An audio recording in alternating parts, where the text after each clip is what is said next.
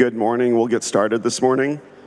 My name is Lance Dewey. I'm the Assistant State Soil Scientist for North Dakota. If you haven't met me yet, judging by the amount of beer that rolled through and was brought towards my direction, most people know who I am last night. So anyhow, a little housekeeping this morning. First one is if you need a poster tube or you're looking for yours, go into 432. We have them stashed in the back corner. Next one, microphones. So Montana, South Dakota, thank you again for letting us use the microphones. They are also back in the war room, room 432. They are all boxed up, ready to go. If somebody's missing a set of glasses, we found these yesterday. Were these from here, Wade, or were they from? They were on the bus. Judging by them, somebody needs them. I think we found our person.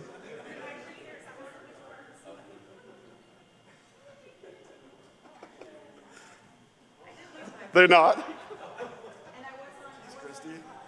Anyhow, if you are missing a set of glasses, here they are. I will have them over here by me. Next one, committee chairs. Need to get the reports to Wade. If they are a digital or like you have a PowerPoint, please get them to IT in the back. Debbie, I know you would ask me, I think that got all solved. But again, if you have a report, get it to Wade. If it is a PowerPoint, please get it back to IT. Okay? The next one, the Minokan bus. So we're going to have a bus here tomorrow morning that's going to take a crew to Minokan if you need it. From Minokan, that bus will go to the airport. That will leave Minokan at 10:30 a.m. So if you want to ride the bus, and then after the airport, we'll drop the people off, and then it'll come back to BSC. So if you need a ride, want to ride to the airport, or if you just want to be on the bus again, I think it's bus number 1 they're using too.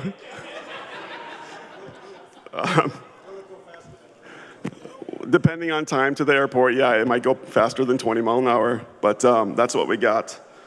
So I had a whole story to share with you guys this morning, but with the amount of time that we have, I'm going to skip over and we're going to go right to the presentations. I'm going to try to get some buzz going on with stories of the planning conference with the 4 big people that we had. Again, Dr. Dave Hopkins, State Soil Scientist Wade Bott, State Soil Quality Specialist Susan Sampson-Liebig, and then myself, put together this.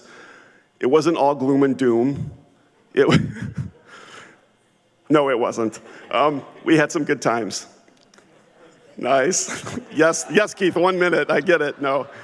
But it was good and we had a good time. And, the support crew that we had, the people that were behind the curtain, I just want to make sure you guys recognize, people that were there for lunches, that were our support vehicles, things like that. There was a lot of effort that went into this, and I couldn't be prouder to be part of this team here in North Dakota.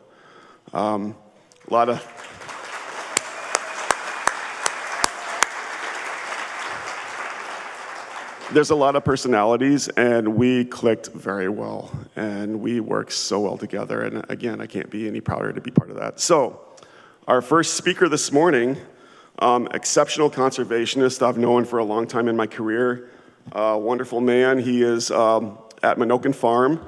If you are able to tour tomorrow, you will see him. So I will introduce Jay Fuhrer.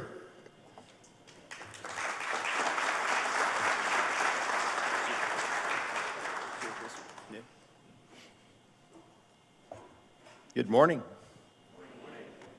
Hope you are enjoying the Northern Plains and come back again sometime. And hope you enjoyed Black Leg Ranch last night. It's a wonderful operation, and had the opportunity to start working out there myself as a conservation planner during the 80s and ever since. And so it's been a long relationship, and it's so interesting to watch the stacking of enterprises that occurred out there over those decades. And every decade, another layer got added. And so hope you enjoyed it. In our bus, I had recommended the 1882 beverage, so I hope that one didn't disappoint if you tried it on my recommendation. Those of you that are IPA people, there's not much we can do with you, but it all works out. So this morning, we're going to try something a little bit different, and we're going to look at a few decades. And so I prepared one slide per decade. And so periodically I may have to give Keith right up front here, I may have to give him the look because I might need an older person's opinion, you know, on that particular decade because some of you are just too young. So, and I'm envious of you. So let's take a look at a few things. I called it walking back, looking forward. I tried it the other way around too, you know. Walking forward, looking back, but then I thought I might fall, and you know, so we'll just go ahead and see where it goes, okay? So just to set the stage for the decades, terms, I took a look at terms in relation to time, and so conservation tillage was a term I never liked, and those of you that worked with that term may know why. Simply because it was always way more about the tillage part than the conservation part. And so I never cared much for it. The no-till term was maybe a step up, but it was so confined to one aspect, just disturbance. So it didn't address a whole lot else. And then the soil health term started to become much more encompassing and dynamic soil properties. And so we had more to work with, and it was a broader educational scope, I think, for the clientele. And then soil regeneration comes in various forms. So there's traction that's happening out on the landscape that we've never had before. And I think it's going to come down to what are we going to do with that traction? How are we going to nurture it, and how do we help explain it, and how do we help unravel it? So all these items are kind of there. And then they're all tied up in soil health principles. And so we start to take a look at that. So with that, we're going to start in the 80s, okay? So that's when I started as a conservation planner, was in the 80s. And if you remember the 80s and you tried to make a purchase of a home or a farm, you were confronted with extremely high interest rates. 14, 15, 16% wasn't uncommon at all. First house that my wife and I looked at, we graciously bypassed it and said, yeah, we can't afford it because it was a little over 14% interest and, you know, just wasn't in our budget. And so that was the 80s. So Soil Conservation Service, that was our name then. HEL and Wetland Inventories, CRP, that all started, for those that remember, December 23rd, 1985. Anybody remember that date? Yeah. Food Security Act. And so it was a very interesting time, and all this started changing, right? So here in the Northern Plains, and specifically through Burleigh County, which you were in last night, full tillage systems. I mean, we tilled everything, and we were good at it.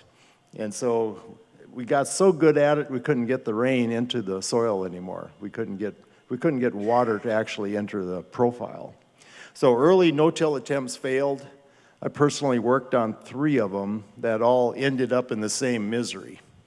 And it started, but we couldn't make it go. We were missing components of it, and we didn't understand what those were at the time.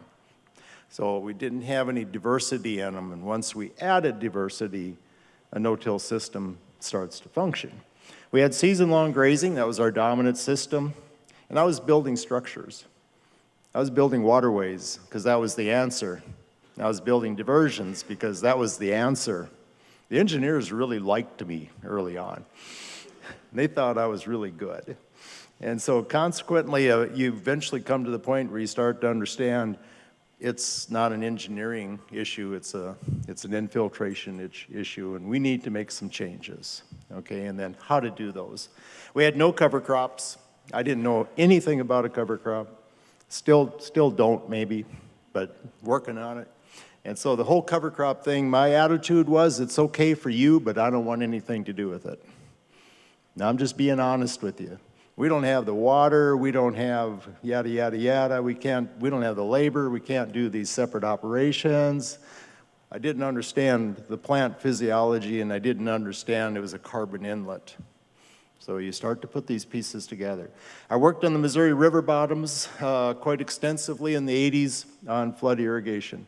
Spent a lot of time in that floodplain right out there. And our dominant crop was spring wheat, and we were breaking native rangeland, couldn't break enough of it. That's where the big carbon storage was. And so our native rangeland we kept breaking. And carbon, I put a question mark behind it because I couldn't have told you anything about it. Okay? And erosion control, I'm going to list them as poor, fair, good, excellent. Okay? Our erosion control in the 80s was horrible. It's not what my conservation plan said, but erosion was horrible. Okay? We had all kinds of it, wind and water. So that was the 80s. Ronald Reagan was the president through most of the 80s. And Keith, I would imagine you're the only one, you and I, maybe remember Reagan, right? Okay. So then we went to George Bush, and Bill Clinton came in the 90s. So now we moved into the 90s, and we went from SCS to NRCS. I think it was 94-ish, sound right? Somewhere's right in there, about 94, I think. Okay. Tillage was still our dominant system in the 90s, so we're still tilling, but we're doing a little bit less. I stopped building structures by the end of the 90s. I actually, at an area meeting in Jamestown, North Dakota, got up in front of my peers on the agenda and told them, I'm not going to build structures anymore. We need to change this. We need to be looking at some principles. We need to improve our infiltration. It's a pore space, it's structure, those type things. Took me long enough. So cover crops, our first producer in this county started using cover crops. 1 to 3 species. At that point in time, that would have been Gabe Brown. And so he was using 1 to 3 species. We thought that was terribly out of control at the time. And then our dominant crop still was spring wheat. Corns and beans were now gaining. Okay, they're moving in, all right? And we're converting the flood irrigation that I worked on for many years in the river bottom to pivots, okay? And then the pivots went to no-till eventually, okay? Grazing systems, we're now looking at 10-plus paddocks. We're still breaking native rangeland, okay? We're still taking it out. We're starting to look at monitoring carbon. I'm gathering soil samples now on grassland and cropland when I work with a client. And that really helped put some things in perspective, because the carbon in the cropland, even though it was better soil typically, was always way less, usually less than half. And erosion control, I would say now, was fair. So we went from poor to fair, okay. Not good yet. So then, where are we at? Okay, so now we went to the double aughts. So we're into 2000. And we got George W. Bush as president. No-till cropping systems now become dominant for us. It came over us like a wave, okay? Once it got established and we started looking at the reliability, and we started looking at all the changes, it was dramatic change. Cover crops, we put in our first polyculture cover crops in '06. Ademir Caligari, the agronomist out of Brazil, was presenting at No-Till on the Plains at Salina, Kansas at that time. Listened to him and went home and bought cover crop. And we never looked back. And so that was our start of the polycultures. Spring wheat was still dominant, but corn and beans were really knocking on the door now. They're really close by. Minokan Farm started in '09. And this is kind of our golden era of no-till diversity. That period of time, for whatever reason, we really got some good control on erosion and some of these aspects. And a lot of it had to do with combinations of highly erodible land in CRP, and then the no-till systems. We quit tilling. Yeah, does that make a difference on erosion? Yeah, here to tell you it does. Absolutely. And so we started looking at that whole aspect. We had grazing systems now with 40-plus paddocks. So our recovery time now was in the 90-some percentile. We were still breaking native rangeland. You noticed the 80s, the 90s, the 2000s, we're still breaking native rangeland. Why? Because we still have some. All right, I'm just being honest with you. And Red Trail ethanol started in '07. We didn't know what that meant yet, but the whole ethanol thing really started to explode. Corn acres after the ethanol plants came about started expanding. The corn produced here in Burleigh County typically goes there. Carbon, we started looking at carbon in terms of building soil aggregates, and our erosion control was good.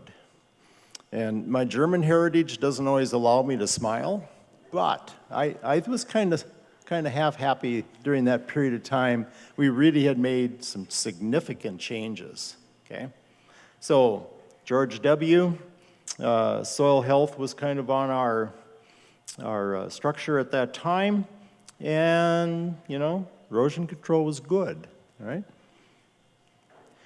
Now we move into the tens, okay? The 2010s. So what's happened then? Well, now soybean acres rival spring wheat. Soybean's going to take them over, okay? So spring wheat, a high carbon crop, is being replaced by soybeans, a low carbon crop. What could possibly go wrong? We got a whole lot less food coming into the system now, right? There's a lot less food coming into the system. That food supplies the biology which builds your aggregates back. Okay, so just a little thing. Plus, that low carbon residue decomposes very quickly. Neither plant is evil, but they both have their characteristics. Okay, salinity comes on the issue really big, and even before 2000, Susan, it probably was obviously on the agenda, but it really got big during that period of time. And so salinity, you know, when you till a soil and you have water evaporating out of a bare soil, and you have our geological salts, you're going to leave a little bit of salt on the soil surface. You do that one time, not a big issue, but now we've did it 130 years. Becomes an issue, right? So salinity really came on big. Direct marketing started. So he's had a number of producers, old clients of mine, et cetera, direct marketing. You saw one last night with the Dones, okay? Direct marketing, that's a big change. Stacking of enterprises, you saw that last night, okay? Grazing systems with infinite pasture and recovery time. Single wire electric fence, changed a lot of things. Guess what? We're breaking native rangeland, okay? We're still breaking native rangeland. Wind erosion on no-till cropping systems is my observance. Why? Some of it goes back to the definition of what a no-till cropping system is. So at that point, and even before that, vertical tillage moved into no-till systems. And so when you have a vertical tillage machine operating in a no-till system on a very low residue crop, changes things. So now we got scenarios out there with wind erosion. Even though it's a no-till system, it's got wind erosion. So an interesting scenario. It didn't used to be, but now it is. And I started looking at more at the 4 parts of carbon. Carbon in the grain, the carbon in the residue, carbon in the root mass, and the carbon in the exudates of a green plant in that first 4 to 8 weeks of its life. Whole different scenario in terms of where this food comes from. Our erosion control, just my opinion, dropped. So now I would say we're more in the fair to good, okay? So a different scenario for us. So then we go to the last decade. Joe Biden is president. North Dakota carbon neutral by 2030, so our governor is asking for carbon neutrality, whatever that definition is, by 2030. And in the US, the Biden administration by 2050, okay? So in addition to that, Red Trail Energy, or the ethanol plant that I showed previously, had started up about in '07, I think. Red Trail Energy injects CO2, first in the nation. And so we start to see, when you learn the carbon cycle, you learned it as a cycle, but if you had read the fine print when you were in junior high, you would have found that it ends 70 miles west of Bismarck. Okay, so that whole scenario is a huge change, and there's much more to that whole thing. Summit Pipeline is being proposed, and that's 5 states, all the ethanol plants in those 5 states, hooked into one pipeline, again heading for west of Bismarck is the proposal, okay? Soybean is our dominant crop now, and beans on beans are not uncommon, okay? So a bean crop followed the next year by a bean crop is not uncommon. Gardening, high tunnels, and greenhouses go crazy. So the whole gardening scenario, I think it was driven by food security and nutrient density. When you see an empty shelf in the grocery store, you don't like it, okay? And so I think that's really changed. The interest in it is extreme. Breaking native rangeland, guess what? We're still doing it. So in this particular county, we got 58,000 acres of perpetual easement on native rangeland. I think we might, and we probably have a little over 200,000 acres remaining. I would guess around 225, somewhere's in there, okay?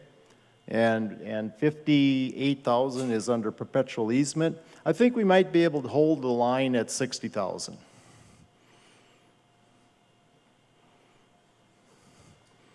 It's really odd, isn't it? Because that's our primary opportunity to sequester carbon and hold the carbon. You know, gaining it's one thing, hanging on to it is another. Very difficult. And so, but we're losing that aspect of it. All the while we're talking about things such as climate smart commodities and future carbon by the major corporations like Nestle, General Mills, et cetera. All the while that conversation's going on, we're taking out our primary ability to do those things. So just a little frustration. General traction, regeneration traction is an interest, and the topic is definitely there. And I think you find it in any state. You probably find it in virtually any country, okay? And erosion control I list right now as fair. So I think we have a ways to go on that. How many times do you read about an interstate having an issue? We had the same thing here on I-94, right here east of Bismarck. So you know, that's telling you some things, right? So that's a huge amount of phosphorus in the air hanging on to a clay colloid. And so when you get enough of them in the air, you're going to see them, right? And then when you can see them, you can't see much else. So it's a little bit of a walk through this and taking a look at it. So 1 slide per decade. My dad taught me a long time ago, time is very relevant. He said, if you have an hour for something, it'll take an hour. If you have a half hour, it'll take a half hour. So I very much agree with that. So that was kind of just a walk through those 5 decades. Looking back where we've kind of been, where we kind of are today, and how do we make this into a better situation if we want to rebuild that whole scenario. And so the advantage the Northern Plains has, we've only been farming for 130 some years. That's an eye blink. Some states, eastern states, have been farming since colonization, since tobacco, right? And so you got a whole different situation. Here we have a very young agriculture, but we've already taken out most likely over half the carbon out of it. And so it's, and it's in a fragile large-scale environment. And so you start looking at putting all those things together. So just some recommended reading. The Buffalo Harvest, if you're interested, Frank Meyer wrote this book, and he's the individual that shot more bison than anyone else. And he wrote a book. And he didn't write it to support it. He didn't write it out of remorse. He just wrote it, okay? And so it's an interesting read. You might not like the book, but it's a really interesting read. And so if you get the opportunity, they're all good reads. Journals of Lewis and Clark, you can't look out this window but not think of them, right? And so Devoto is one of the writers for Lewis and Clark. Really dry. If you have absolutely no life, read that one. Undaunted Courage is a much more enjoyable read for the Lewis and Clark journals, so you might want to try that one instead. But they tell you, they describe it, and they describe the area from Pierre, South Dakota to Bismarck, North Dakota, and how many thousands of animals they can see at one glance. So then you start to understand what built our soils, with the perennials, the ruminants, the predators, and how the animals were constantly moving. They aren't being chased by the predators, but the predators are there following, okay? And so the predators played this key role, and eventually, if you read the Buffalo Harvest, you will start to understand how the, he calls them buffalo, but you know, they're bison, and he even talks about that part in the opening. But it explains how they took them out in a few short years, okay? So that went in a few short years, and the tongue and the hide were typically removed. And then he explains how the next group came in. And the group that came in right behind him, he called them the woofers. And so they would put strychnine on the carcass, and then they would harvest the predators, okay? And so it wasn't just bison. So the predators were being removed at the same time. And then the third group that came in behind the woofers were the bone collectors. And he said the bone collectors was the group that actually made money. He said he himself and his crews, etc., he said they didn't really make money, okay? And he said the woofers, he said that was a very, as he describes them in a not very nice manner, but he said that was a pretty tough bunch. And they took out the predators, and they didn't really make any money either. Maybe just enough to get to the local saloon. And then, but he said the bone collectors, because here in the Dakotas too, that was your first source of income. So you would collect the bones, you'd get them to the nearest railroad, you sold them by the ton, and they went east on the railroad, and they went down this river a bit, as I understand, but primarily I think on the rail. And then it was made into glues and sugar, something to do with sugar extraction, and so it had fertilizer uses, and so there was a number of things they were used for. So anyway, all good reads. So Keith, we got a minute or two left yet? Five? Okay. So what we're going to do is just kind of open it up, and those of you that have any comments about the 80s or the 90s or the 2000s or the 10s. I don't want to get into the 60s. What's that old saying? If you can remember the 60s, you weren't there. I don't know. It was something like that. So we're not going into the 60s. So I started high school in '68, and I went to a small high school at Strasburg, North Dakota. It's about 80 miles southeast of here, close to South Dakota. And 1968, Tommy James and the Shondells were real big, okay? Crimson and Clover and all these songs, you know. And we were really excited about that. And then Lawrence Welk would come to our high school because that's where Lawrence Welk was from. And so he would come once a year, and he would bring some of his entourage, and everybody would go down to the gym, and they would polka and waltz for an hour or two. And, you know, he would dance with any of the ladies that would like to, And my wife actually knew him quite well. And he would donate to all the communities down there. When I say down there, I'm talking about the German Triangle, the Iron Curtain area, so Strasbourg, Napoleon, etc.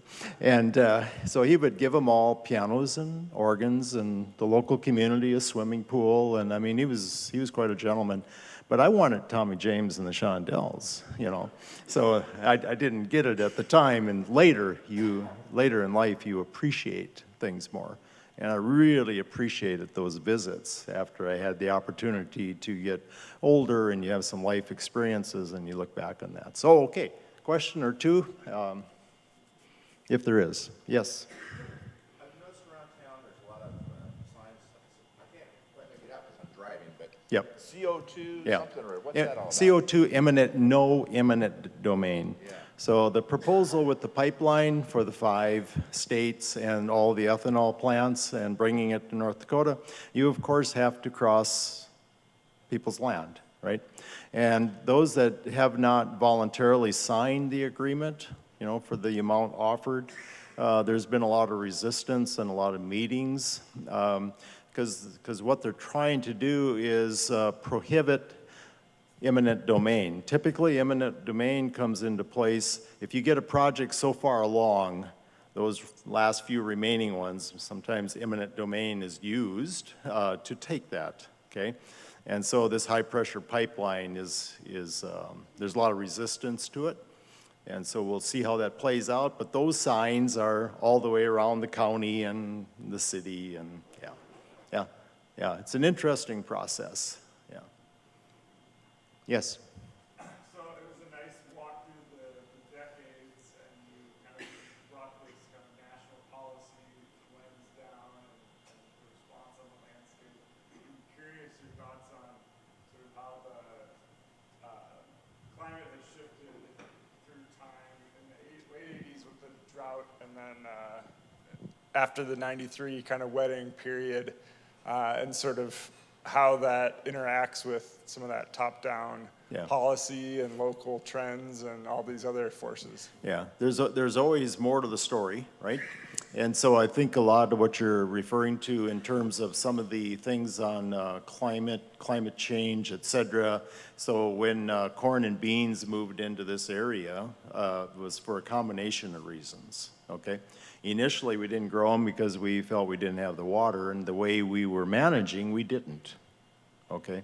So when we changed our management, then we started bringing them in, but at the same time, our weather patterns changed somewhere in that area as well.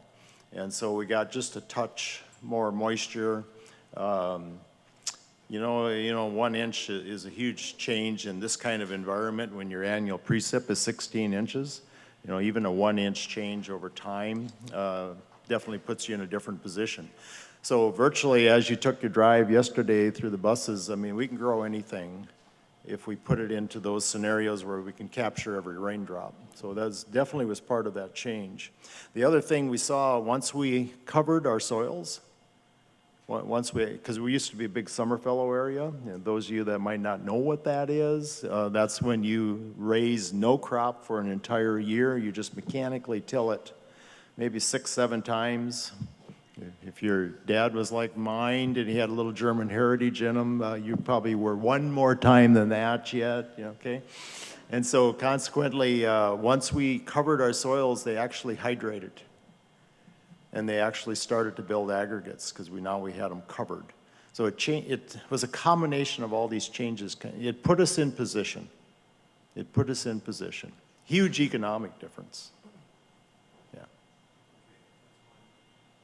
We're good? Okay, thank you.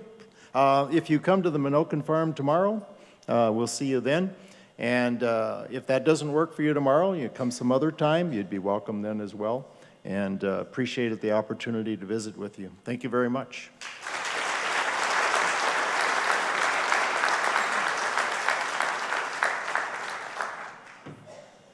Thank you, Jay.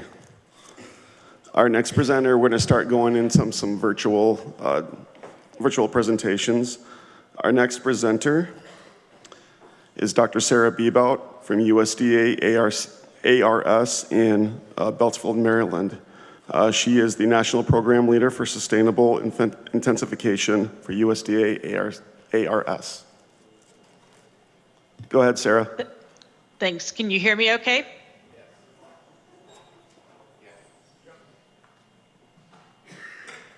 Dustin, can you confirm that you can hear me okay? Yes, we can. Okay, thanks. Okay, good morning, everyone. I'm Sarah Bebout. I'm talking to you this morning from Beltsville, Maryland. I'm a little jealous hearing about the field tours yesterday and later this week. I love being in North Dakota, so I wish I could be there with you all. I get to kick off this session about updates from other federal agencies this morning.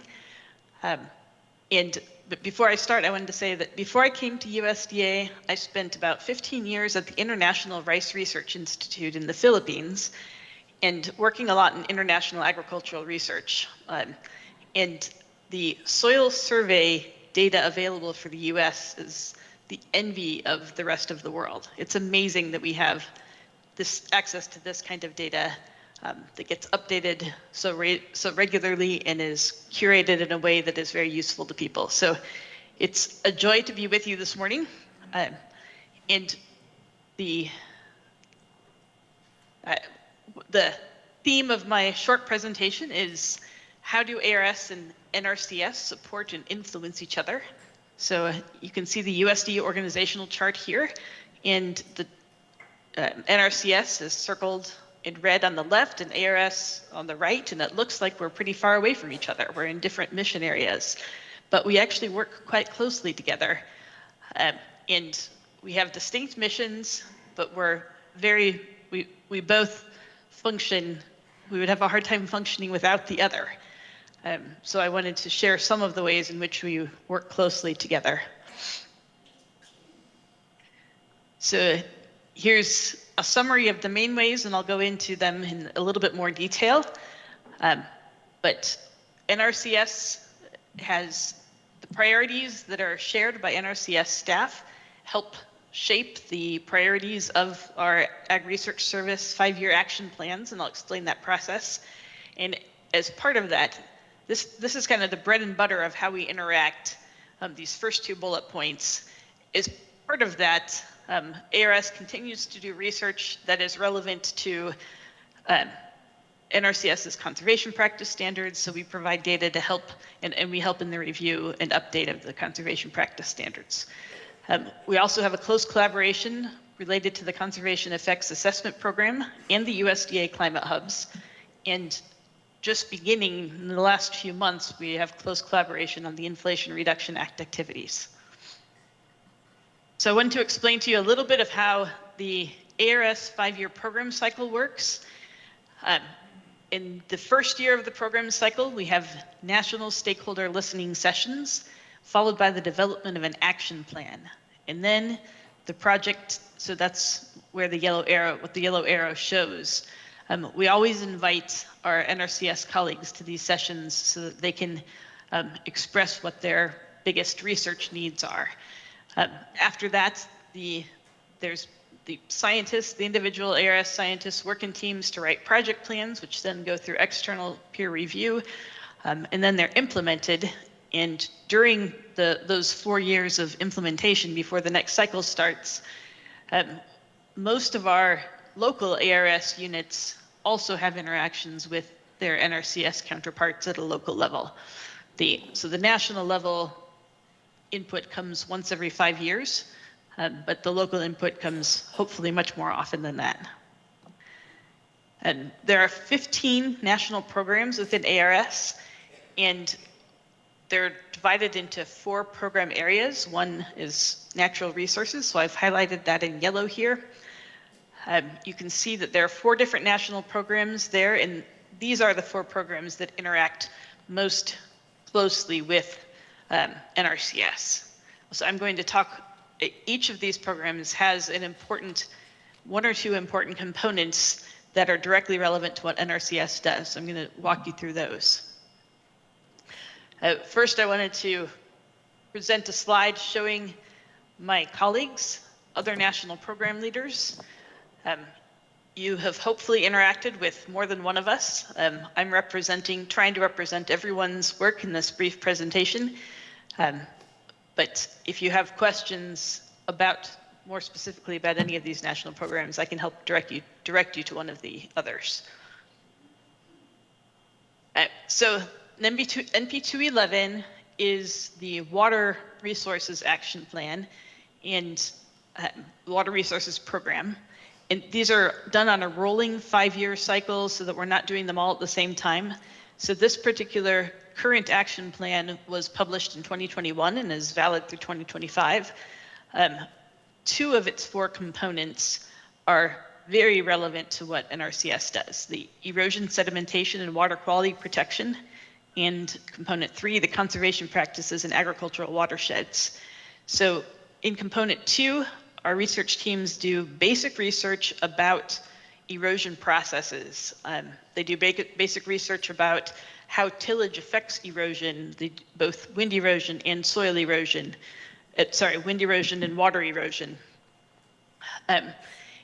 And then in component 3, they do some active assessments of where you put these conservation practices in watersheds and what the results are.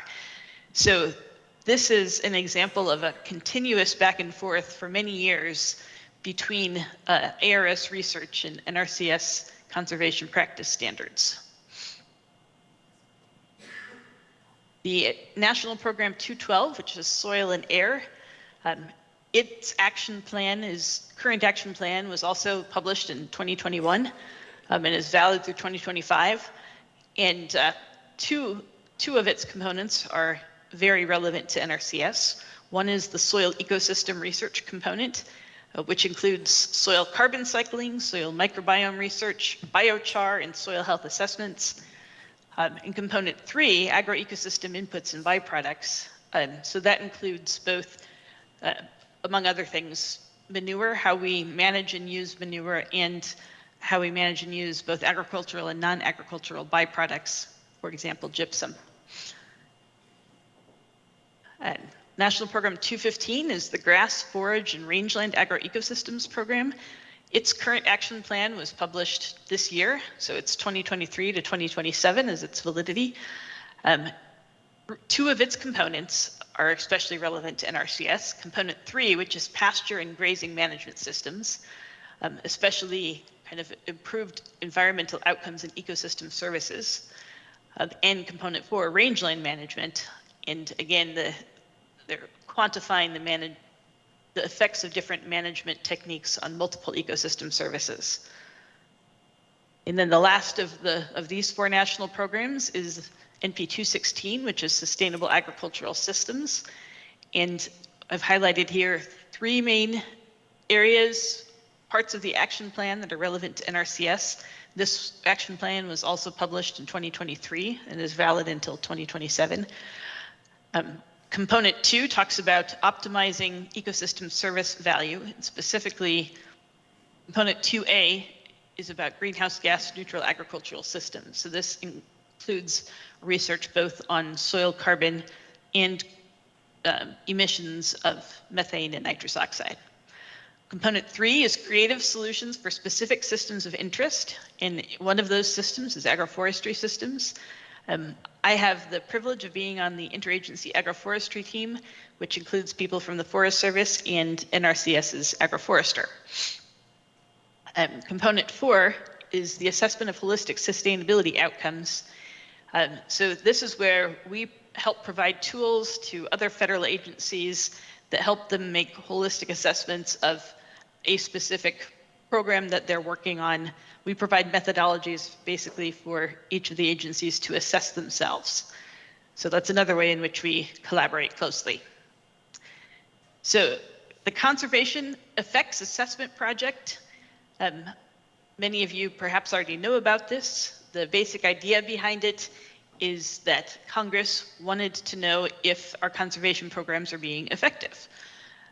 So then there was the birth of the SEEP National Network, and SEEP has many components, one of which is the watershed assessment studies, which is the component that ARS and NRCS work very closely on. So the watershed assessment studies are jointly led by USDA, by both ARS and NRCS, and the focus is on cropland areas. And we started with 12 benchmark sites, and now we're up to 21 sites in croplands. USDA climate hubs are an interagency network of hubs. There are 10 of them regionally. Their mandate is to help translate science for end users, agricultural and forestry end users in their regions, especially climate-related science and climate adaptation techniques. ARS and Forest Service each lead 5 of the hubs and have co-leaders at the other 5. NRCS is also one of the 3 main agencies that leads the hubs network, and NRCS has a co-lead at each of the 10 hubs as well. So all of the hubs have ARS, Forest Service, and NRCS co-leadership. And the last thing I'm going to mention is the Inflation Reduction Act, which this is part of the text from the act that specifies that NRCS shall collect field-based data to assess carbon sequestration and the reduction of carbon dioxide, methane, and nitrous oxide emissions. And so ARS is closely collaborating with NRCS on that. Here's NRCS on the left column and ARS in the next column. There are a number of different action areas or work streams, and we're involved in almost daily, weekly, almost daily discussions with our NRCS counterparts about how to help implement this project. So that's what I have for you today, and I'm happy to direct you to my colleagues if you have further questions. Thanks. Are there any questions? Thank you, Sarah. Are there any questions for her? I think we might be able to do it online or not. Is there any questions for Sarah, Dr. Bebout?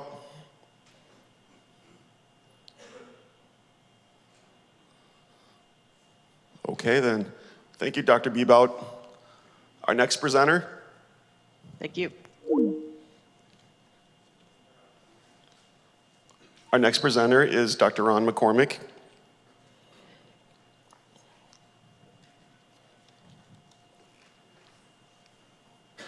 Dr. McCormick is from USDA, Department of Interior, Bureau of Land Management out of Washington, D.C. He's going to talk about updates with Bureau of Land Management. That's me. Okay.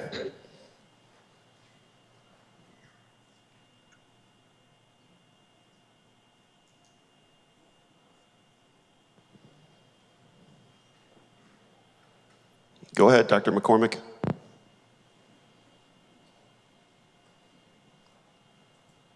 All right, this is just the test part, right? Yes, sir. No, you're live, so whenever you're ready. Yeah, let me start I was making some changes as one always does.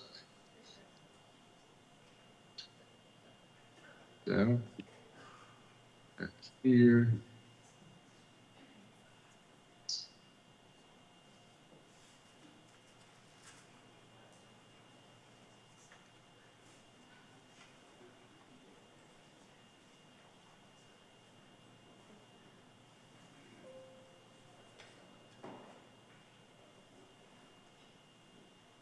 All right, did that share?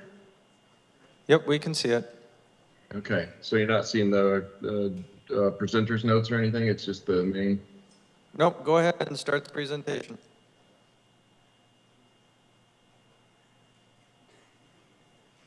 That should be it then. See it moving?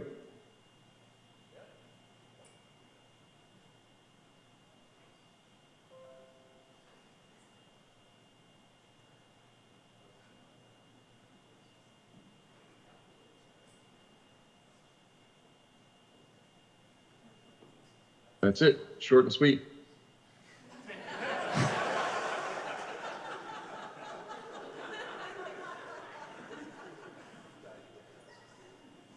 Ron, can you hear me?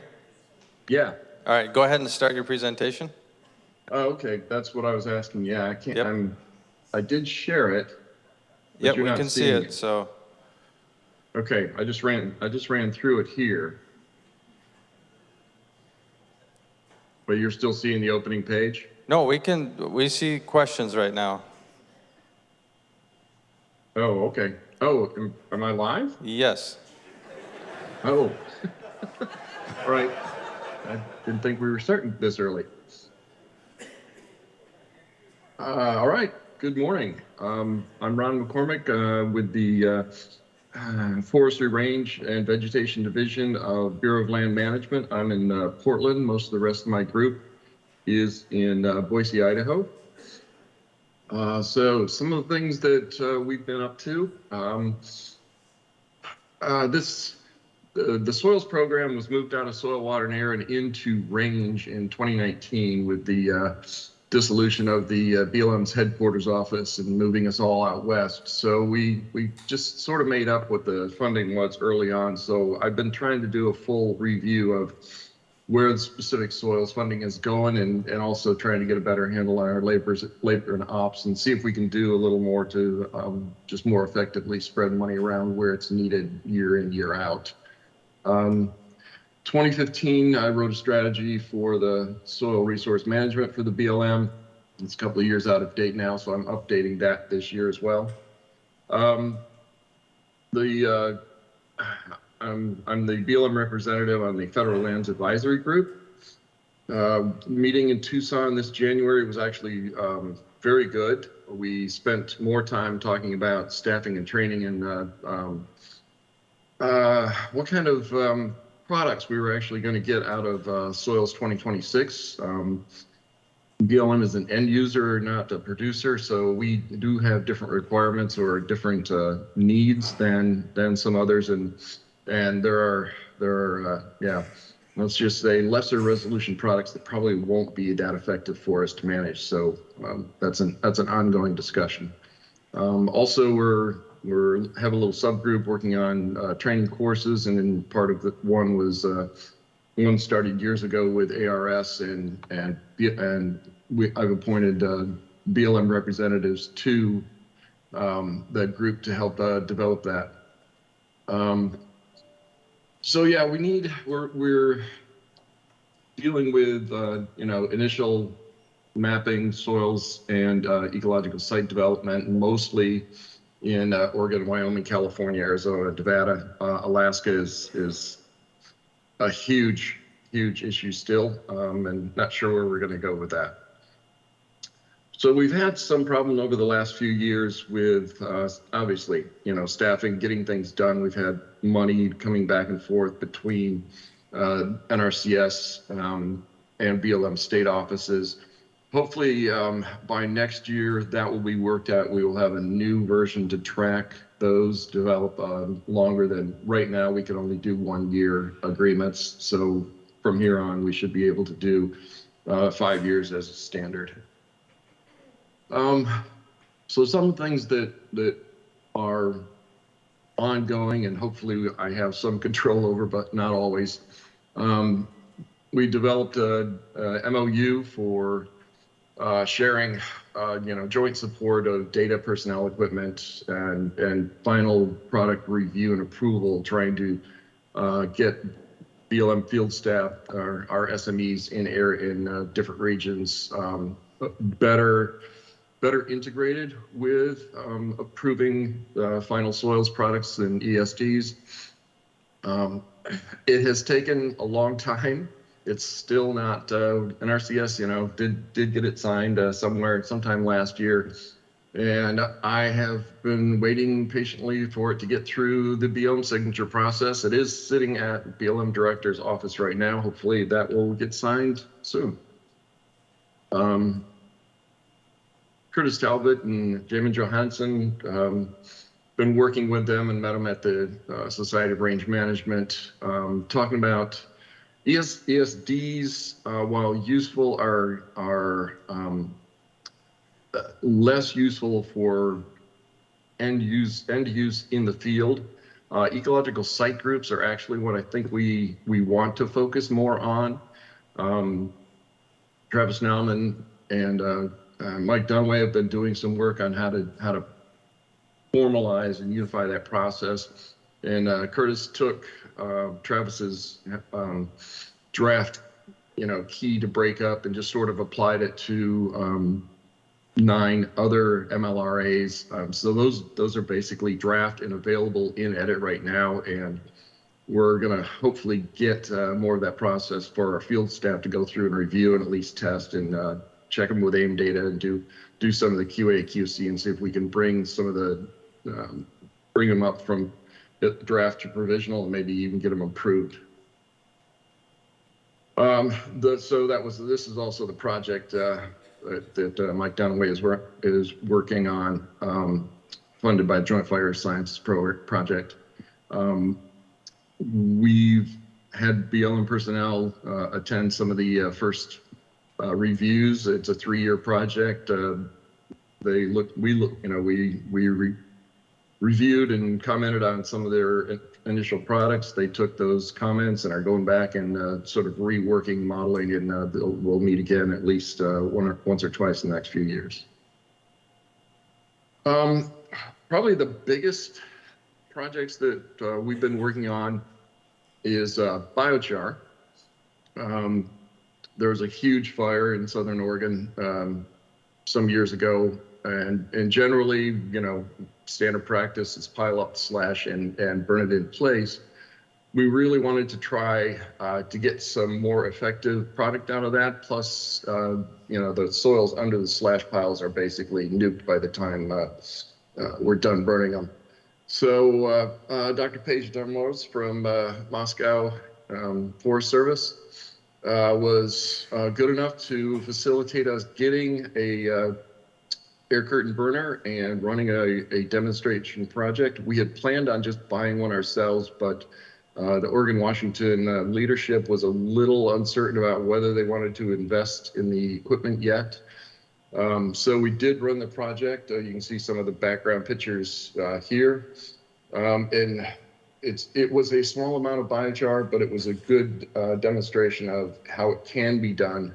It needs to be scaled up quite a bit using a much larger burner to be effective, both for time and money. We're actually going to view a demo of the U.S. Forest Service next week on Mount Hood Forest to see what they're doing. I think they do have a much larger burner and see how they're using it. What we did with the small amount that we produced from our pilot study is we put out three or four, I think it's 4 test plots, looking at a control, putting no biochar down, putting a light layer down, and then putting a heavy layer down, and then doing just some monitoring to see what sort of moisture retention and seedling survival we can get from using that. And then if we do ramp up, if we do have a larger burner and can produce more, then work on doing some broadcast spread post-fire, and hopefully have a rate that we can put out biochar back onto the forest. So the other soil carbon questions that have been coming up, specifically within most of the northern BLM states, California some, but Oregon, Montana, Wyoming, a request to do soil carbon sequestration waivers. Third-party carbon trading groups are talking to our permittees, our range managers, to have the BLM waive any right to claiming soil carbon credits on an open carbon market, which technically we looked at. We don't think we can claim those credits regardless. And we also haven't found any good reason to not issue them. But we did have enough that the Montana Dakota folks did a really nice background white paper on what all the issues are and where it's coming from. This was mostly internal to BLM discussions, but we also have been getting letters directly to BLM director that kind of raised it to wanting a headquarters opinion.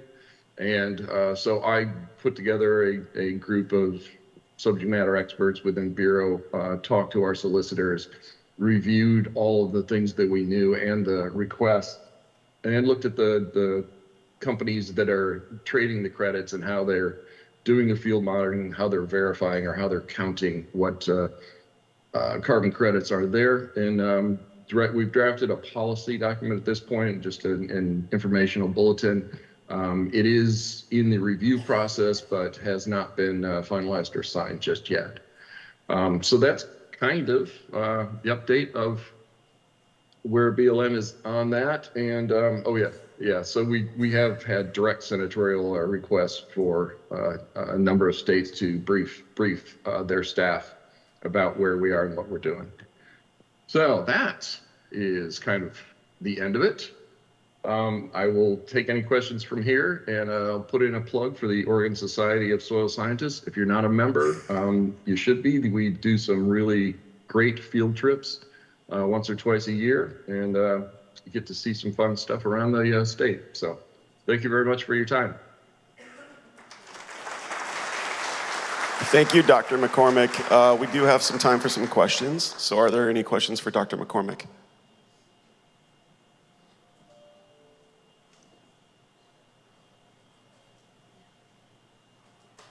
It does not appear we have any questions for you, sir. Okay. I appreciate the presentation. Thank you very much. All right.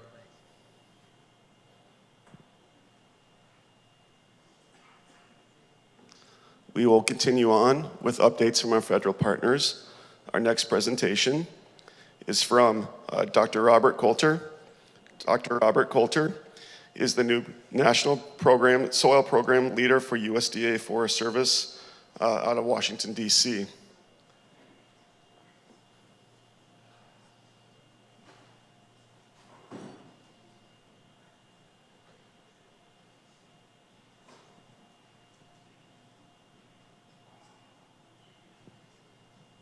We're ready for you. Great. Thank you, Wade. Good morning, all. I'm Andy Coulter. I really apologize that I could not be there in person this time. However, I did see a few of my Forest Service colleagues there in the audience as the camera panned around earlier in the week, and so I know the Forest Service has been very well represented. And so this morning I plan to give a quick update of some of the Forest Service activities across the agency. And to begin with, the Forest Service considers soils as the fundamental building block supporting the suite of ecosystem services that our national forests, prairies, and grasslands have to offer. The Forest Service identifies 6 key functions of healthy soils: soil biology, soil hydrology, nutrient cycling, carbon storage, soil stability, and supports, as well as filtering and buffering. I like to show this slide because the Forest Service, as well as NRCS, is a kind of a complex agency with multiple branches. And so the Forest Service is made up of 4 branches. There's research and development, state and private and tribal resources, international programs, and then the National Forest System, which comprises of 174 national forests and grasslands in 9 regions, totaling more than 232 million acres. On average, we have about 125 folks working in soils between research and development and the National Forest System, with many others participating as needed in the soils resource. So we rely tremendously in the partnerships and cooperation of NCSS across the country for soils and ecological information in order to get the needed land management work of the Forest Service accomplished. So I really want to give a personal thank you to all of you out there in the audience today, because without the help and services that you provide, we as the Forest Service wouldn't be able to do the different types of land management that we do.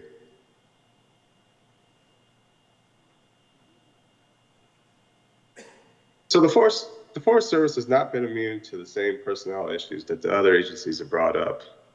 This has created many forest level positions. This also brings up the need for mentorship and training to ensure the next generation of forest soil scientists become the champions of soil health, highlighting the need for soils positions also to not be combined with hydrology, which has been a way the Forest Service has tried to compensate in leaner times to view soils and hydrology as the same type of position. But we all know as soil scientists that that's not really the same type of thing, and it doesn't help either resource. And so that's been one of my personal goals, is to make sure that the Forest Service starts to look at the soils positions as standalone positions again, as they had previously been. Soil formation processes and soil carbon cycling are sensitive to changes in climate, as we know. Scientists, as well as the general public and land managers, are asking questions about forest soil health, especially in the context of soil carbon. The NRCS is working with their Forest Service Research and Development and the Northern Research Station with Randy Kolka's group to start to address what is forest health and how do we define that. It is certainly a different concept than agricultural soil health, or even soil health measured in grasslands. Nutrient-poor forest soils can be highly productive and considered healthy for that particular ecosystem. The Forest Service evaluates soil disturbance impacts on forest productivity through the North American Long-Term Soil Productivity Sites. These sites are providing local and national data on stand responses over time, and that data, coupled with annual forest soil disturbance monitoring after land management activities, is providing metrics to evaluate how harvest operations and soil properties and processes. Another key aspect for many soil scientists in the Forest Service is working with TEUI, a terrestrial ecological unit inventory. One of the things that we're trying to do is build a nationwide coverage of land type associations to help aid in forest planning, landscape, and watershed analysis at the field level management. And that, like I said, is currently an ongoing project. The Forest Service is also working with NRCS to highlight the importance and need of terrestrial ecological unit inventory, along with supporting SOILS 2026. A few of those ways is we've currently built a national TEUI hub site that is accessible from the outside. And lastly, the Forest Service terrestrial ecological unit inventory coverage is now available to partners through that hub site. And these are just showing a few of the joint Forest Service NRCS projects.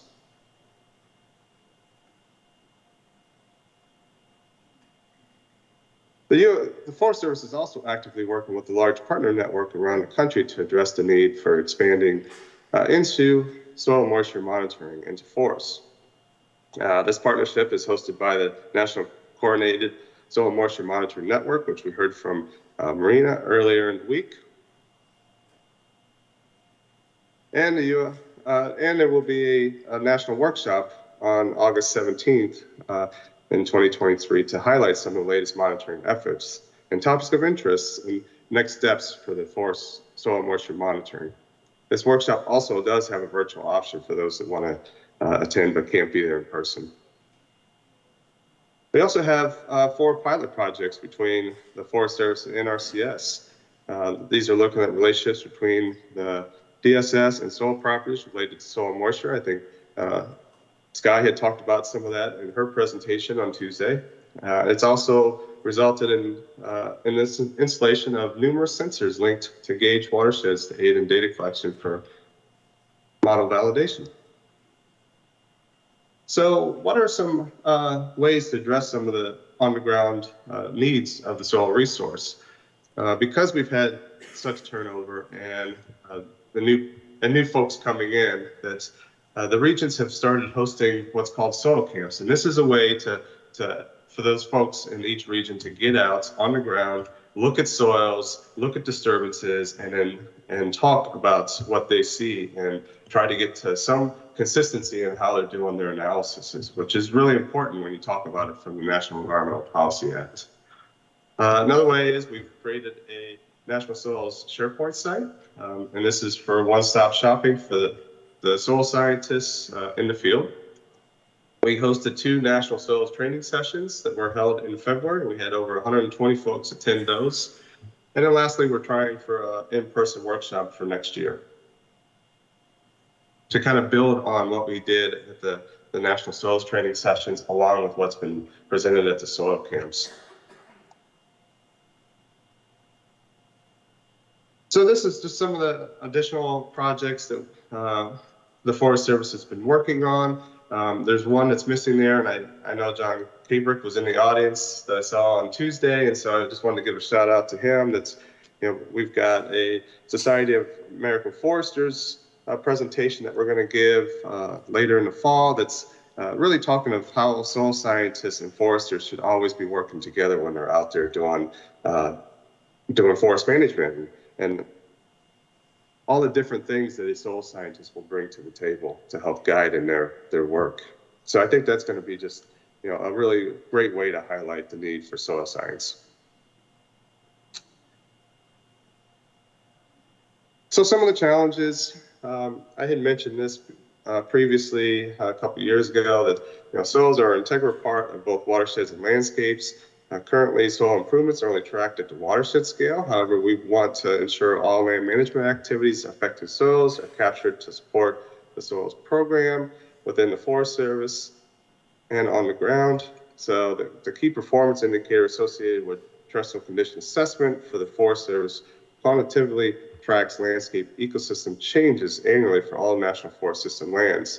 We're still evaluating if TCA can be the tool to capture soil health improvements at the landscape level. It's been more challenging than what we initially thought, but I think we're gradually starting to make some headway in that. And then lastly, I'll open up for any questions. Thank you all. It's been a pleasure having this time to talk with you today.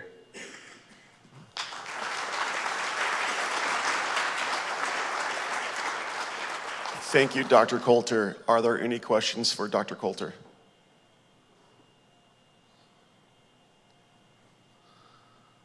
There does not appear to be any questions for you. Great. Well, thank you again, and enjoy the rest of the conference. Thank you, sir. That concludes our virtual portions of our collaborators for federal partners. We do have some that are here in-house. So our next presenter is Jason Kenworthy. He's a geologist with the National Park Service. Jason?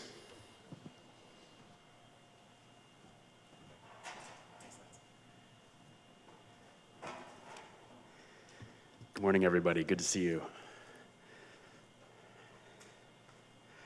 All right, so as Lance mentioned, I'm a geologist. I'm with the Geologic Resources Division of the National Park Service, and I'm the Geologic and Soil Resources Inventories Program Coordinator.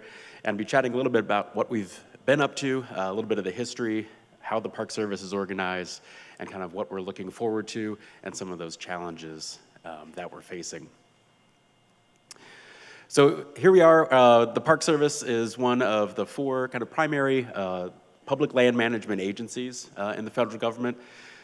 So between your sibling agency, the Forest Service, and then your cousin agencies, BLM, who you just heard from, Fish and Wildlife, and Park Service, we together manage about just over a quarter of land here in the United States. And the Park Service, we're actually the smallest of the land management agencies, with about 85 million acres, although our mission is probably the most restrictive of the land management agencies, with that strong focus on conservation.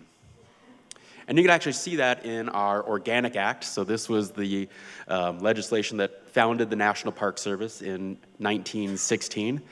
And Congress told us that our purpose was to conserve the scenery, the natural and the historic objects and the wildlife therein, and provide for the enjoyment of the same in such manner and by such means as will leave them unimpaired for the enjoyment of future generations. So if you look a little bit deeper in what they're actually telling us to do, if those of us here that are earth scientists, soil scientists, geoscientists, the words like scenery, natural, historic objects, so things related to humans and wildlife, we can break that all down to soil is really important. to the national parks. We then have two goals for that. We've got to provide for the enjoyment of it, so get people out there to see it, and also, somewhat incongruously sometimes, is to then leave them actually unimpaired for those future visitors, future generations to come and enjoy as well. And so where we fit in the WASO, or Washington National Headquarters, whatever terminology you'd like to use, office, is we help park managers make those decisions. So that's the such manner and by such means portion. And so all of those decisions are made at the park level. We don't get to tell parks what to do. So we're here to help support them. And I like to think of this relationship hearkening back to my first federal job early in my career, where I actually was working for the USDA ARS in the Soybean Genomics and Research Lab. And so I think of the Washington office, we're like the rhizobium nodules on those roots of the soybeans. All of those nutrients, all that data, that information is out there, and we're helping bring it to the plant, to the parks, to help them grow and thrive and meet their mission. So we're those little nitrogen-fixing nodules in the Park Service. All right, so the Park Service, where is the scenery? That, of course, is the 424 parks that are part of the Park Service. You also know them as National Historic Sites, National Battlefields, Military Parks, Wild and Scenic Rivers. We've got almost 20 different designations because why not, the government? So we have 424 parks all across the country. There are then 7 regional offices that help support those parks directly. Those are the stars on the map here. And then those are offices, capital O. There's actually a building, there's staff, they're located in different places across the country. There are 17 national offices, small o. These are administrative offices, and most of them are based in Washington, D.C., except for ours, the Natural Resources Stewardship and Science Directorate. Someone had the brilliant idea to locate us in Colorado, and so we have offices. Most of our directorate staff is in Fort Collins, but the Geologic Resources Division is down in Lakewood. So I work for the Geologic Resources Division, the WASO level office, but our funding, all of it actually comes from the Inventory and Monitoring Division of the Park Service. So that gives you a clue kind of as the sort of things that we're involved with. Okay, so you've probably seen pictures like this on social media or the news, people getting way too close to bears. What I think is fun about this picture is that it's 100 years old, and we actually know who this person is. You don't always get to know who is those social media stars. This is Horace Albright. He's also set up a table for himself and some plates for his friends. So that's also uncommon in today's social media thing. We know this guy's name because he was the superintendent of Yellowstone National Park, and this picture is in Yellowstone National Park. And he was then the second director of the National Park Service. So the Park Service hasn't always put science first when we're talking about what manner and means we're going to use to manage our resources. And so after about 50 years of really focusing on the enjoyment piece of getting people into parks, we spent the latter half of the 1900s really trying to refocus that and get back towards science. And then Congress told us to hurry up and do it already, and funded us to start doing better, do better science, particularly with regards to natural resources. This is in the late 1990s, so really not that long ago. This was the Natural Resource Challenge to the Park Service that created the Inventory Monitoring Program, that created this idea that parks needed science, they needed baseline data, they needed that information to make those good decisions. So this is where we, as all those nitrogen-fixing nodules, are coming in. The geologic and soil resources inventories were 2 of those 12 fundamental data sets that Congress basically told us we had to give to every park. And so these were, again, considered baseline inventories, and they've evolved over the next 20 or so years to where we are now. But the goal was to get that information for more than 270 parks. These are the big natural area parks, not just the ones out west, but also some of the smaller parks back east. And this was pretty great thinking back in the 1990s, was that they knew GIS was the way to go, and so all of our products have to be spatial data. But then we also produce more traditional report products and other derivatives that go along with those to support the use of that baseline data. I'm sure some of you have looked at a geologic map and are like, I don't know what to do with this. I've looked at soil maps and like, I don't know what to do with this. That's where the derivative products, the interpretations, that sort of thing come in. So early on, as far as soils go, we connected ourselves, rightly so, with this group, the NCSS. And in any park that's not in Alaska, our goal is to provide that Surgo level data to the parks. Alaska, of course, is complicated, and so there's a mix of Surgo products and also contracted remote sensing type projects. So this is not to say that the relationship with NCSS started in the late 1990s. It actually goes back, of course, to the very beginning. 1899 was the NCSS formation, and actually one of the first products produced, the soil survey in Connecticut Valley, included what would become the Springfield Armory National Historic Site in Springfield, Massachusetts. So we didn't know it at the time, but y'all were providing data to the National Park Service, and I think it shows that kind of wherever y'all are working, you're probably not too far from a National Park Service site.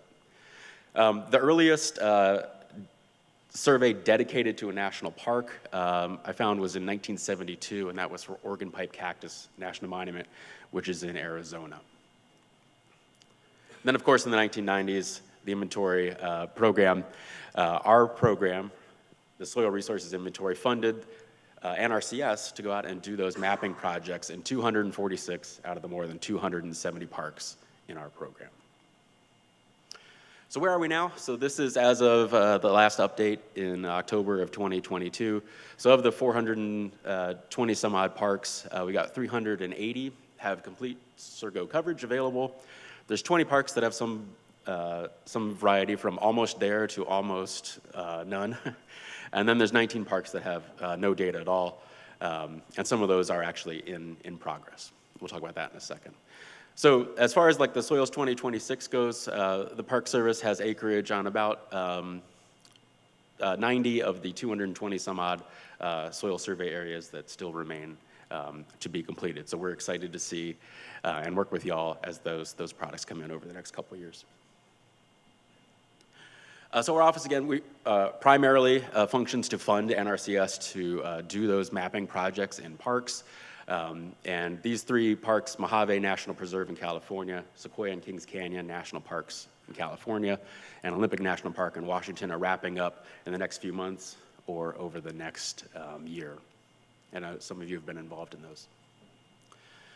Oh, here's the Alaska slide. So Alaska, this is the understatement of the talk. Alaska is different than CONUS, and these are separately managed by the Alaska Region's Inventory Lead, and that's Parker Martin, who some of you may have worked with. And Alaska considers themselves baseline complete, even though there's still going to be Surgo and NRCS work done up there. So okay, so we've got all this data for almost all of the parks. What's the issue? Those of you that have listened to me talk before or talked to me here, is that we don't really have a soil expert in the Park Service, at least not in the Washington office. 10 years ago is when NRCS alum Pete Bigham retired from the Park Service, and his team of folks that were through Colorado State University, that agreement expired. And so the functions of the SRI were then folded into GRI, since we were about 2 doors down in the office structure. And our goal, though, was only to fund mapping projects and compliance. So that was, we basically just turned into an agreements shop for soils. Oh, and that graph just shows that there are no soil scientists in the Park Service. So that's one big barrier, is that in GRD, the place where I work, soils is a collateral duty. And we're trying to kind of evolve away from that model. Sharon Perrone, who worked with us for a couple months this year, did a really great report. Her poster was up on Tuesday, where she looked at these barriers across the Washington office and the Park Service, not just natural resources, with limited knowledge about Surgo, limited knowledge on how to apply soils information to a specific project or discipline, like ecosystem restoration or building buildings and structures. And that our agency structure, where we are pretty siloed and we have a kind of a reverse hierarchy, a bottom up, so the parks are where everything happens, the decisions are made.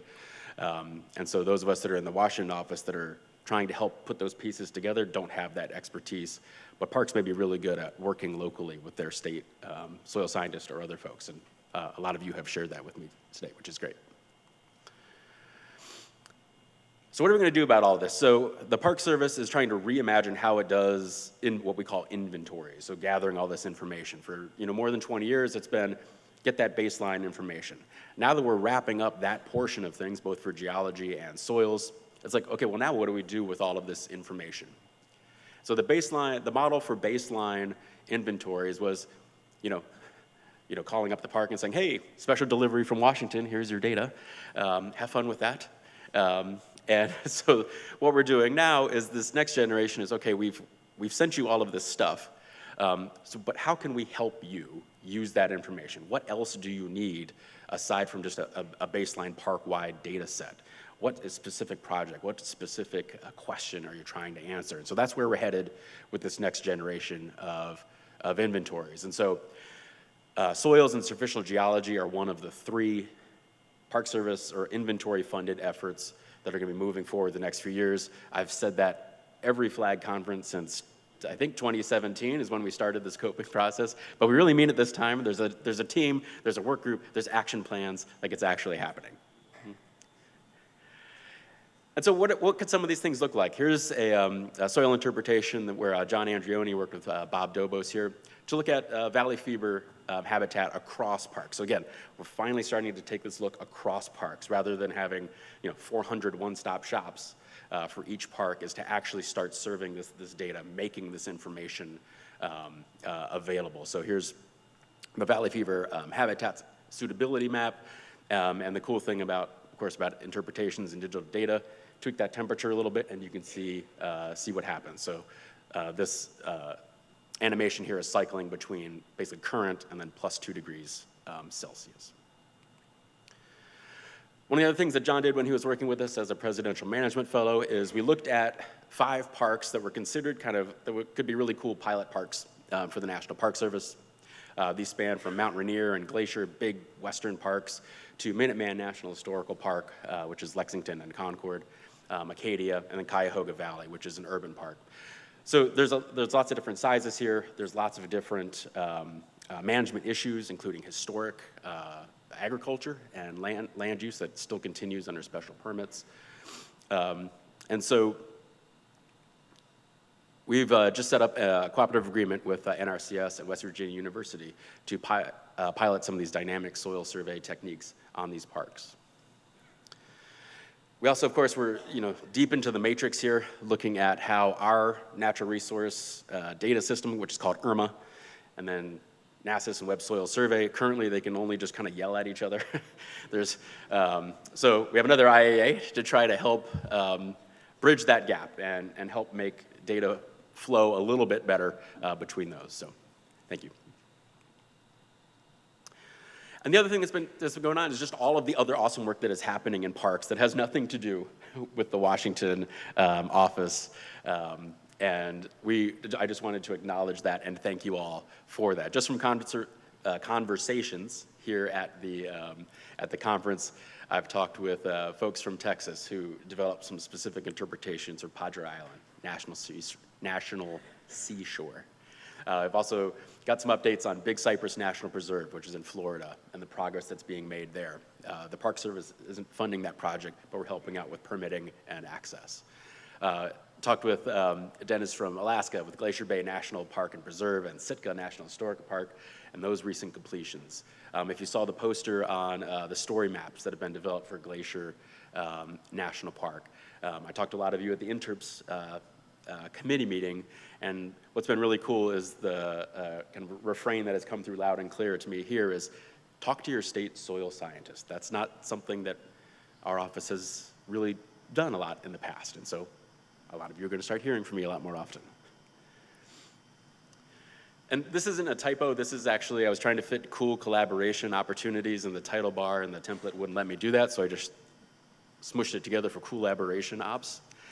And so these are some other things that are out there, some tools that already exist, but also what can we do next? So we also have an MOU with NRCS that's been signed for a few years. So sorry, Ron, for the delays. But we also want to look at training opportunities for staff. Again, this is still mostly a collateral duties thing. So how can we train some of our folks and also work with some of you folks as well coming into parks? The Washington office can help out with permitting questions. We've already sat in on a few calls to provide some guidance to parks and local NRCS folks. Same thing with sample curation. What happens to those soil samples that are sent to the Kellogg laboratory? And then one thing that's really cool, and John helped kind of suss some of this stuff out when he was a PMF, was looking at this historic and special use permitted agriculture that actually happens in dozens of parks. And so that seems like a natural connection there too. And something that the Park Service does really good, and actually one of the ways that I got into the Park Service was on the park ranger side, the public outreach. So we can bring that level of engagement and interest and connection to the land. And we're going to talk a little bit later today about some of that recruitment, retention, and getting the word out about the importance of soils. And so let's have those conversations about how the Park Service can get involved. Like junior ranger programs, like a junior soil scientist. We have a huge internship program, the Scientist in Parks program. Maybe have some dedicated positions just for soils. We have some pretty cool technology. We have a photogrammetry lab in our office. And would really like to hear what other sort of collaborative ideas y'all have. So you can go get our stuff. I know you can't read anything on this slide, but we host everything on what's called our Geodiversity Atlas. So this QR code will get you there. You can also Google geodiversity or GRI pubs. And each park has a landing page with then links to IRMA, our website, where you can go actually get the products. Right now for the soil survey, it's the snapshot in time Microsoft Access version of what was on Web Soil Survey when those were published. So it's not the latest and greatest, and that's one of the things we're trying to figure out is how to get folks to Web Soil Survey to get the latest, greatest, rather than the snapshot data that we have posted currently. Working on that.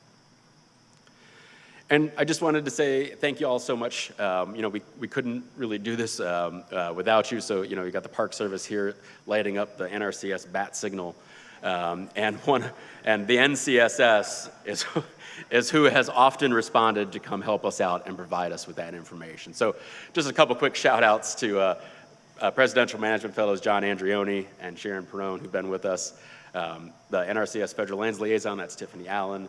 The FLAG Group, Federal Lands Advisory Group. I've been working with Ron and Andy over the last couple years. And really just thank you all for your time and energy to help us conserve the scenery in our national park. So drop me a line, let's keep in touch, and I really appreciate your attention this morning.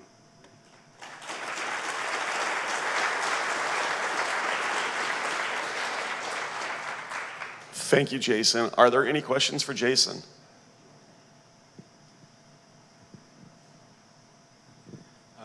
I'm Paul Benedict. I'm a retired soil scientist from NRCS. And have you thought about maybe utilizing some of the retired soil scientists, whether NRCS or somebody else, to help with some of the training for your employees? I think we have a lot of people that don't want to work full time, but might take on a project like that if it was to train people on soils. Okay, well, I just started thinking about that right as you said it. So yes, let's figure out how to make that happen. The Park Service does have a variety of different ways to support people in what we would call volunteer roles, even though there may be stipend involved and other ways of supporting folks to actually do some of that work. So yeah, let's have that conversation. Excellent question, since we do have a number of soil scientists that are eligible for retirement here pretty quick. Are there any other questions for Jason? Cool. Thank you, sir. Sure.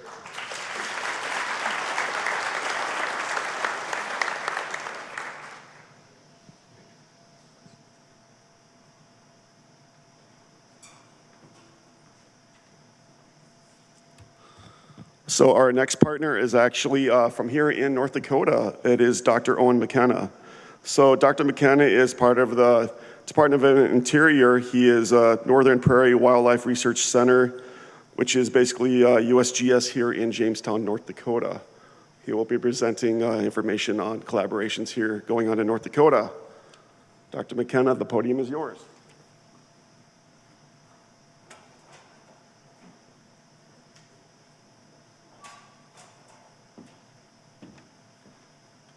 Awesome. Thanks for having me. Thanks for the invite. And in the program, I noticed that there was said USDA geological survey, which is kind of fitting because we do partner with USDA quite a bit at Northern Prairie Wildlife Research Center. But we are still part of the Department of Interior, as well as BLM and Park Service. Yeah, and I think our first talk was very fitting for some of the things I'll be talking about with research that's been going on for over 50 years at the Northern Prairie Wildlife Research Center. If you were driving on I-94 about halfway to Fargo, you'd see Jamestown and a giant bison statue that you might go and check out. But there's also kind of nestled next to the James River is our campus, and we have been around about 53 years and used to be part of Fish and Wildlife Service. And so most of the focus of the research is focused on the wildlife, especially migratory birds, migratory waterfowl, endangered species like whooping cranes, piping plovers that use this river here. So with that, there's a lot of folks that are focused on those specific species and their life histories, and then there's folks like me that are more focused on the ecosystems, the wetlands and the grasslands, and the agroecosystems kind of embedded, that these wetlands are embedded in around us. And so, yeah, to start off this slide here, going through those same decades, is one wetland that we've been studying since the 1960s on the Missouri Coteau near Woodworth, North Dakota. And it really tells this story of this change through time, that in an area where the land use has stayed the same, that it's a Fish and Wildlife Service waterfowl production area, so grassland all around this complex of 16 wetlands. But this wetland itself, in the 80s, kind of when the early 80s, when the textbooks were written about prairie pothole wetlands in the heart of the prairie pothole region, this hemi-marsh concept of a good duck wetland where you have open water in the middle and you've got emergent vegetation around the edges, very picturesque for this semi-permanent wetland here. That late 80s, early 90s drought really dried up even some of the biggest wetlands that we had. And you can just look at aerial imagery of Devil's Lake or other places. And then after that, 93, the water just turned back on. And so this same wetland that would have kind of functioned a little bit differently with a lot more emergent vegetation in the early 80s completely dried out.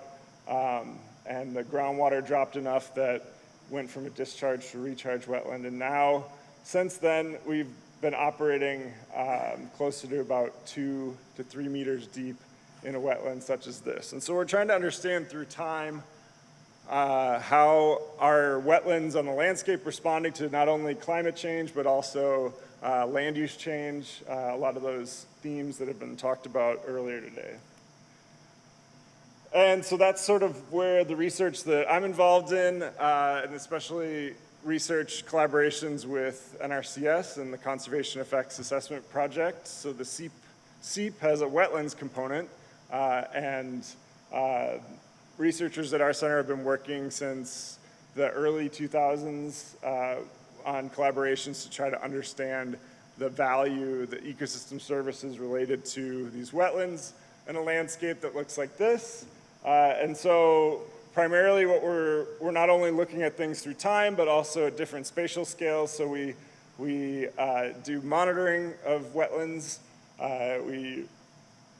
Over long periods of time, individual wetlands, we look at monitoring and modeling applications of wetland complexes, and then kind of integrating remote sensing and other techniques to take some of these mechanistic understandings of the systems out to the landscape and understand beyond just one patch of a nice idealistic wetland surrounded by grassland, how are wetlands contributing to the hydrology and the water quality and quantity and wildlife habitat on the larger landscape. And so, yeah, I thought I would just kind of give a slice of some of the research that we're doing over at Northern Prairie and beyond, so in North Dakota and beyond. So a lot of the researchers themes will be, you know, local place-based science that is happening either here on the Missouri River or on the Missouri Coteau. So this is that complex of wetlands that we were talking about at the opening slide. And long-term monitoring is sort of the basis of a lot of the research that we do, whether it be specific to species of birds or ecosystems. And that's allowed us to now develop more process-based models of these systems, and then also help NRCS through the SEEP project with applying some of their process-based models like APEX and SWAT, incorporating what we know about wetlands and trying to get wetlands counted for their conservation value as well. And then we are situated in the central and Mississippi flyways, so we're always interested in scaling up too, to see what the implications of some of these different stressors on these resources are.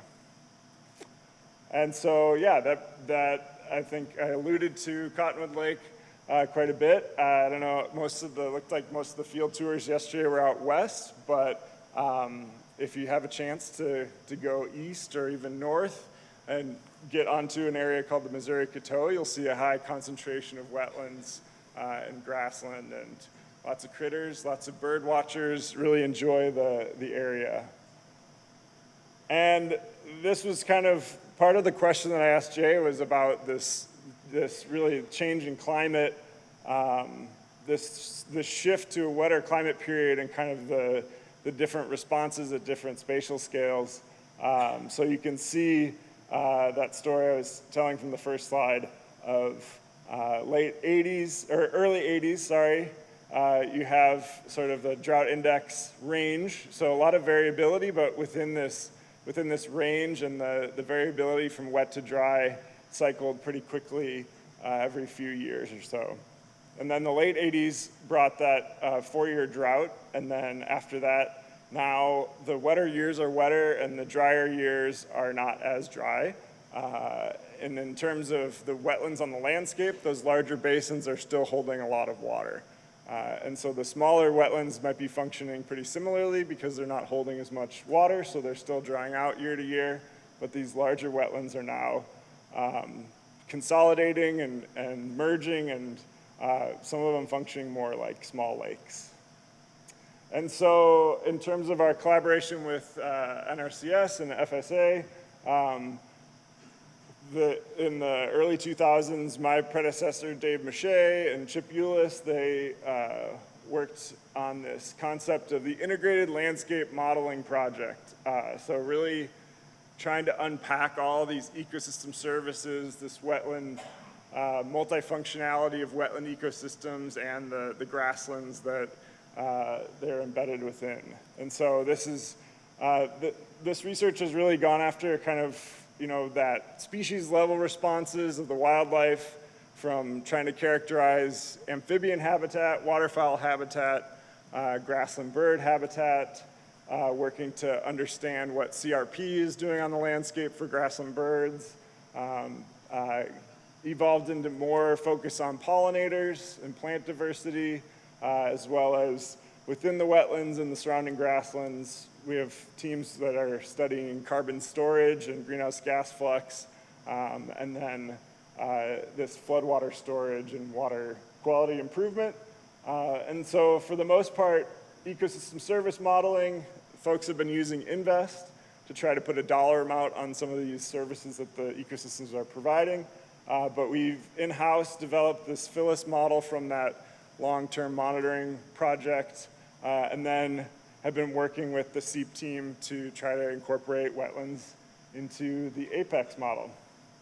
And so I think SEEP was referenced earlier in one of the talks, but the SEEP wetlands component in the mid-2000s, early 2010s, got together and tried to really characterize different regions across CONUS where they would like to focus their effort on sort of wetland regions of interest. And so up here in the prairie pothole region, there was a lot of effort to try to understand and characterize what's the conservation value of prairie pothole wetlands, especially those associated with ag. And so through time, through different special issues in journals and meetings and partnerships and products that are more intended for producers and NRCS extension folks, we've been really working to try to bring this wealth of knowledge of this system where I think in meetings, of recent, I kind of bring too much information about knowing how these systems work, but really getting it into a useful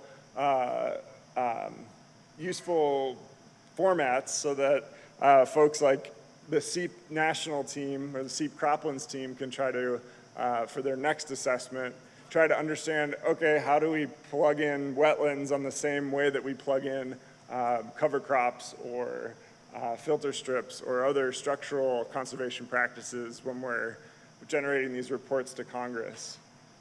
And it's fun, it takes a lot of creativity, and I really appreciate my partners in Temple, Texas, and other places that have been helping me understand a lot about these really complex models like APEX. And so to start our first attempt at this, in APEX there wasn't necessarily any application of plugging in a depressional wetland in the model world. And so what we did was we actually went in and found a feature of the reservoir component, and we wanted to create a virtual wetland in the model and then estimate what's the value of that wetland in terms of reducing edge of field losses, mostly focused on water and nitrogen and phosphorus, and started to simulate these with real wetlands, real sites based on NRI data in the Missouri, or in the Des Moines lobe of Iowa. So the prairie pothole region goes all the way down into Iowa. So we have this very large area where we can look at both intact and potentially restorable wetlands. And sure enough, what we found within this modeling framework is when you look at these 16-hectare fields, the way that SEEP likes to do, you have, if you take about 1 hectare out of production and restore that wetland, you're going to be, or about 6% of the area, you're going to be, sure enough, storing water and nitrogen and phosphorus in those wetlands.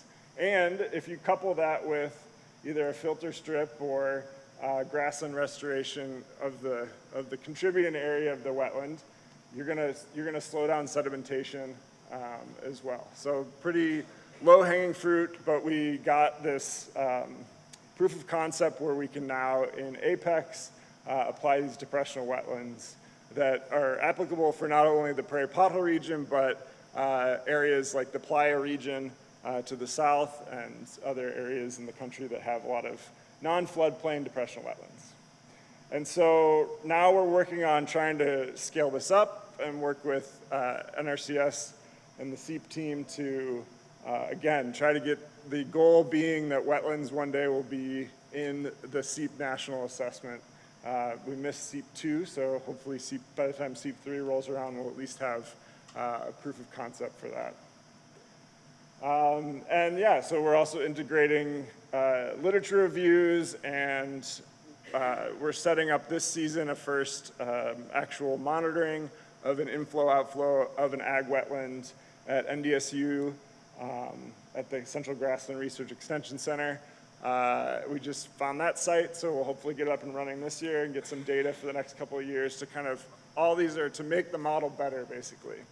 We're trying to understand what's the capacity of these wetlands to store and process nitrogen and phosphorus. And through reviews, we can find that there's a lot of uncertainty around the phosphorus story. And then we're scaling this up to the whole prairie pothole region using those NRI data points. And that's underway right now, about 1,000 fields we're looking at that have wetlands in them to try to quantify the role of wetlands in terms of reducing those edge of field losses. And so I'll leave you with this. The climate around here is not only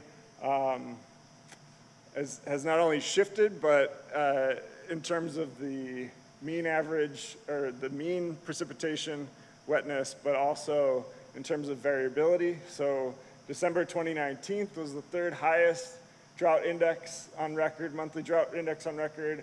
And then July 2021, less than 2 years later, we had the most extreme drought month on record.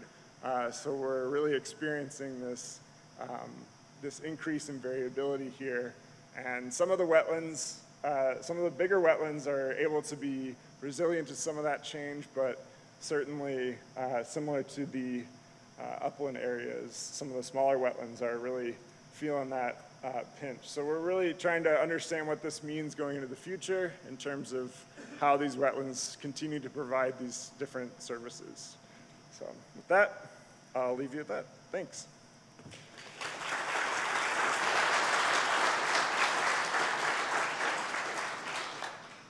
Thank you, Dr. McKenna. Are there any questions for Dr. McKenna? Great. Thank you. Thank you. Before we take break, a couple of things. One, committee reports, again, get them to Wade. And if you have a digital copy, please get that out to IT. Plus, we're gonna go rogue here for a second. The fear in Wade's eyes right now, trust me, trust me. No, Dr. Hopkins asked for the mic for a few minutes, which again is a dangerous thing to do. So he's just got a few things to say, so I'll pass him the mic. I did the singing on the bus yesterday. Good morning, everyone. Just a couple quick points. I want to make sure I get my money out of my $32 of printing. So yesterday, think back on the llama, the wonderful neon site, and that phenomenal stocking rate trial that went back to 1916. If you want to take a look at that phenomenal soil at about 7.5 centimeters of depth, horizontal orientation, go over and look at the big picture over there. It's a biological riot. And it's pretty remarkable. If you got a kick out of the history stuff, take a peek and go find your pathologic heroes that were Kellogg students in the pictures of the member Phytosis Club in 1932 or 33, and then Kellogg was an advisor of that club too. So that's all, just some things to look at with coffee. Thank you, Dave.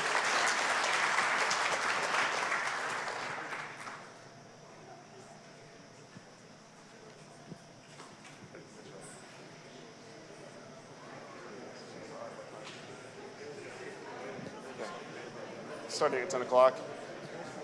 Okay. So please be back here by 10 o'clock. We have a packed afternoon, so please hurry back from your break. Thank you.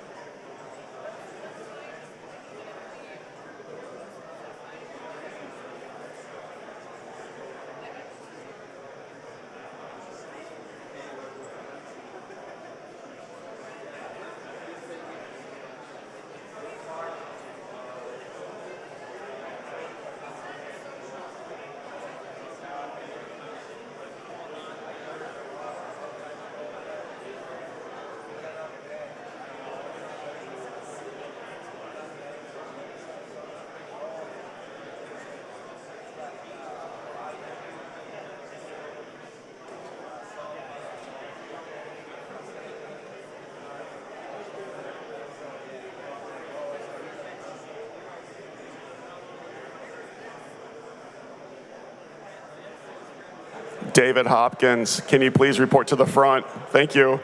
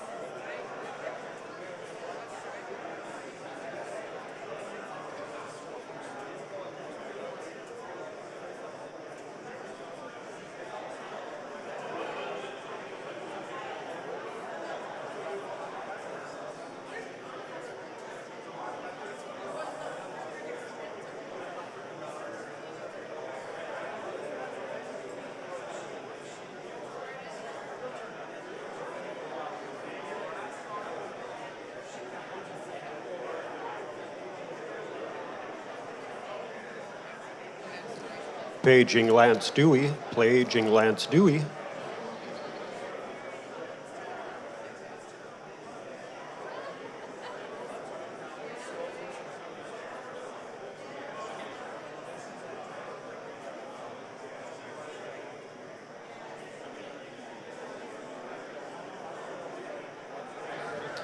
It's 10 o'clock, folks. Let's make our way back to our seats. Don't everybody rush now.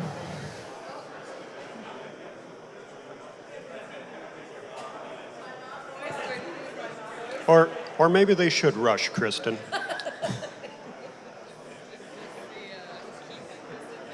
The second half of the morning is quite packed, so with that in mind,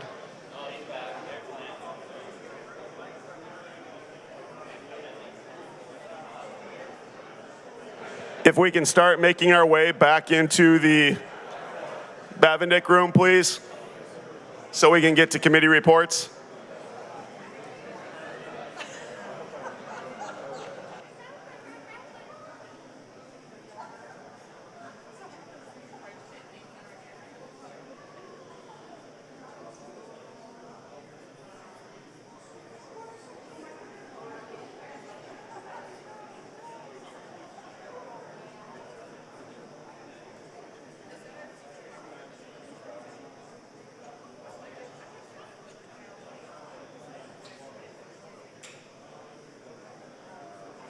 again, if we can start making our way into the main conference room for committee reports.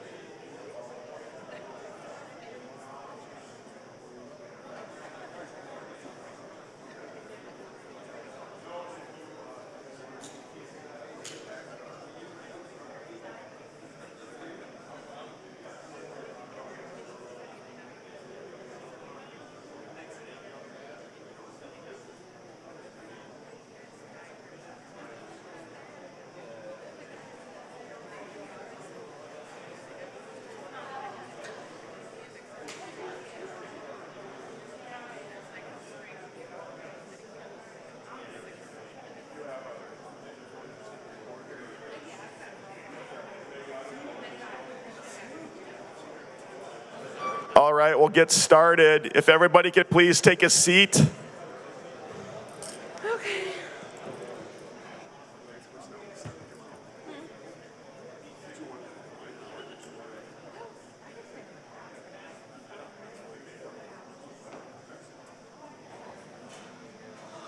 Okay, our first committee meeting is the Bylaws Committee with Jen Mason.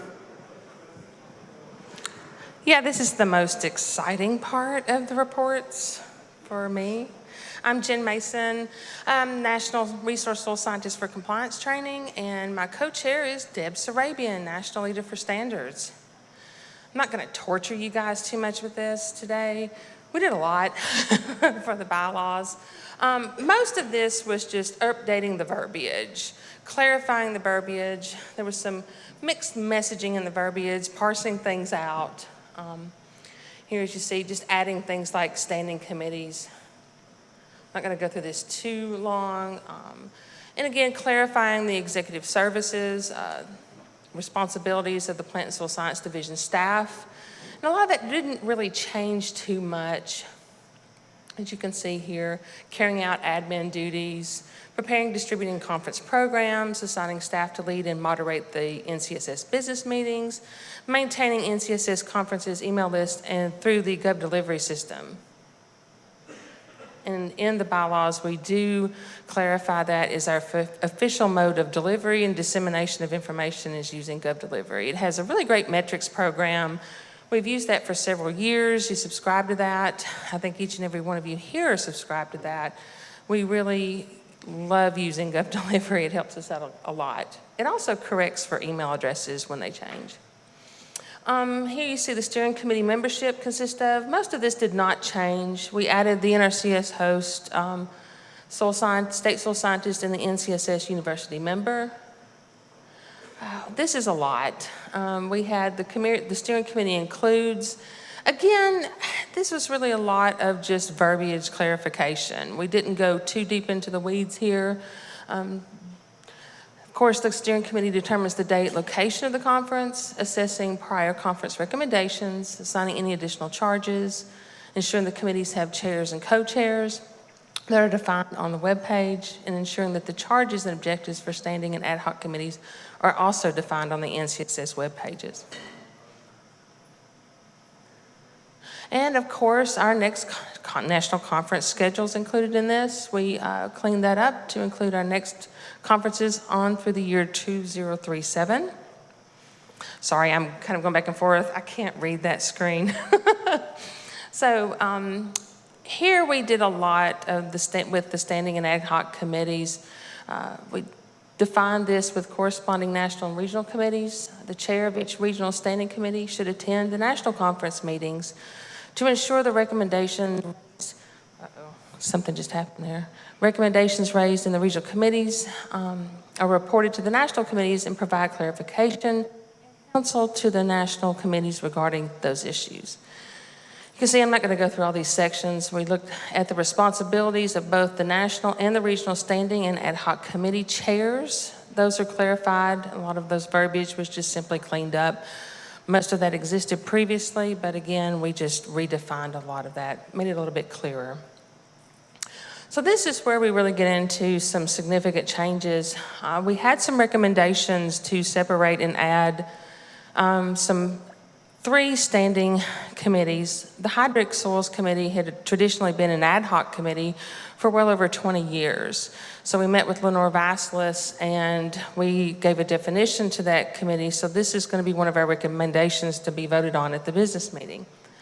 Subaqueous was also recommended to be a standing committee, as well as urban. And as you can see here, those definitions are as follows.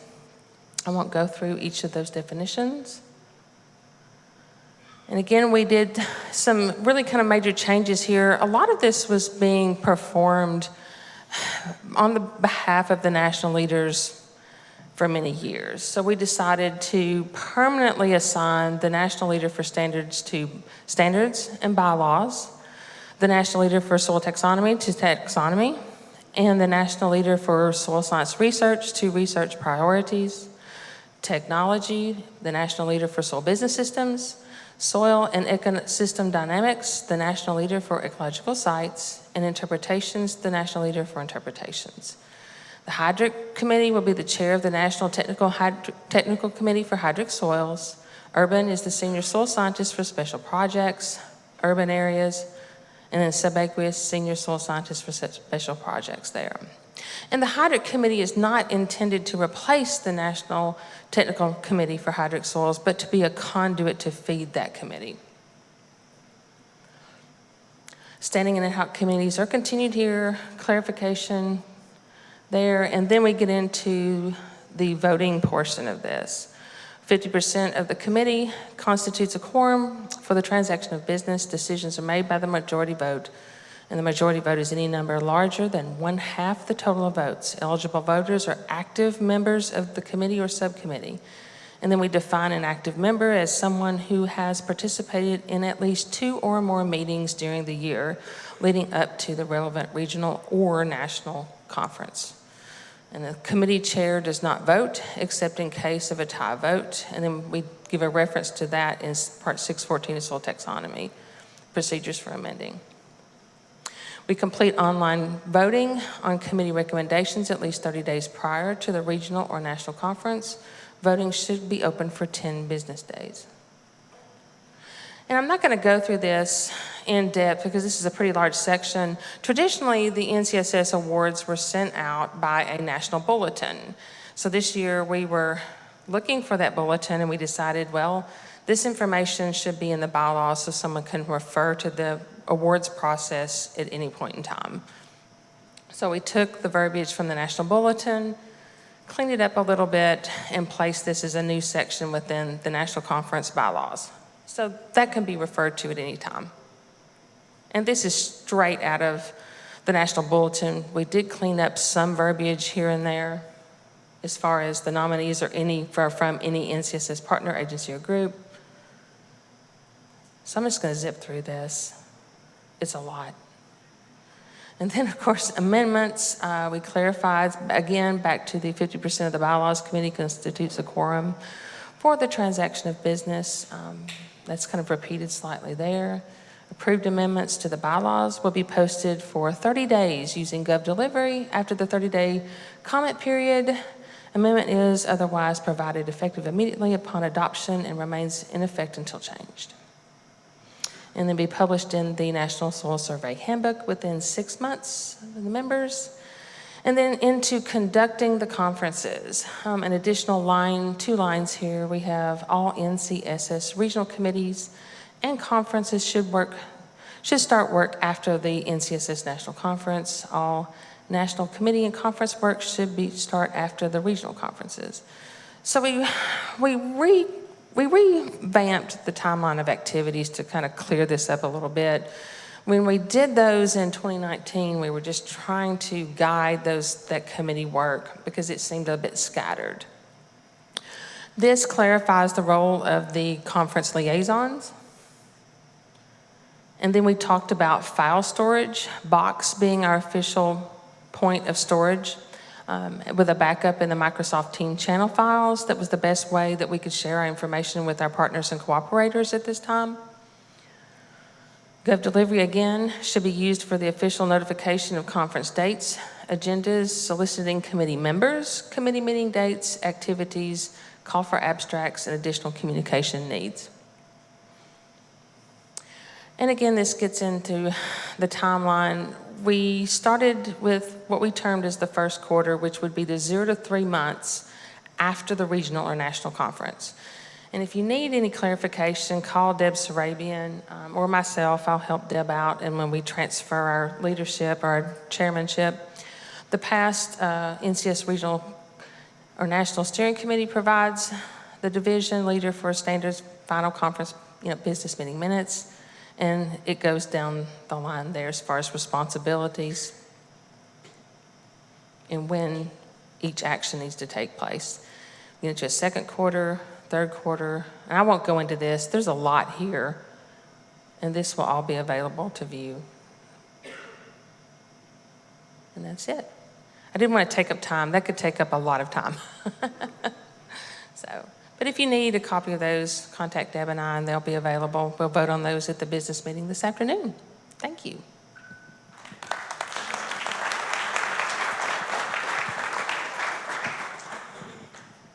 Thank you, Jen. Next up, we have interpretations. The chair is Bob Dobos. Oh, sorry, right behind you. Make the thing advance. Do you have a presentation? Oh, yeah. Okay. Okay, cycling through. Just need a start. It will start going. There you go. All right. Okay. I'll have to put my coffee down. That's bad. Yeah, here.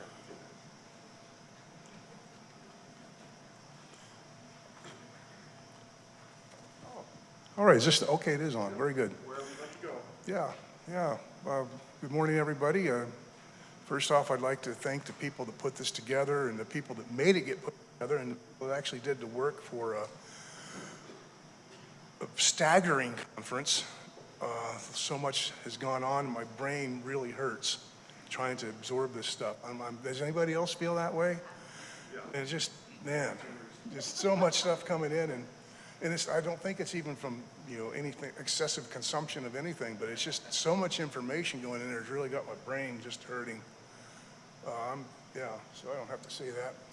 So we had interpretations committee. We had scheduled 3 pre-conference meetings, but we only managed to pull off 2 because I got diverted by a high priority project. And so I don't think that ever has happened before, but we do unprecedented things all the time. And so, the first group, it was kind of small. We started early back in February. But we started talking about the stuff that we've done in interpretations across the country in the past 2 years now, actually more like 4, because we really didn't have a good meeting before. And so we talked about the activities we did. One of the premier things that we do, interpretations focused team, we do a lot of training, or as much training as we can do. We have 3 classes.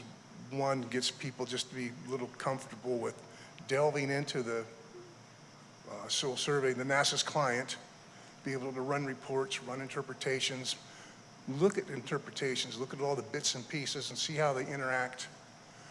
And in the next class is a class that everyone in this room could participate and probably should. It's called the Science of Interpretations, where we get together and we have an interpretive problem to work on, whether it's longleaf pine, shortleaf pine, ground nesting bees, not radon gas, but PFAS.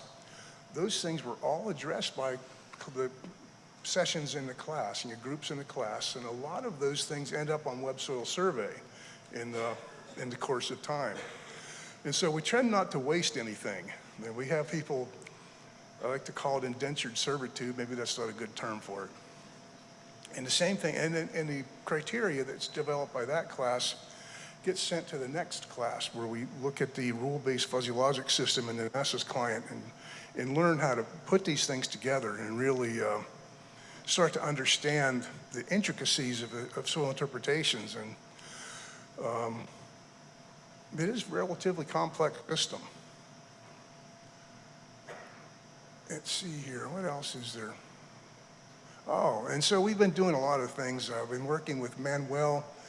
He's been wanting tropical crop productivity, and so we're doing the tropical crop productivity.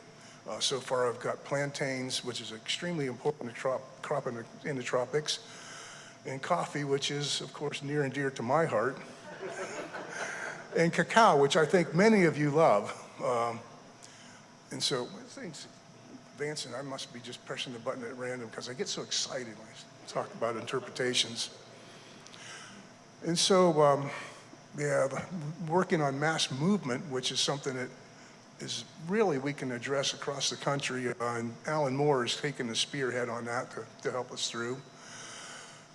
And I don't have it on there, but I've worked a lot with Rich Reed on shortleaf pine and longleaf pine and PFAS attenuation and movement in soils. And if you don't know about PFAS, you're lucky.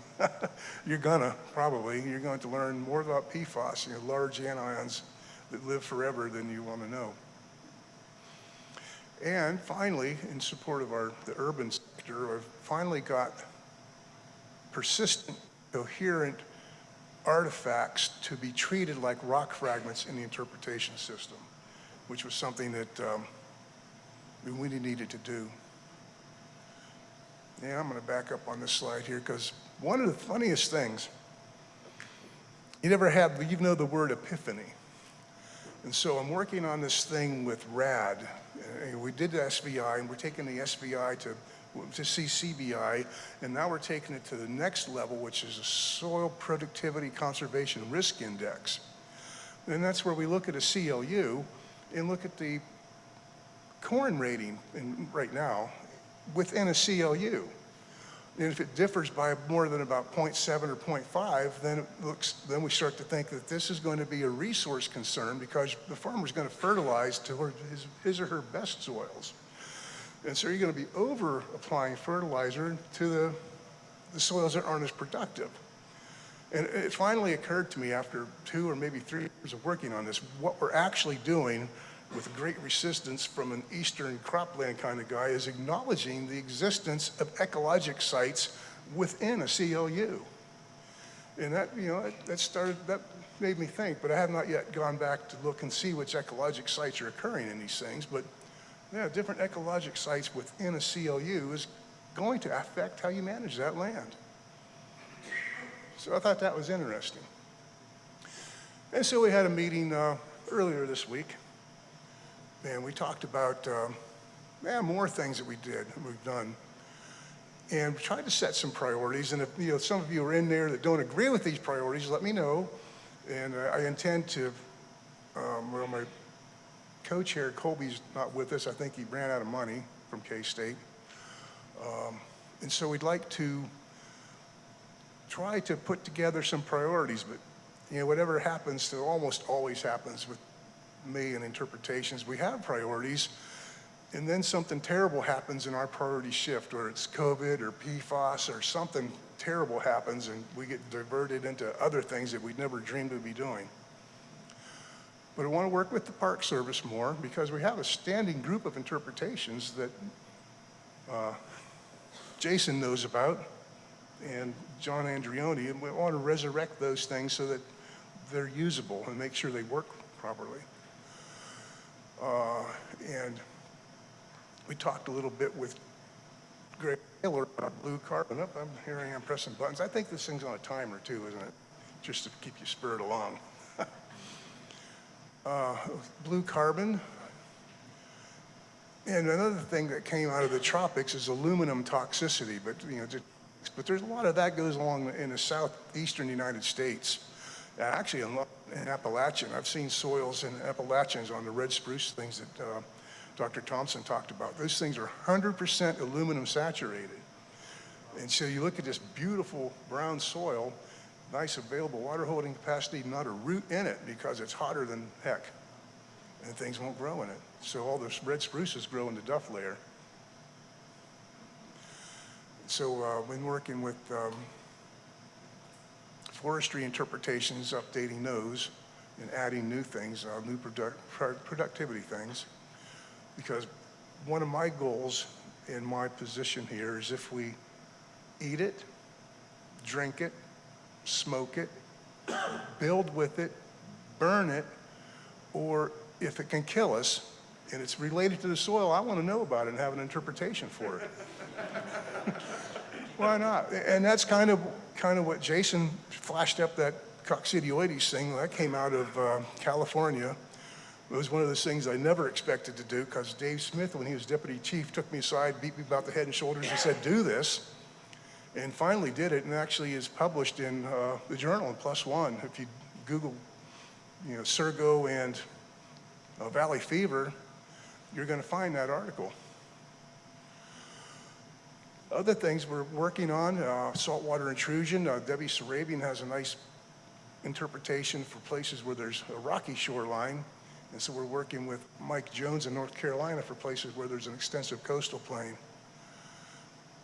And let's see. And also, historically, the subaqueous soils have been in the north. And so we're trying to get some of the, drag some of the species, maybe different species, down into more warmer waters or southern areas to try to make some suitability for oysters and clams in southern places. And so, there's other things we want to do.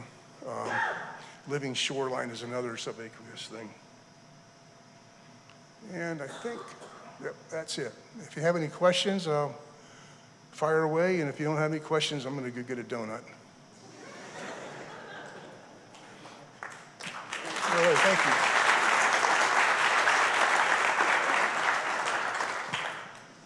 you. Did I keep you on time? Oh, we're good. We're good. Okay. That's fine. I can't go without that. Are there any questions for him before he walks off here? Okay. Next we have up is the Taxonomy Committee that is chaired by Andrew Brown.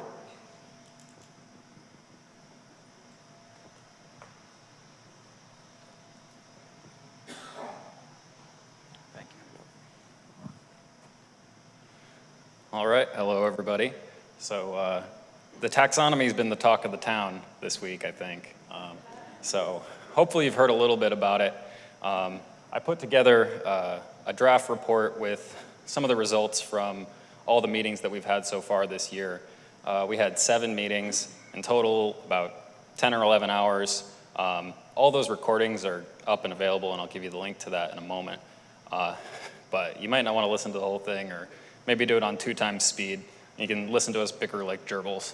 So I'd like to highlight, I have 2 university co-chairs with me, and they're both here in the audience today. We have Dr. Janice Bettinger and Dr. Mark Stolt, and they both have been really invaluable to me, because I'm really kind of a neophyte to NCSS stuff and relatively early on in my career, but I think that these are important topics, and I hope that I've done the taxonomic system justice in what I've done so far and what the committee has kind of pulled together.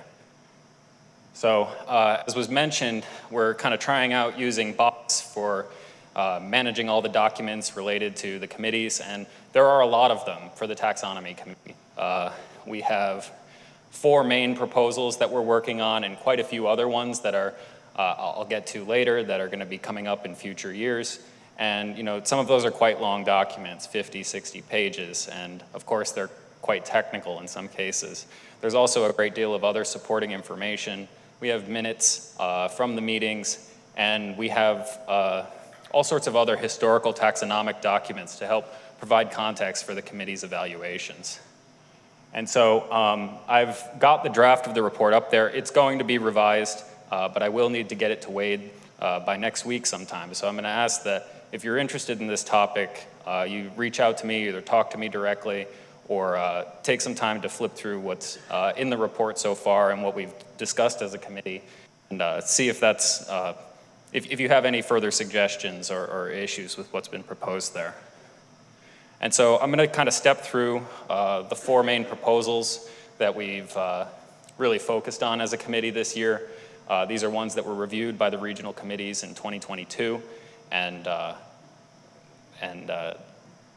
yeah, so we conducted voting on these topics. I think that it's quite difficult to boil them down to a yes, no binary vote.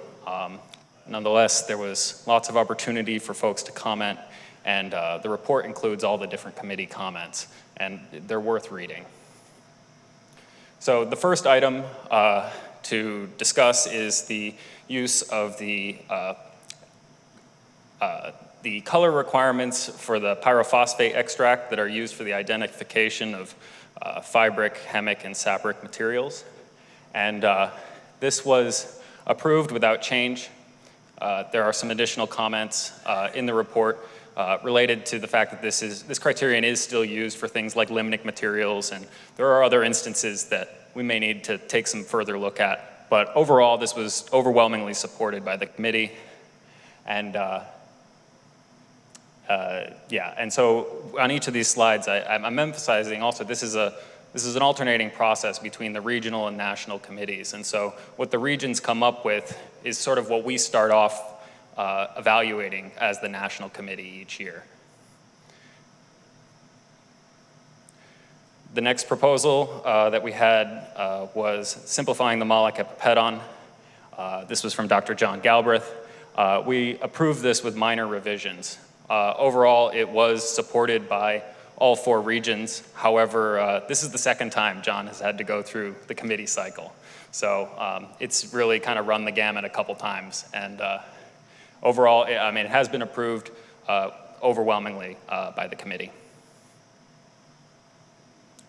Another proposal from Dr. John Galbraith is the Artisol soil order. So this is soils that have a thick mantle of human transported or certain types of human altered materials. This proposal has been approved with minor revisions. It's going to be the first order to key out. We need to be very cognizant of the criteria that are being used at the order level, and the remaining revisions pertain to definitions of buried soils, definitions of human mantle, what types of things we recognize as diagnostic in these highly altered conditions. So these are tractable, and I think, you know, while there are going to be some revisions necessary before we can incorporate it, this is something that we are going to be moving forward on. However, I am looking to work with folks from the Special Projects Office and other urban committees to try and make sure that we have data to evaluate and understand how many of these taxa are going to be readily usable and how many are likely to be found. And yeah, so there's still some more work to be done, nonetheless, despite the fact that this is approved. The final of the 4 core proposals that we have this year is the Aquasols soil order. Now, this order would key out after histosols, and it would capture many of the wettest soils from all subsequent orders.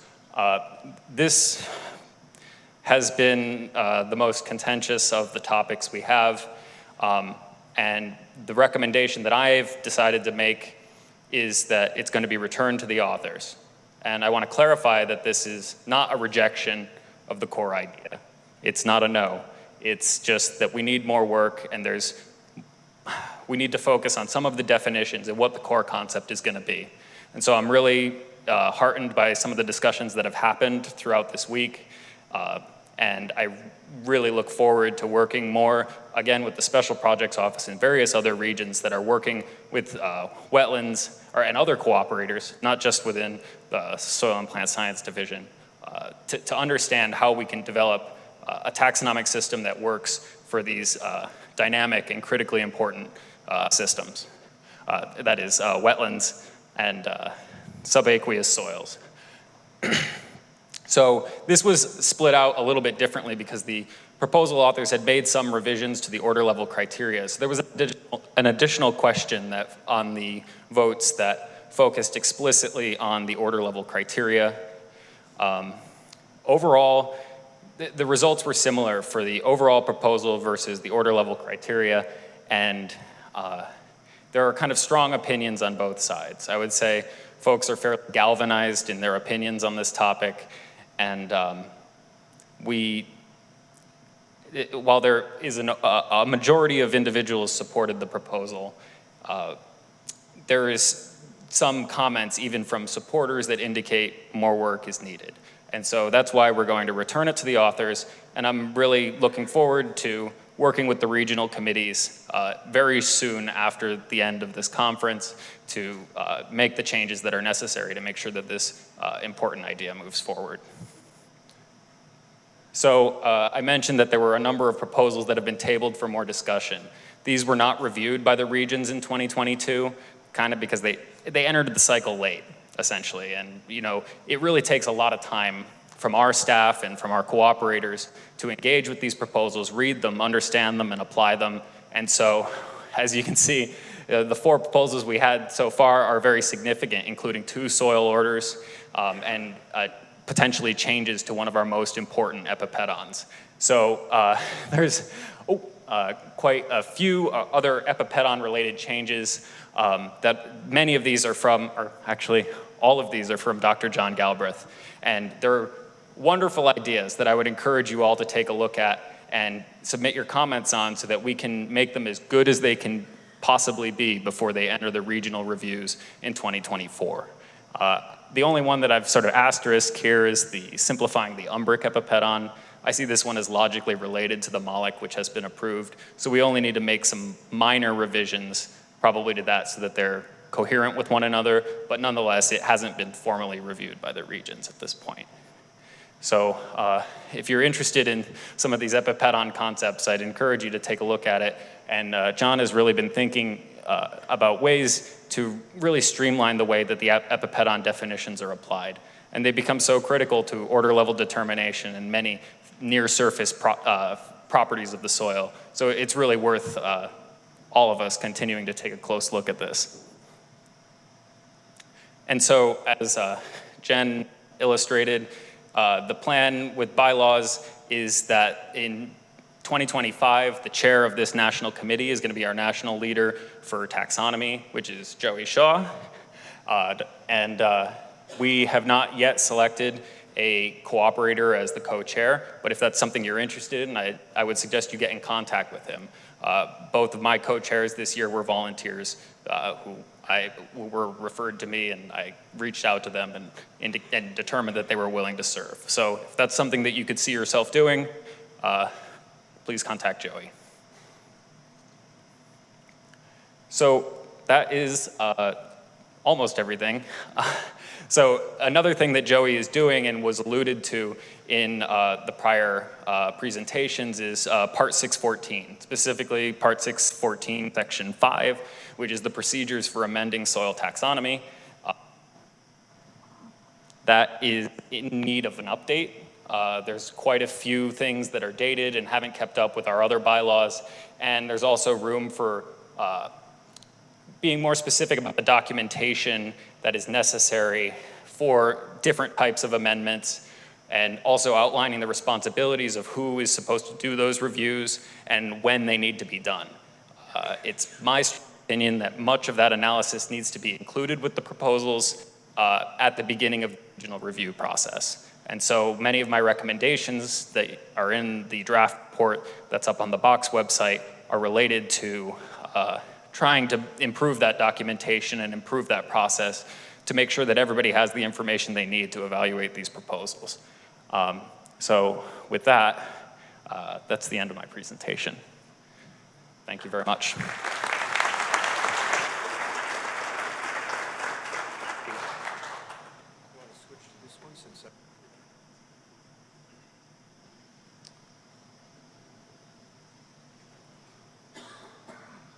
Next we have up is Technology Committee, and that is chaired by Aaron Friend. Did anybody have any questions for? Oh, he walked off, so yeah, no. okay. I was going to say that. Okay.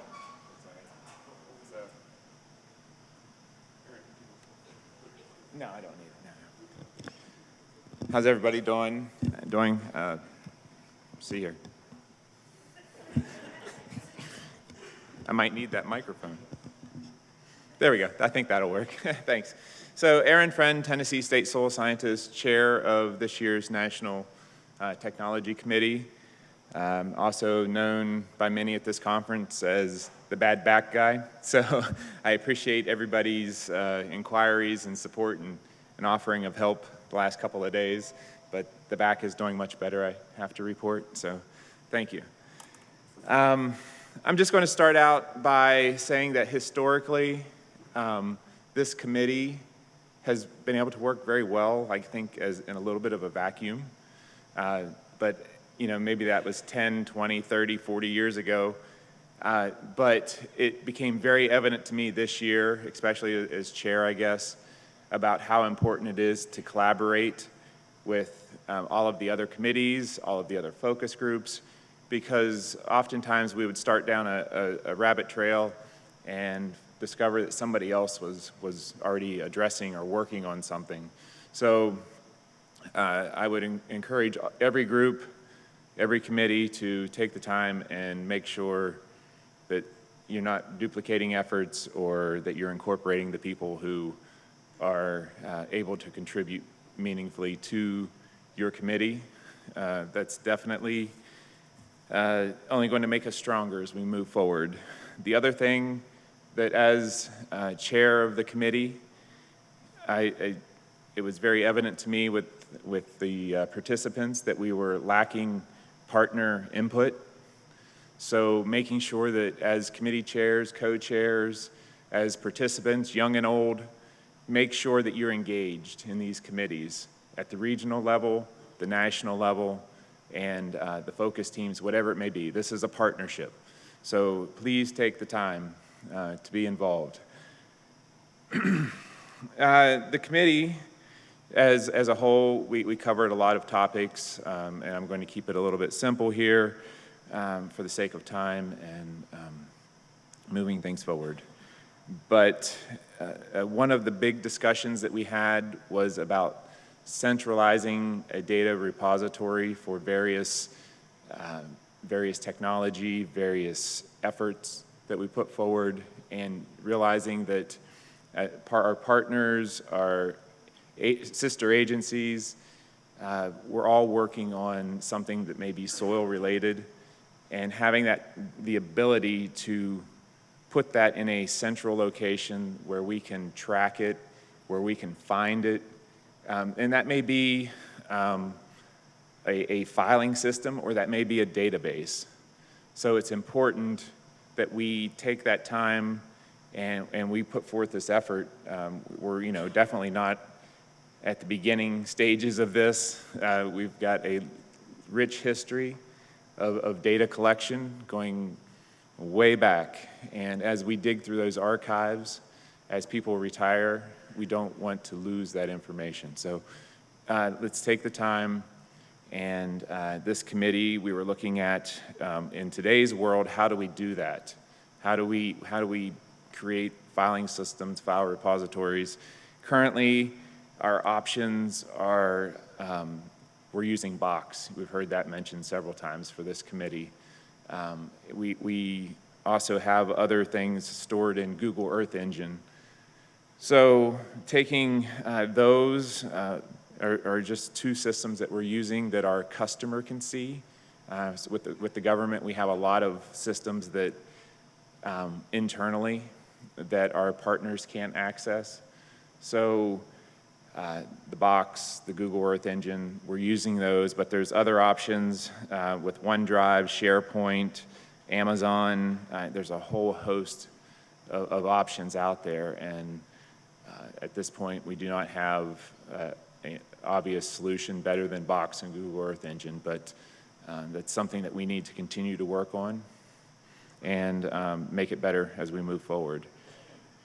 So that central repository is something that we talked about, and then the other part of that is the format. What does that format look like? What does the metadata look like?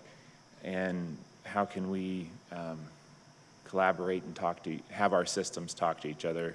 Example is a number of universities have soil databases, and their lab standards may not align with our lab standards, but we still don't want to lose that information. We still need to figure out a way to collaborate and share. So some other things that we talked about were improvements to web soil survey and NRCS. What do those look like? There's a lot of discussions about over the last 20 years about improving NRCS, improving web soil survey. A lot of that documentation is already in place, and as Dave Hoover has encouraged us, we need to be a little more specific with regards to what those improvements entail. And moving forward, I believe that the regional and the next national, that we can convey those and articulate those improvements that need to be made, and reassess the ones that have been made in the recent past. Because at some point, web soil survey, NRCS, they are going to get updated. The format, the platform for web soil survey and a number of our websites, you may have noticed that links on the government website, on the NRCS website, they were broken last year, and that was because of a transition to a new web format called Drupal. And we will get a lot of those links repaired and figure out ways to work around information that we had to exclude. Next up, we talked a lot about training needs. Meredith and Jen have done a great job of assessing and getting a number of trainings in place that have been lacking over the last couple years for various reasons, obvious reasons.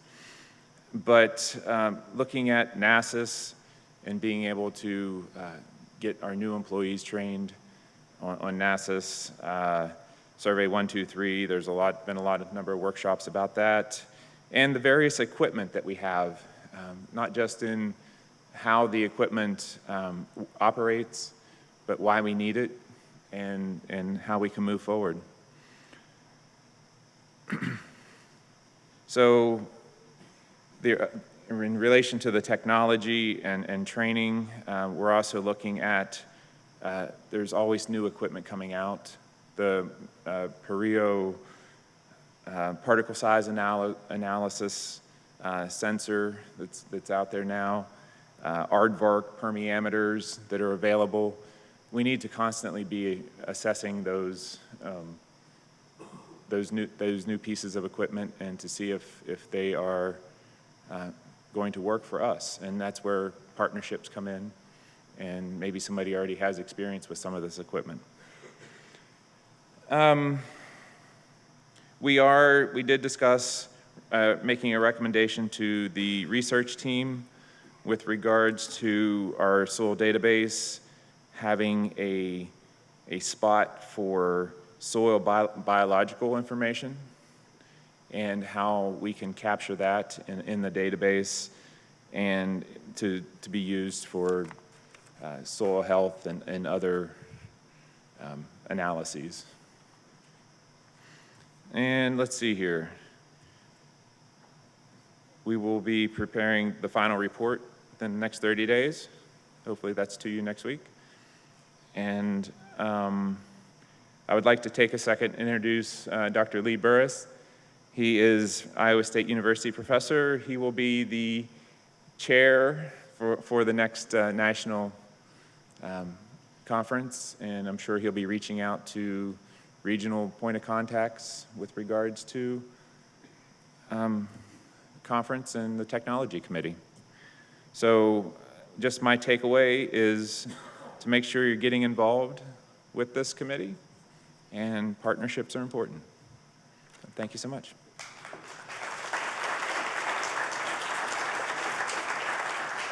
Are there any questions for Aaron?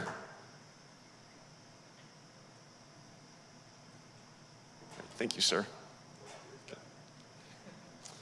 All right, next up, Subaqueous Soils Ad Hoc. Chair is Greg Taylor. Good morning, everyone. Some of y'all may not know me. My name is Greg Taylor. I'm the Senior Soil Scientist for Special Projects in North Carolina and also the Chair for the Subaqueous Soils Committee. My co-chair is Jim Tureen. Coming up at the next national meeting, Matt Ricker has been voted on and has accepted that he'll be the co-chair for that one.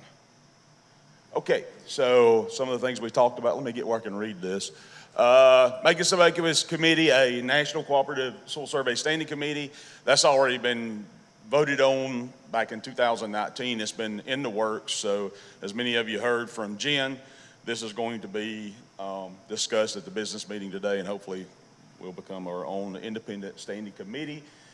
We did also ask, though, that because we are still, we overlap a good bit with Hydric, that try not to schedule the meetings at the same time because we sort of end up running back and forth.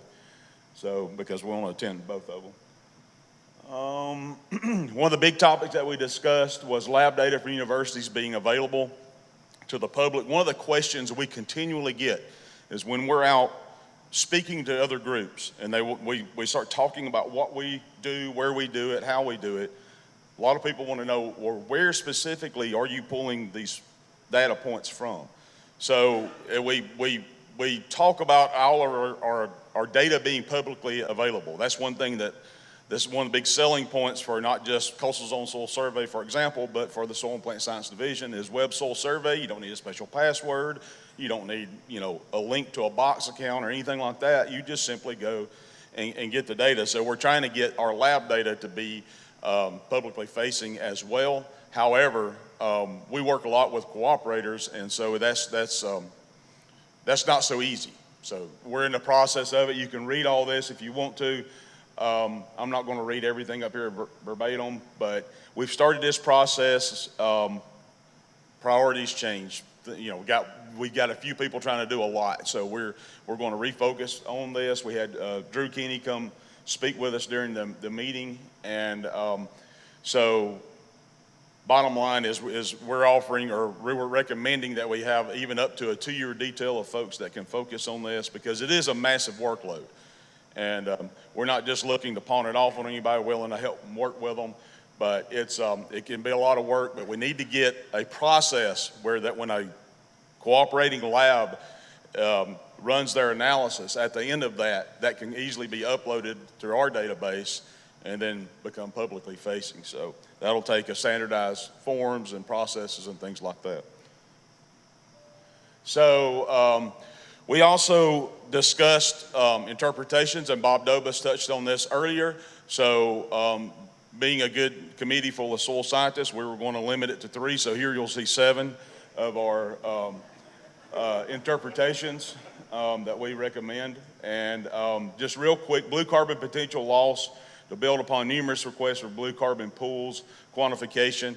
Now, I'm going to admit blue carbon pool isn't an interpretation, but that is by far the number one request we get is where is the carbon, where is the carbon, where is the coastal carbon, blue carbon, whatever it's called. Another one is living shoreline. The interpretation, it can be linked directly to a farm bill. That is one of the requests that we get, and it is actually in the farm bill. And so we are working on that, but we need to make an interpretation for it. Thin layer deposition, what to do with dredge material. Is it, if we pump this dredge onto this marsh, will it help it? Will it hurt it? Will it lower the pH to the level that it turns it into a moonscape? Because we've seen all that. Marsh vulnerability, the effects of fetch we see as sea levels are rising, especially like in places like North Carolina. We're seeing where fetch is turning and actually starting to the wave action and all is starting to cover some of the things like ghost forest, cover parts of the marshes, start beginning to bury it. So, but also erosion, submersion of marshes and the potential for that.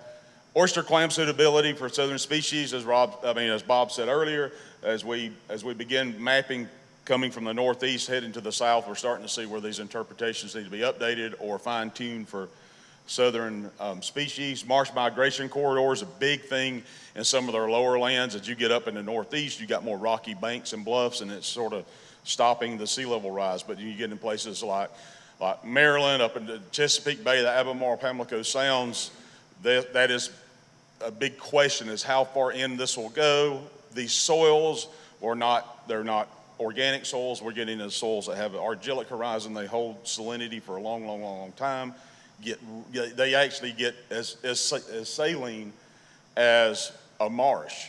And so, anyway, that's a big thing, and that ties into the bottom one there, which is saltwater intrusion. Subaqueous landforms are needed. Again, as we transition our work and we're heading further south, we're seeing things that landforms that were not covered in the Northeast. So many of you here that's been around as long as I have, you know, we had Phil Schoenberger was the one that we've come talk to about landforms. We're just wanting to know who to come talk to going forward, or recommend that someone be hired that helps us with that, with a geomorphic descriptions and a geomorphologist. Blue carbon and coastal carbon, all members of the committee continue to have requests for blue carbon data. Customers don't know where we've sampled and any results. With the Inflation Reduction Act money coming in, we've had a lot of folks reach out to us and say, hey, how can we partner with you? How can we even give you money to help us map this? Because one reoccurring theme that we hear when we're talking outside of this committee, outside of the National Cooperative Soil Survey, is they lack three things. Even when we talk about some of our partners with USGS, Restore America's Estuaries, whatever, they lack the standards, they lack the standing, and they lack the storage. They do not have standards. People will go out and sample 50 centimeters. They'll sample 50 centimeters and sample of that 50 centimeters every 5 centimeters, every 3 centimeters, every 10 centimeters. They'll homogenize it. They won't homogenize. There is no standards. So when you see carbon stocks reported, it's soup to nuts, and it just depended on whatever they were doing at the time. There is a group that has had standards since 1899, and that's us. So I think we should lead that, and they should follow us. Also, when you talk about standing, if you go out and you map something and you present that to the public, that's seen as projecting limitations upon someone else's land. Not anybody can do that. But there is a group that is mandated by Congress to map and record the soil resources of the United States. That's us. Thirdly, they don't have anything big enough to store this data in a way that the public can get to it. We have something called NRCS, one of the largest environmentally focused database in the world. They would love to have what we have, but rather than follow, I say we should lead in that. So I'll get off my soapbox now. And one other things to discuss is bulk density methods. You guys can imagine, you've ever seen us do some of this work. By far, if you can't use something like a Macaulay to pull a sample, the only other real option we have to pulling a soil sample from underwater is via a vibracore and a pipe. But continue to talk about doing the best we can what we have to get things like bulk density. Tech Note 11, acid sulfate soils. If you want to know more about that, that's easily shareable, but it's going to be sent out for internal view. Aquasols was discussed. We're not going to have WWE break out in here again, but we, by far, we support it and recommend it. Just to give you a quick update on projects that's out there that's hopefully coming to Web Soil Survey. Lake Mattamuskeet, North Carolina, that is a freshwater lake that we have finished the subaqueous mapping on, and we're very much so nearing completion. 100-acre cove, Potawatomi Cove in Rhode Island, that one's slated to come out. We're getting very close on the Connecticut end of Long Island Sound project. If any of you would like to know more about that, you can ask me about it. West Galveston Bay, Texas, again, that one's getting close. And the Banana River portion of the Indian River Lagoon of Florida. And that's it, unless there's any questions.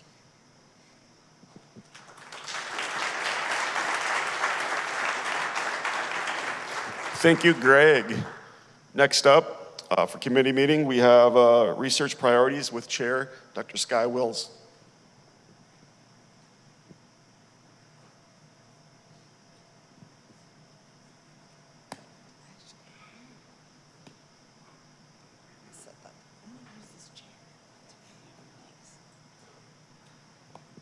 Okay, thanks everybody. I don't know about you, but I'm tired, right? I need a chair. Can I do that? Yeah. And I put these slides together in, you know, one of those 11:30 fever dreams, so we'll see. I do think, since we're running ahead of schedule, I think that maybe the committee chairs should all get together before we do this and get our stories straight. And I think that I might have missed some things. I'm sorry. I've been a little busy. That IRA thing that got mentioned, it's a thing, and it's going to be hopefully exciting.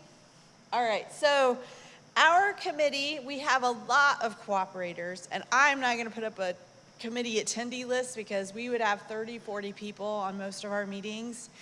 And even in person, we had a good deal of people attending. So the research committee is, you know, we're different than the other committees because it's kind of vague in general, and we're just talking about ideas.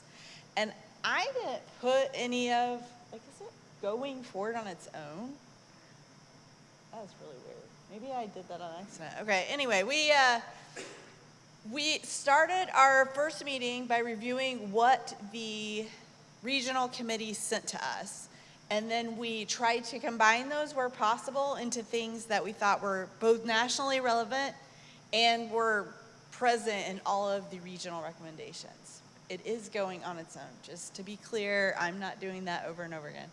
So we announced these meetings through farmers.gov and on the mailing list, and obviously that wasn't adequate. We left some people out, so we're going to be thinking about how to make sure that we get everybody included in these meetings.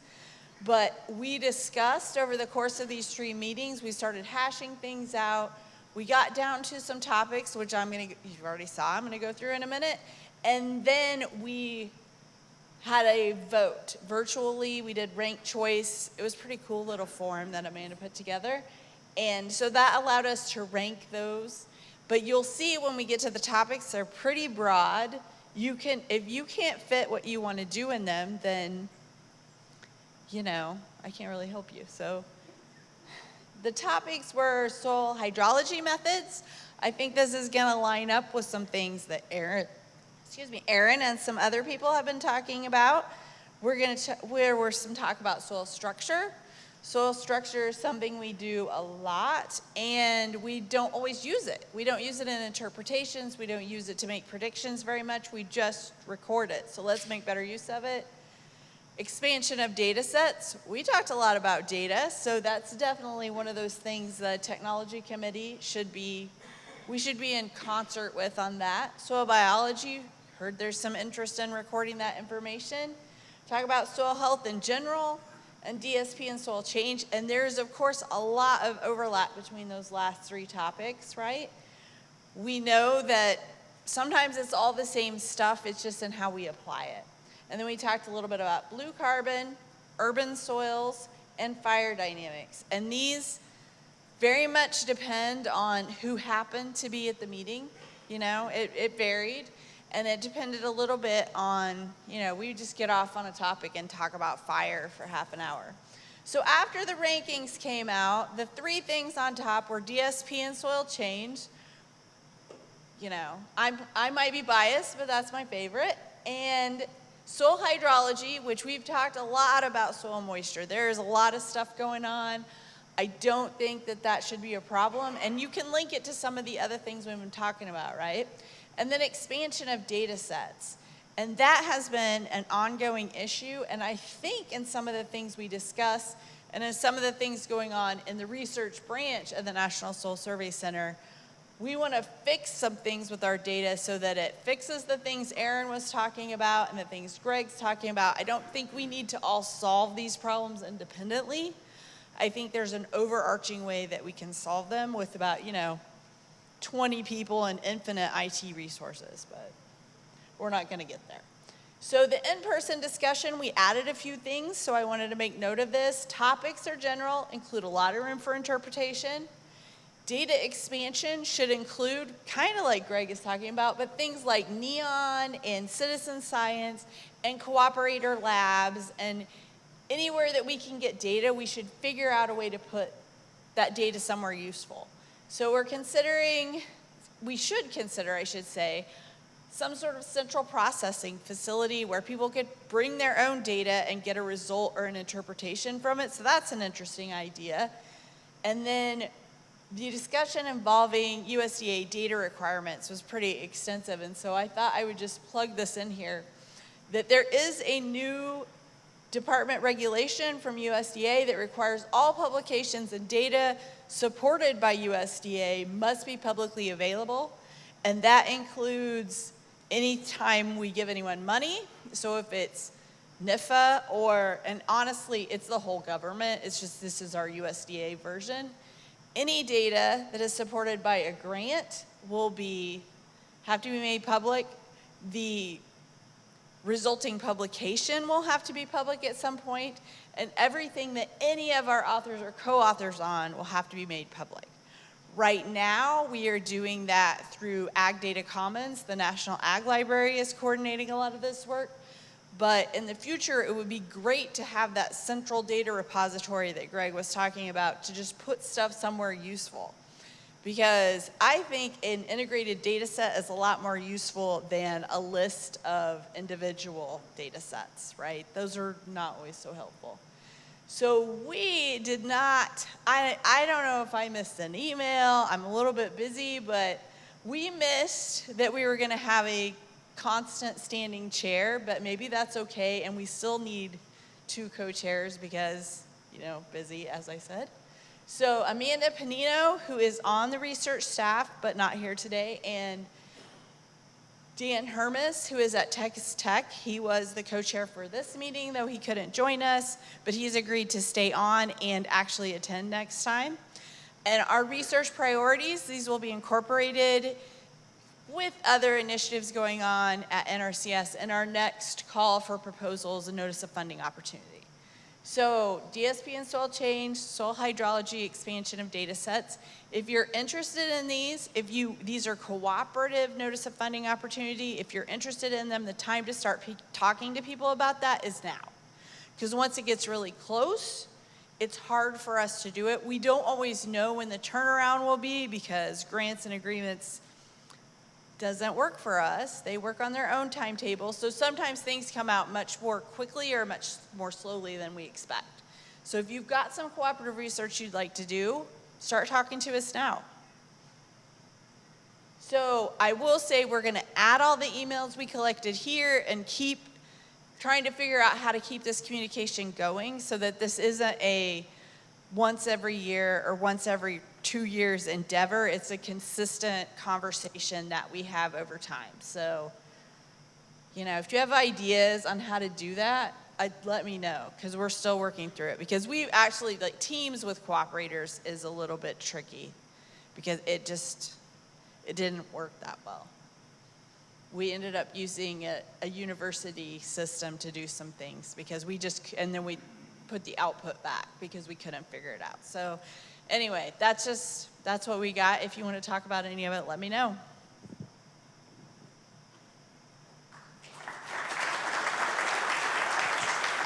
Thank you, Sky. Are there any questions for Sky?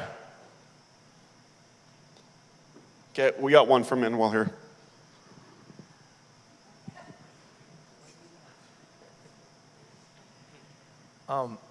Quick question, how these are integrated?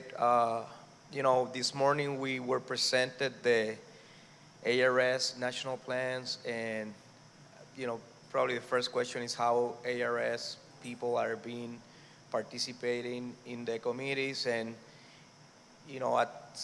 to what point these different priorities communicate with these different national plans that were presented this morning. I think just probably present a really good opportunity. It is a good opportunity. I'm thinking through that, and it's kind of tough. We participate in their meetings when they do their planning 5-year CRIS projects. But at that point, we're just one among many voices. And we have a close working relationship with a lot of people in ARS, but I don't know that there is any coherent effort.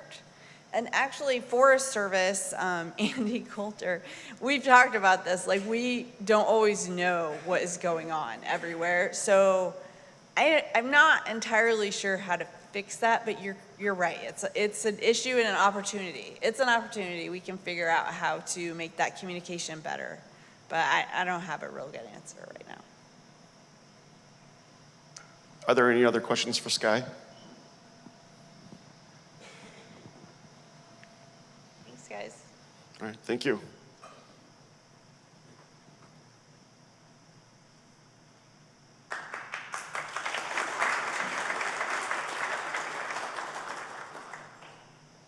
So our next committee meeting is Soil and Ecosystem Dynamics. The chair is Curtis Talbot.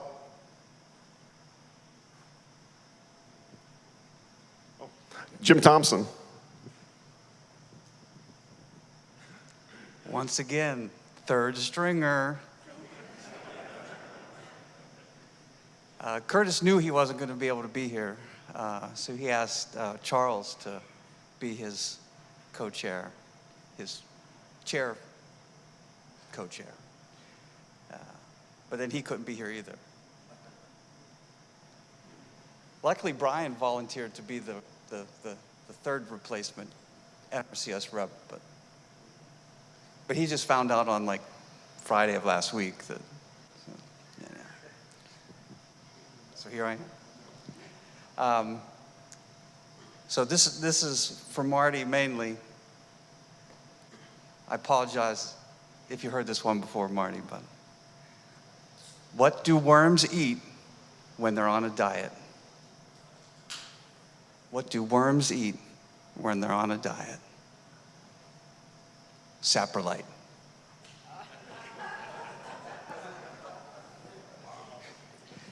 Now you all know at least one soil joke. I didn't say it was a good joke. All right. So I'm here to represent the soil and ecosystem dynamics. I'm trying to stretch here because I don't have 15 minutes worth of content.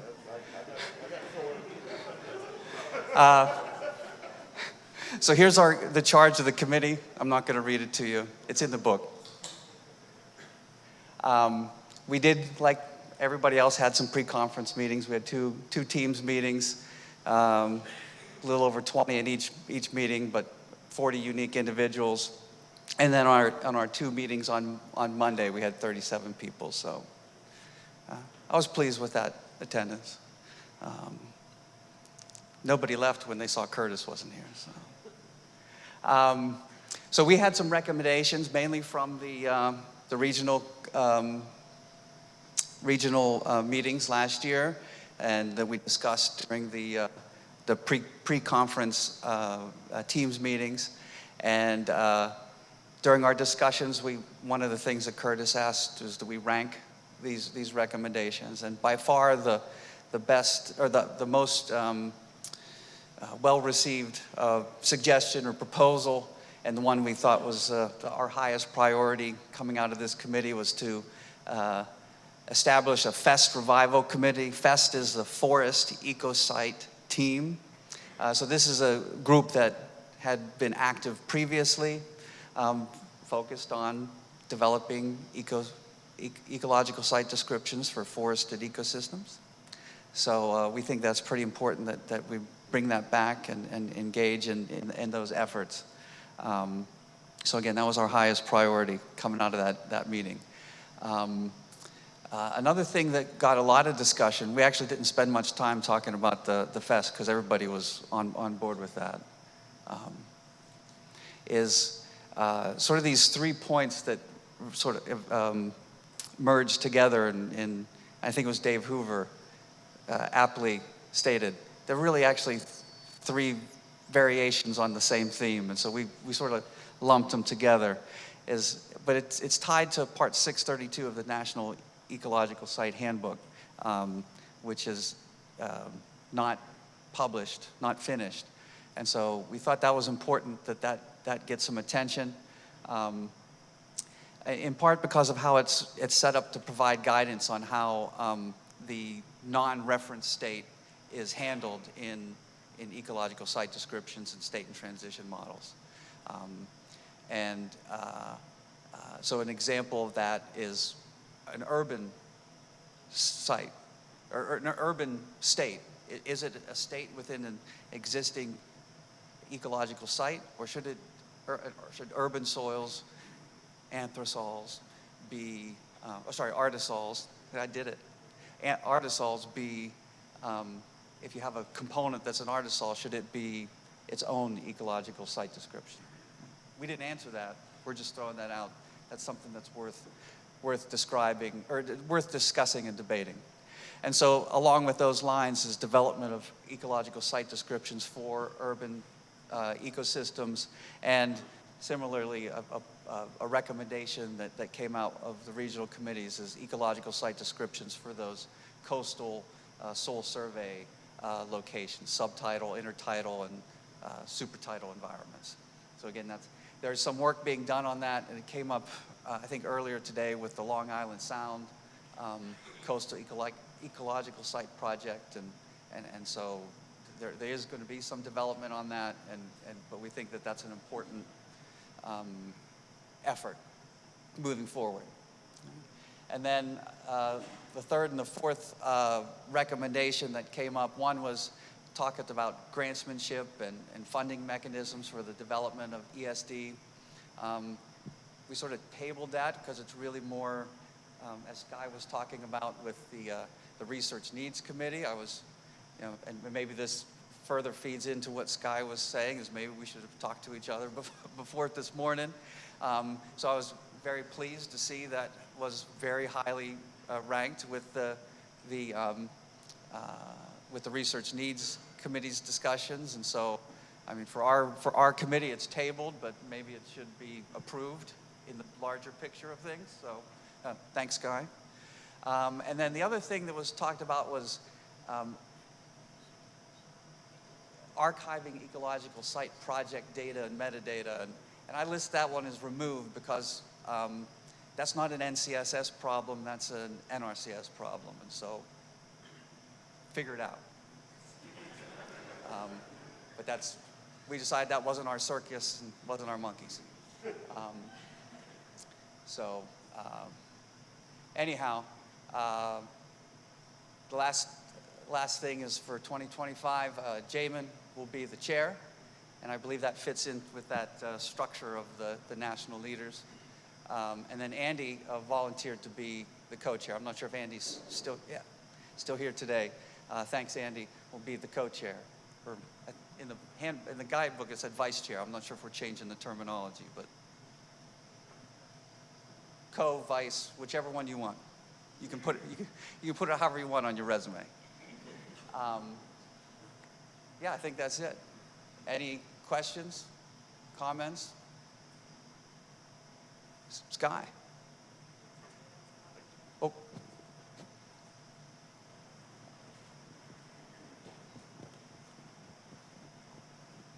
Sorry. Oh, no worries. No worries. Okay, so almost, I have both a comment and a question. One is, I actually forgot to say this, but we, in the Research Priority Committee, we had discussed how to get recommendations from the other committees.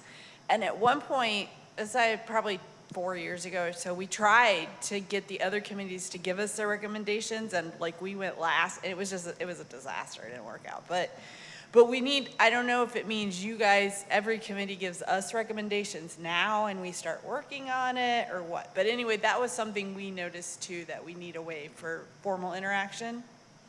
Yeah, I guess my initial thought would be that, and there has to be some institutional memory here involved, but yes, all the committees had those teams meetings 2, 3 or more leading up to. Right.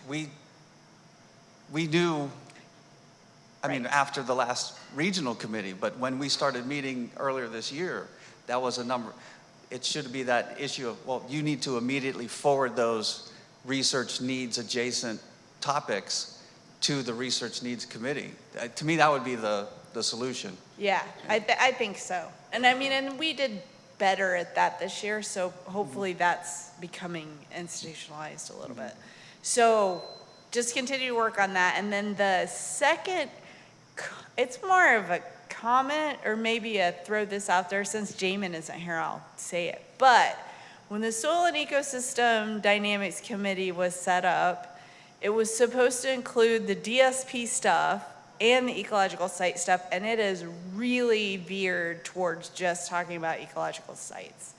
And I know that Jamin knows those two things are connected, and we've talked about how to do that. And Francine, who is the DSP leader, isn't here.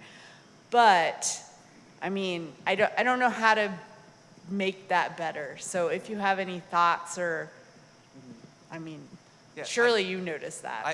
I think that's a valid comment, observation. Speaking for myself, third stringer that I am, is that I think, like you said, I think those two things are, I'm not sure how you talk about ESD without considering DSP.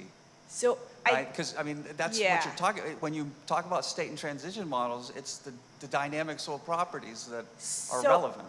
I think it's a little bit functional, and it's probably a Soil and Plant Science Division artifact a little bit, that there's a lot of soil scientists that are interested in all of the committees, and then there are ecological site specialists here who are probably interested in all the committees, but they're all interested in this committee, so they're overrepresented. I mean, that's just, I think so, it just Sure. naturally sort of veered that way, but. And I suppose my other comment would be, and you noted this with the Research Needs Committee for a different reason, but, and for my university colleagues, if you've ever worked with student groups, I mean, it's sort of the same thing. You do what the people who show up want to do. And so I would then, maybe I would challenge, if you're not so much interested in ESD, but are very interested in DSP, will come to these soil and ecosystem dynamics meetings and say something about it. And that will, because it's the people who show up that elevate the topics to being, you know, if I may have had the most insightful, important research need, I didn't come to the meetings, I didn't add them to the list, well, it's not going to get ranked, right? And so it's, you know, you're exactly right, and I think it's important that what the other side of that is, well, get engaged, get involved. Not you specifically, Scott, right?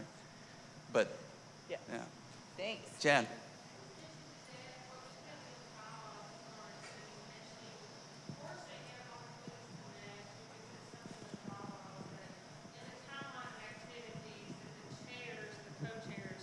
Could have meetings at certain time periods after your committee meetings.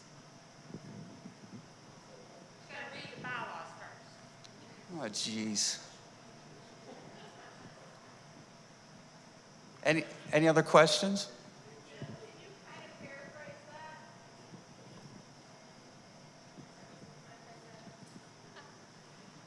Talking about meeting committees and creating that conduit of communication, what we could do in the bylaws in the timeline of activities is insert some verbiage to include a meeting of the committee chairs and co-chairs at a certain time after your regional or your national conference committee meetings.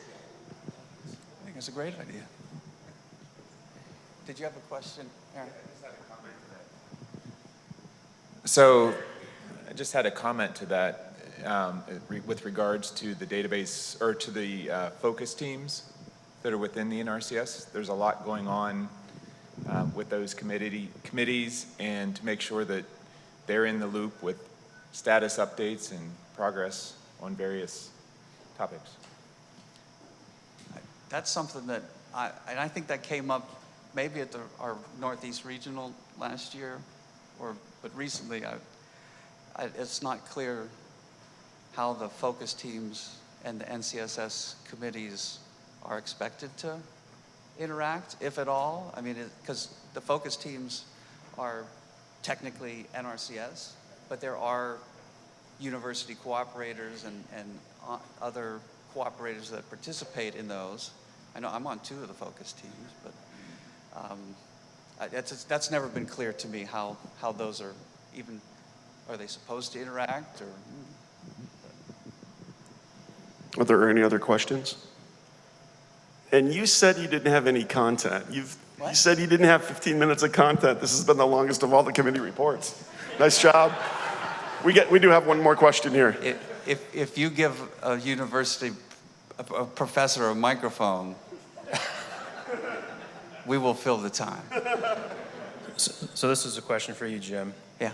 What medium do earthworms eat when they're on the keto diet? It's a serious question. Oil shale. Say it again? Oil shale. Oil shale? Oil shale, yeah.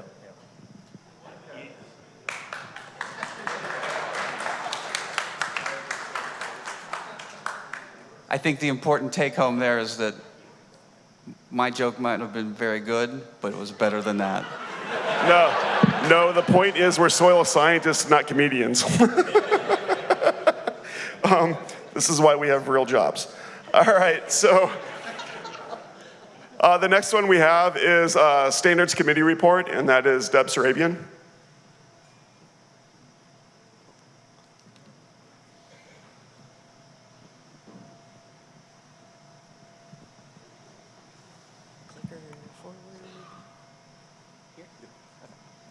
All right, good morning and welcome. I'm heard a little bit about archiving stuff, and that's probably something we'll work on as part of the NRCS file plan, which we know we have to update. So I'm kind of here to wrangle the monkeys and herd the cats. So Standards Committee was myself. I'm National Leader for Standards with NRCS, Soil and Plant Science Division. And Andy Coulter was my co-chair with Forest Service. We had 3 teams meeting prior to this conference, and you can see we had February, April, June, and a number of participants. I just quickly put together our approved recommendations. Here we have some bulk density methods that came into the National Soil Survey Handbook. They will be coming out soon. We're processing that.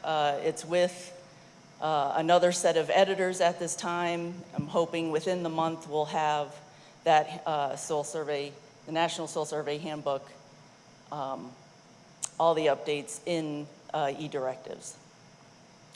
But so they were put there, but they really should be added to the soil survey field and lab methods manual. And that was voted on and approved. And I believe our coastal zone focus team members are going to be working on that. I also looked at a number of user guides on e-directives. We need to do some looking at what we have on e-directives. And in the user guides, I had some help with staff looking at these, and we know we'll be updating these user guides that are on our e-directives website. So those were 4 that were approved to be updated. And then we have a number that will be removed because they are obsolete. So some PET on PC stuff, some software releases that are older, and some toolbox software. And that was a quick update. Any questions for standards?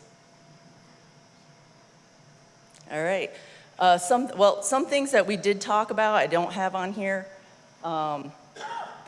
we did talk about directives. You know, when do we want to do a national bulletin? When should we do a national instruction? What are they used for? What are styles and formats? And that's something that the new editors and we remember we have 3 new editors on staff under me, and Tammy Umholtz is on my staff as well. That's something we're going to really do a deep dive into. They just updated the directives manual in May, so we're going to do a deep dive into that and do some training for division and state staff. So I think that's really needed, and it'll get us all on the same page as to where to go with our standards too. And, National Soil Survey Handbook. So we did a whole one document, and I love it too. I can search and find things quickly. It is an enormous workload for editors to take that whole directive and edit it at once, and for the other editors it has to go through. So what I didn't know and what we can do and what we'll do next is we're gonna split it all again, and we will have parts in e-directives, and we'll have the entire one as well. So we'll do parts and the entire directive there. So I think that'll be better if you just want to go right to one part, or if you want to search the entire booklet. One other thing, we're trying a new Soil and Plant Science Division internal review process with teams.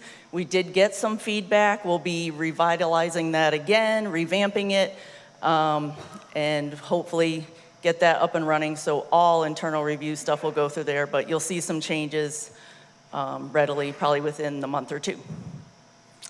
All right. Thank you. Any last minute questions for Deb? Okay, we'll continue on. Next one for Hydric Ad Hoc. The chair is Lenore Vasilis.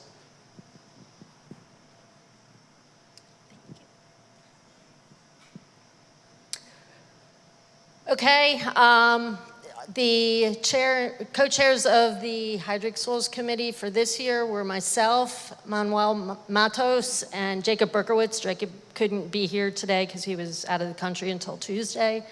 Manuel asked to step down as a co-chair from this committee so he could attend some other committee meetings in the future. So I asked Richard Reed to step up and be the co-chair, and he has agreed. So the co-chairs for the next meeting will be the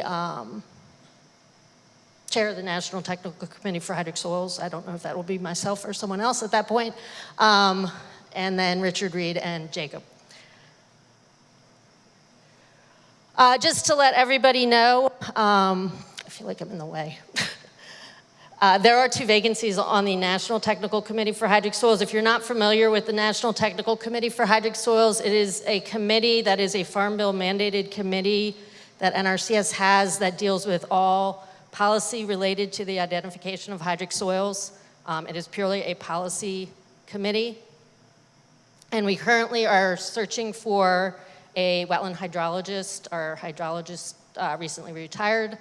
And microbiologists. We've been searching for a microbiologist for a while, but if anybody knows of somebody who works in wetland hydrology or is interested as a microbiologist and getting involved with the National Technical Committee for Hydric Soils, please let me know. Because we do have those 2 vacancies. Chelsea Dubal is our newest member of the National Technical Committee for Hydric Soils. And she is a pedologist. Just some brief updates. I'm not going to get into any detail, but we discussed these during the meeting. There will be an update to the field indicators of hydric soils in the United States, which is the indicators we use to identify hydric soils, to version 9.0.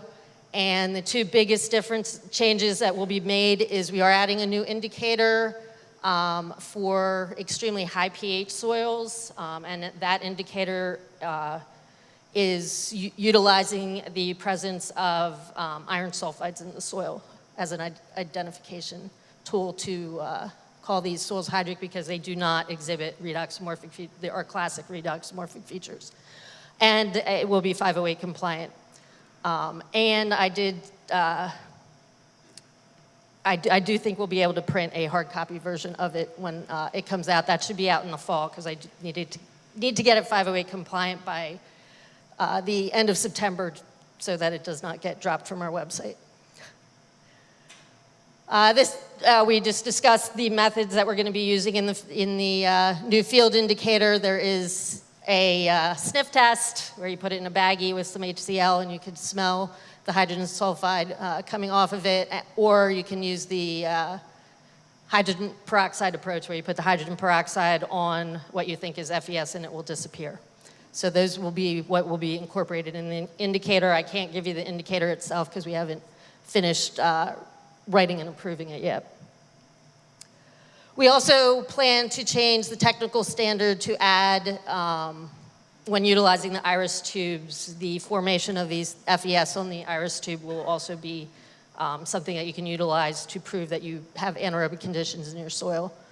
And that is one of the reasons you may want to utilize that when you have FES in your soil, is it's a much quicker process, so you don't need to keep the iris tubes in as long if you get FES on the tubes.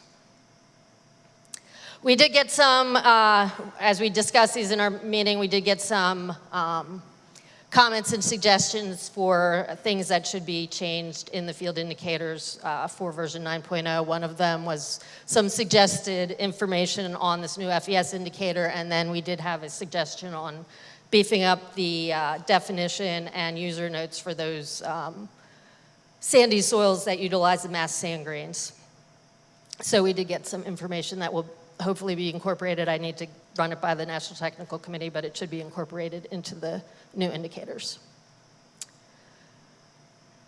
One of the things that was discussed at the National Technical Committee for Hydric Soils is if you use the regional supplements, there is a wonderful section on problematic hydric soil situations or problem soils in the regional supplements, but they have no mechanism to update those. And some of those problems we've created indicators for. So we've identified new problems that we can't add to those. So the National Technical Committee has decided that they are going to create a companion publication that will incorporate the regional supplement problematic soil situations information and update it. And thankfully, when the regional supplements were written, they actually wrote in to that chapter that any changes made by the National Technical Committee for Hydric Soils supersedes what's written in the regional supplements. And this is one of the reasons why we are hoping that the new Standing Hydric Soils Committee passes, and hope to get these regional hydric soils committees going for all the regions. I think most of the regions have at least had one hydric soils committee meeting, except for, I think, the West. And I talked to someone and they'd really like to get one going. But this would be a good place for those discussions to happen. What needs to be updated, what needs to be changed, is there any new indicators or indicators that were missed? And there was some discussion that maybe the National Cooperative Soil Survey wasn't the best place for this, but I'm thinking if we have these team meetings prior to this, we can encourage some people that are not traditional cooperators, such as state agencies, maybe consultants, people who would have input into this, to actually come and join the Cooperative Soil Survey, at least on the Teams meetings. They may not be able to go to the in-person meeting, but they could join the Teams meetings.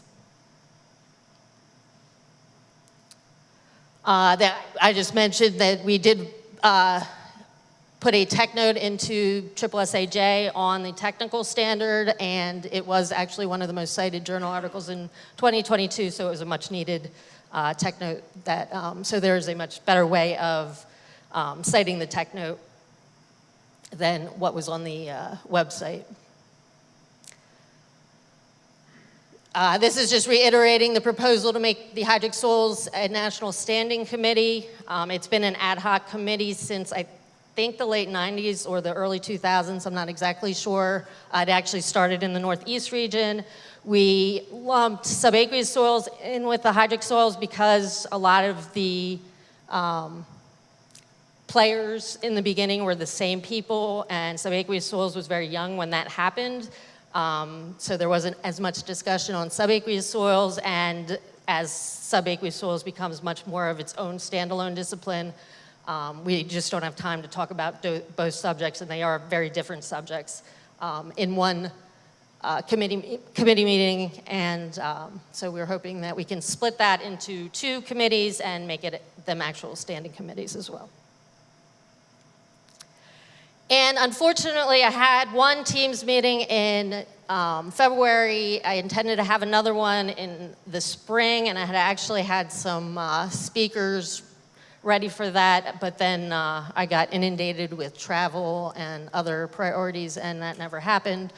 But these are some of the topics that first Teams meeting identified as topics that this committee needs to discuss. We've always traditionally talked about the field indicators and means of identifying hydric soils for compliance purposes, but there's a lot of other reasons why we need to identify hydric soils.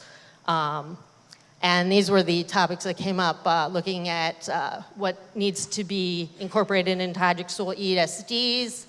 And Colby Morberg had a student that did a study on utilizing the National Island Condition Assessment data to create somewhat ESDs, and he now actually works for us. He was going to talk at that meeting, but it just never came to fruition. Tools for identification of hydric soils for programs, practices, and compliance. We have a lot of new technology that's been developed to help us identify hydric soils or collect the data to create indicators, and that just needs to be disseminated. Obviously, still identifying problematic soil situations and trying to find some indicators for those situations and other research needs. And that is all I have.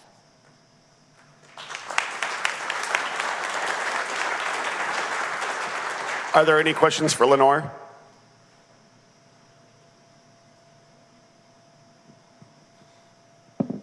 Okay, thank you, Lenore.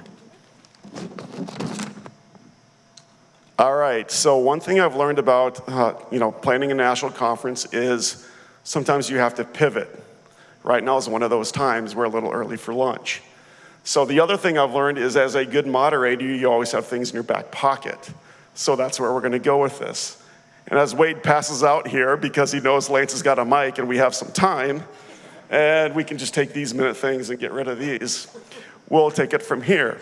So this morning, I had started out by, I was gonna tell a story about our planning of this conference and some of the fun things that happened. And I didn't get to do it because we were running short on time and I was hoping I was gonna get to. So now I'm gonna do it, okay? So where we're at is something that we're all familiar with is acronyms. So how the story starts is we had weekly planning committees. Again, it was Dave Hopkins, Susan, Wade, and I. And when we first started this, we're talking, and one of the first acronyms I came across that Dave wasn't familiar with was FPAC. So we explained to him what FPAC was. And from there, every time we had a conference, there was an acronym that came up that we didn't know about or didn't understand, whether it was university-based or USDA-based. And Dave said, he goes, Lance, you need to start writing these down. So I did. I started taking a spreadsheet and using acronyms. And as we know, for NRCS, USDA, SPSD, acronyms are kind of our life. Soon enough, Dave goes, Lance, you should really make a poster of acronyms from planning the NCSS conference. Well, I'm too much of a serious soil science to do that. And we really wanted to showcase the science that we had for the poster session, right? I didn't want to water that down.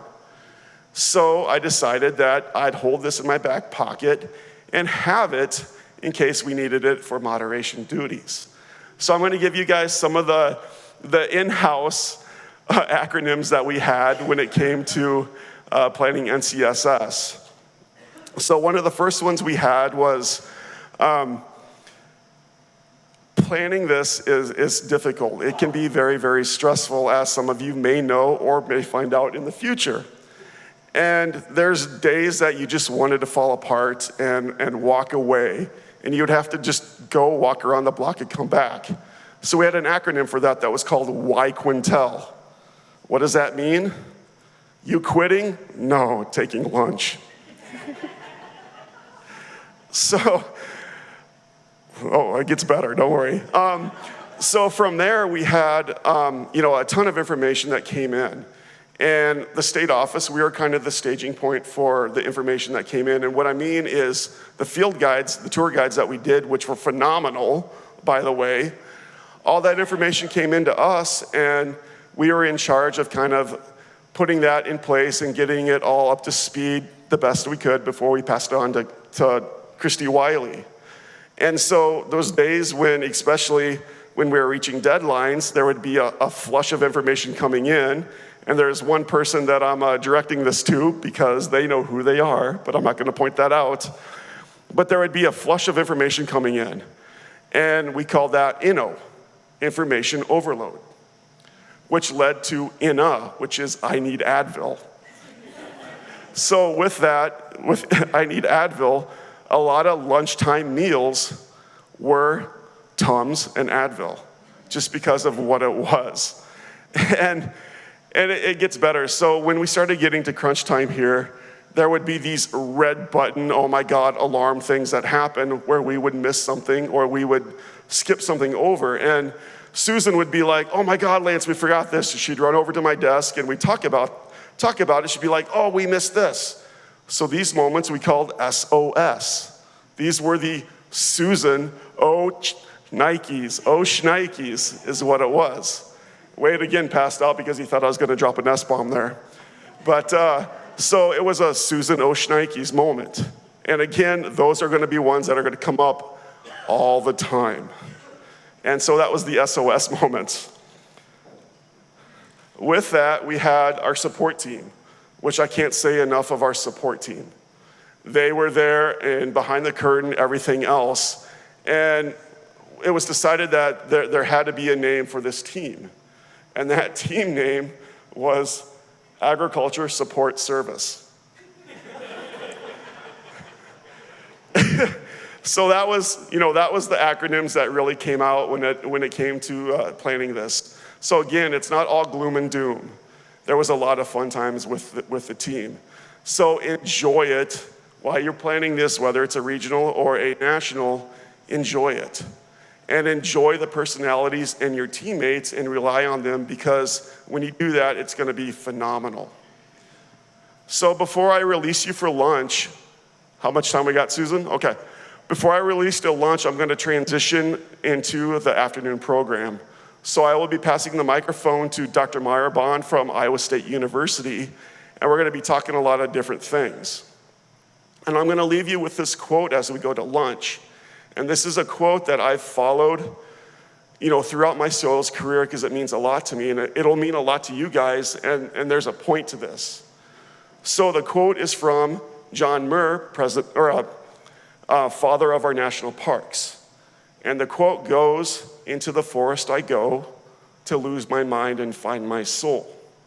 The point to this is there are soil scientists out there, whether they know it or not, that want to be soil scientists. What we need to do is what we're going to be talking about is how do we find them and how do we get them? And that's where we're at right now. And what I mean by that quote is that hits home with everybody that's in here as a soil scientist, especially our soil mappers. There's passion in this room and there's passion out there, we just don't know it. I'm more of an old guard from the soil mappers, things like that. There's, a new guard coming in. Again, it's just a matter of finding those people, being able to get them and get them within the agency or within the university system. So that's just a quote that I thought would resonate with all of us as we went forward, is finding that passion. Whatever division it is within soils, we need to find it, and we need to do it quickly. Happy lunch.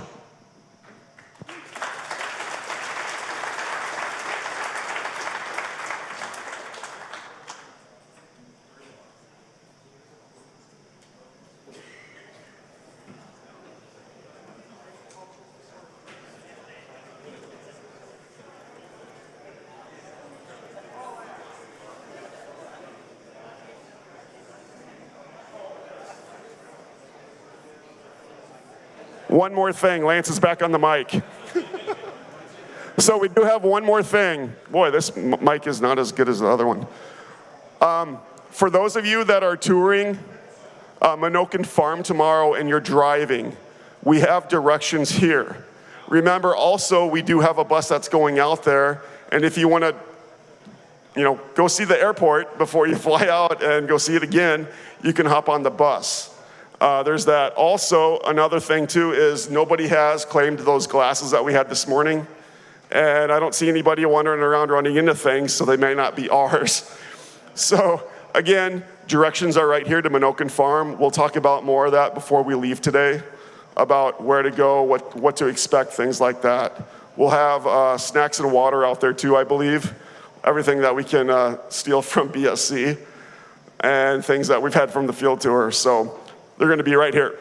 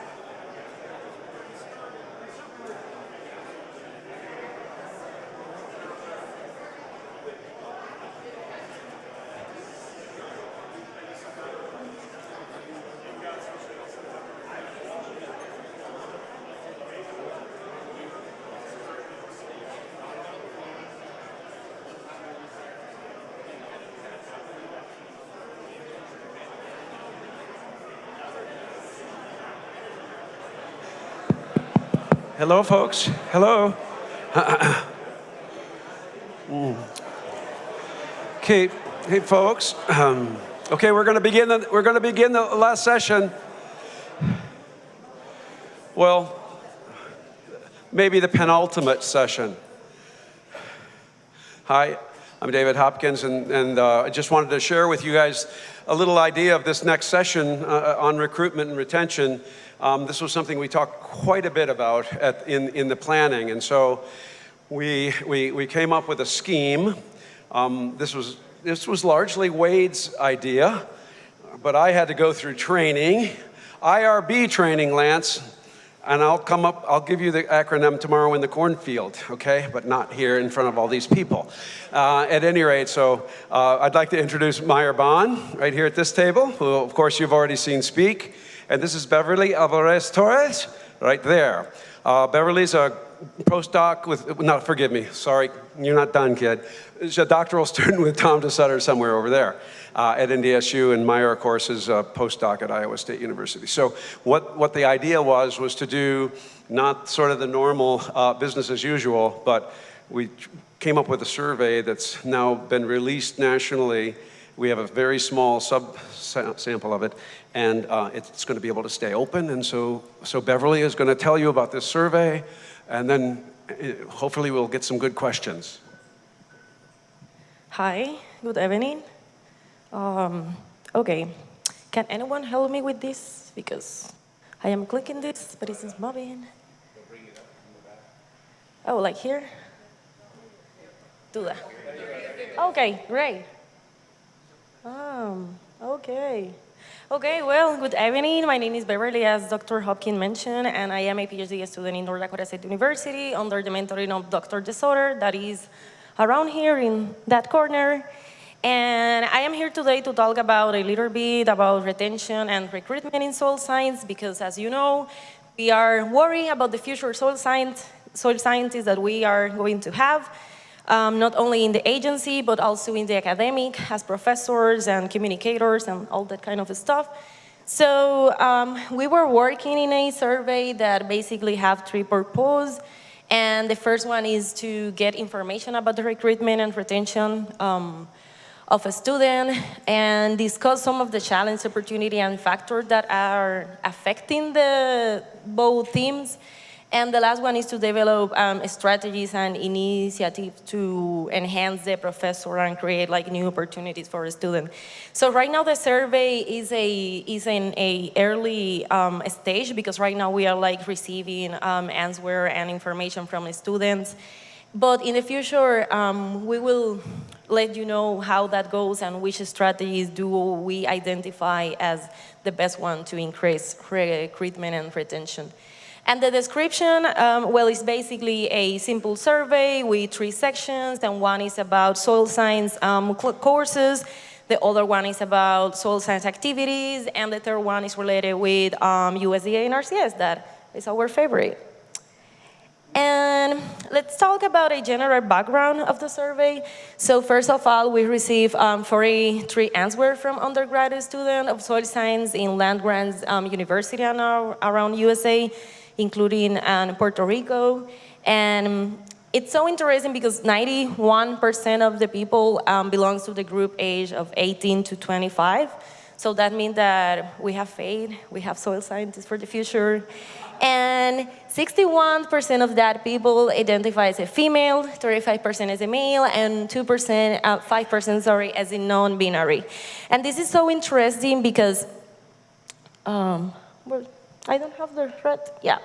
It's so interesting because the non-binary word is something like can sound new for some of us. And I think that it's time to start like learning this new vocabulary just to make people feel like more comfortable in our soil science environment. And to finish with the general background, we identified that 54% of that people is in soil science by personal preference, and that is amazing. Why? Because it's so hard to feed people with soil science interests, you know, like it's something that need to develop like organically, and apparently that is what is going on. So related with the soil science courses, we identified that people express a strong agreement with the recruitment, with the current curriculum. So professors, great job. And the participation in the extracurricular activities related with the soil science, it's something regular among students from weekly to annually. And in weekly, we have 37%. And as weekly, we can identify like soil science laboratory, soil science assignment related with soil courses. But annually, something so interesting for us is that there we can include conference like this. Because some students only have opportunities like this one to come and meet people like us related with the soil science and other stuff. So also, annually, I want to mention that it's so important to keep in mind that that December 5th is the World Soil Day, and actually, for me, it's the most important day of the year because I am pretty intense, so I want to celebrate everything, and for that day, I have the permission of celebrating the university. So the last year, we performed a activity, and we have around 100 students participating in the activity, and they are from soil science, plant science, and in other fields like engineering. So if we keep doing that kind of activities, we can increase that number. And to finish with this, they express a desire for more programs that can give them opportunities to make internship, mentorship, and scholarship. And I think that with this Terry, they were like very specified about what they are looking for. So if someone here is writing a proposal, please include the internships, mentorships, and scholarships. Something that I want to take a break to talk about that is that 65% of the students considering to switching to a different major due to different factors. And for me, this image is so powerful because there we can see that we can do things to retain people in soil science, but we need to do more than soil science. Like for example, if we are working with landscaping background, it's related with soil science. So it's related with plants. Career choice, well, it's related with soil and mentors. Soil scientists field work is related with soil science, with field, with plants. But what about authority figures? What about male co-workers? What about peer of color? What about difficult to be a woman? These are not soil science. This is personal behaviors. And this is the kind of thing that we need to figure out in soil science if we want more soil scientists in the future. Because soil science, it's a great focus to be a scientist. But sometimes the history development of the science can be very focused in some things that right now the new generations feel like maybe uncomfortable. Because, for example, Dr. Hopkins is always sharing with us the history about soil science development and the people that was part of that. And for us, it's amazing, it's so interesting, but where are the women there? We are not there, and we want to be there. So I don't know the specific reason. There was different times, but we have the opportunity today to change that. And I encourage you to do whatever you want, whatever you can to do that. And returning to the soil science courses, 51% expressed that the high level or importance in making change or improvement in the curriculum is something that they are looking for. Why? Because for years we have been working with the soil science curriculum and as a basis one, but right now we are observing more remediation, more conservation, more ecology, and they are looking, they want to see some changes in the curriculum. And also 19% express that enrolling in soil science classes can be somewhat difficult, but is generally considered easy. And here I want to touch a point that some universities, like land grant university, they have like multiple systems to enroll in your soil science class, but some of the university has this system where the undergraduate of first years go first, the second year go second, and that way. And sometimes students that do not have the opportunity to follow the class course schedule as designed by the university, sometimes for them it can be hard to enroll in soil science classes because they need to follow the order of the students. And sometimes it's almost impossible to enroll in one class because of that. So when you have that kind of situation, usually you need to wait 1 semester or 1 year to enroll in the class. So some students say like, hey, no, I am not waiting, I am going to the industry because I want money, I want to work. So maybe in the future we need to consider that point. And 58% express satisfaction and 23% express dissatisfaction with the variety of soil science classes. But more interesting is that 56% express satisfaction and 26% are not satisfied with the variety of advanced soil science.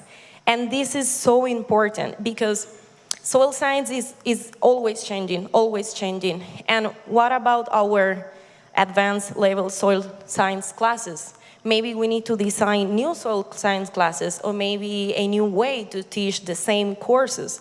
So something to figure out. Next, we have the soil science activity. And this is my favorite part, of course, because I really like the activities. But it's interesting that 63% express satisfaction with the, 63% of the students are satisfied with the opportunities, but 37% is not happy with the opportunities that they have in soil science. So that is why they are looking for more internship, for more scholarship, for more mentorship. And 98% express that the laboratory and all field trip are necessary component for their learning during the soil courses. And here I have a point. What about the COVID? What about the online courses? As soil scientists, we want always go to the field. Always. We want soil in our hands, we want to play with soil, but during the COVID, that was almost impossible. And for a lot of students, it was so hard to get like knowledge in soil science because it's not the same to read a paper about soil than touch the soil. It's completely different. So some universities cancel the soil laboratory because they were not able to do that. Like you cannot send the monolith by mail to the student just to show them, hey, this is the soil profile. So Dr. DeSoto and we have been talking about why we don't have soil kits for online soil courses. Why we don't have that? Because if we can create a soil kit with some materials and we distribute among the students, maybe they can be more involved in soil science. And inclusive, if we use these kits with high school students or with K-12 students, maybe we can engage more with them, no matter if we are online or in person. So think about that. And 90% express that somewhat, very little, or not any familiar or knowledgement about job opportunities available for a student with a degree in soil science. But more interesting is that 61% express confidence in their ability to secure employment. So they don't know the opportunity that we have for them, but they want the opportunity, and they are very sure that they are going to get the opportunity. And that is so important because that means that our future soil scientists have the STEM and the empowerment to, hey, I want to be in soil science, but I don't know how to get insight. So thinking in that, we include a section about USDA and NRCS. And it's so interesting because 67% of the students never worked with NRCS or used any other resource or program. And here I have a question. As agency, you have a lot of experience, you have very good materials that maybe we need to push out more in the universities, because for example, if I am in a soil science course, I can have one text box for the class, but in my material, I will include by sure the NRCS books, the NRCS publications, because finally the students are going to use that information for the thesis, for the reports, and all that kind of stuff. So that 67%, if I need to give you an explanation related with that, maybe it's because one example is the web cell survey. I love that website, honestly. And I always in the labs, I want to teach the student how to use that system. But the situation is that I only have 1 hour. I only have 1 hour. And sometimes the program can be really slow. And for me as a TA, I cannot do that with the student. I have 25 students in the lab. And all of them want to use the soil web survey. But 50% of them don't know how to get them. They don't know how to select the area. And that takes time.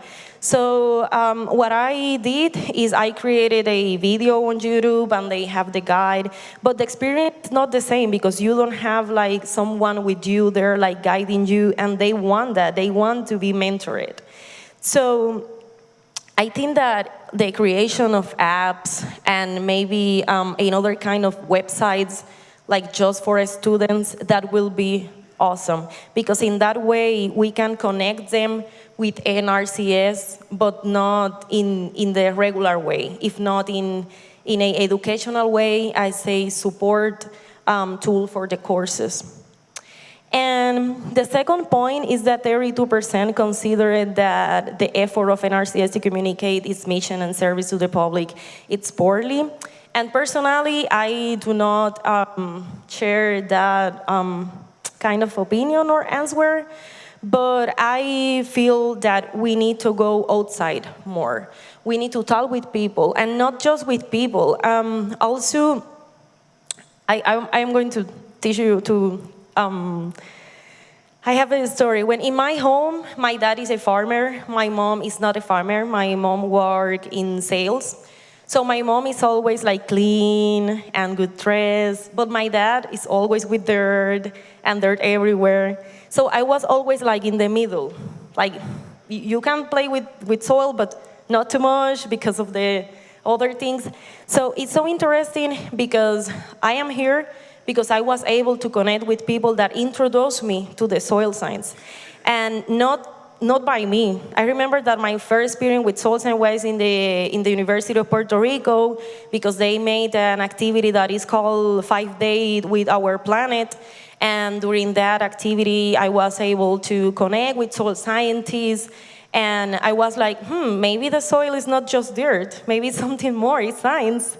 And after that, I was in contact with Manuel Matos, and I am here today. So if you talk not just with the kids, but also with the parents, because some parents, they don't know how to guide their children to the university, because maybe they don't go to the university, or maybe they study something different, like engineering, and right now you want to play with soil in the university. So I encourage you to talk also with the dads of the K-12 and high school students, because sometimes as parents, they need the advice of a professional, like, hey, your son has these options and this option, and we can help you to guide that situation.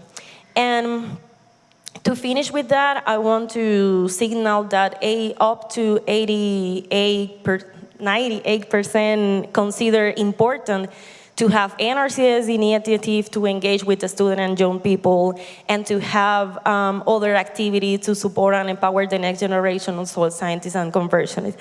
So they want us, they like us, they love us. It's just that we need to communicate with them more and in a better way.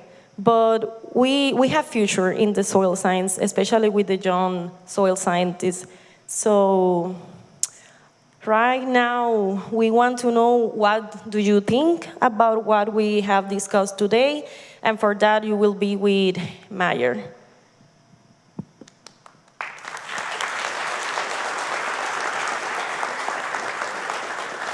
Fantastic job, Beverly. She really put in a lot of work on this survey. I just oversaw it a little bit, but between her and Dr. Hopkins, it was a really good effort, and it's great to have these results. So now this is a town hall discussion, and we have a lot of experience in this room, and so we want to provide an opportunity for people to share ideas to inform the next generation of soil scientists.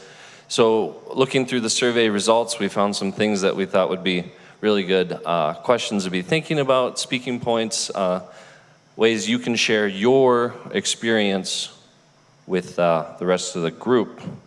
Did you memorize that question? Okay. I'm sure we're pulling it back up. But we are going to be walking around with the microphones. Is there a second microphone here too? Yep. And give people the opportunity to share what's been working for them in terms of recruitment and retention. So the first question is, what are some novel teaching strategies and or training methods and modules that you've incorporated into your courses or your trainings to improve the learning experience? So we'll take questions from the group. My name is Barrett Wessel. I just started at Michigan State University last year, and what I've done since showing up there is a little bit of review of our curricula, and I can tell you from my experience there that there's a lot of people at the universities who don't know anything about the OPM job requirements. They've never heard of them, they don't know about the 15 credit requirement, and so a lot of students meet that requirement by chance, just accidentally taking courses that they're interested in. And we talked about this in the North Central Committee meeting the other day. A lot of degree programs don't actually require 15 credits in soils, even if they're a soil degree, crop and soil, or something like that. We happen to at Michigan State University, so our crop and soil science students are fine. But the allied majors like forestry and environmental science and geography and fish and wildlife, they're lucky if they take one soils course. They might have to take one in some of those majors, or they've got a list of 2 or 3 courses, and one of those could be the intro soils course that I teach. And so over the past year, I've been pushing a soil science minor that would meet the 15 credit requirement for OPM and CPSS, if the students are interested in going down that path, and pushing that minor to the forestry department and all these other departments. Something came up earlier just today, I think, about a lack of forest soil scientists for the Forest Service. Well, it's because we're not training them. You know, people get forestry degrees and they've got 1 class in soil science. They're not going to get through USA jobs for an 0470 job. And so I would encourage the university people to take a close look at your curricula and make sure that it lines up with the CPSS and with the 0470 requirements, the 15 credits in soils. And I would encourage the agency to reach out to universities and let them know what you need in terms of the students that are being produced. In a lot of ways, it looks an awful lot like we're training soil scientists, exactly like we did in 1970. And I was heartened to hear your result there, that 23% of the students are dissatisfied with the variety of soil science courses. And that's exactly what we're trying to do with this new minor.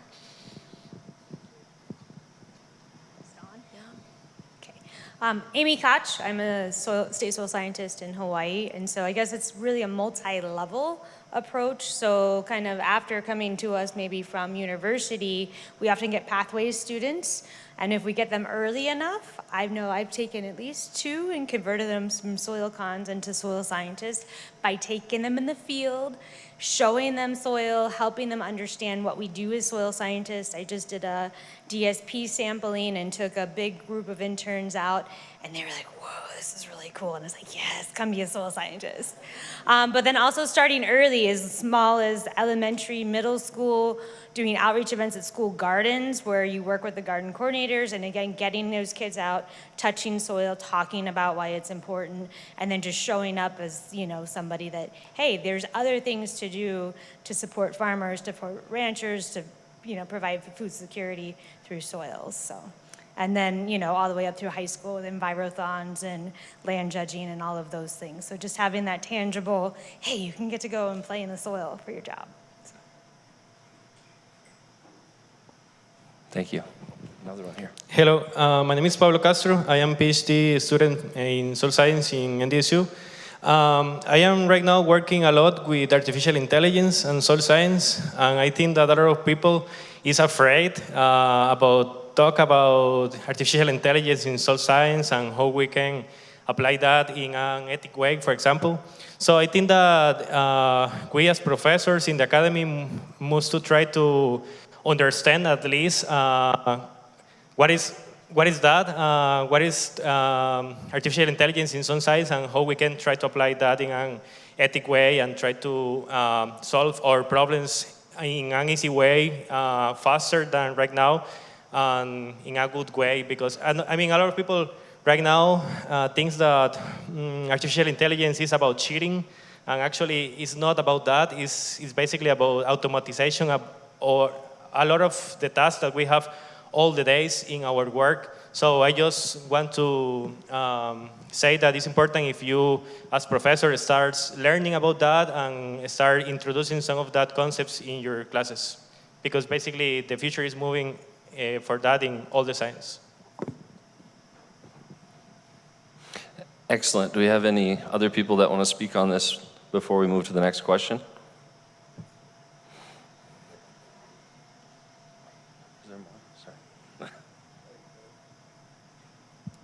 Hi. So I'm a big proponent of online training material, and I'm kind of came alive when luckily the internet is. I grew up with the internet, so I know a lot about information, and the beautiful thing about that, I think, is that we provide a lot of our online training material for free on our website, and I'm not sure if it's possible for us to incorporate other people's training into our federal websites, but maybe there's an opportunity to create like an NCSS standalone page, because it's sort of quasi-governmental and not per se federal. Maybe I'm overstepping here, but I think it would be nice to share a lot of the good teaching materials that the different folks in this room have helped develop. I know over time I've probably pulled on a lot of them by Googling the internet and whatnot and seeing what kind of answers I get back. And so I'm always really impressed by some of the material that the folks in this room put together. And we try and develop some of our own internal within the NRCS that's specific to the things that we want our employees to do. But I'm just wondering if there's a way to pull together some of that material into sort of a central repository or some kind of,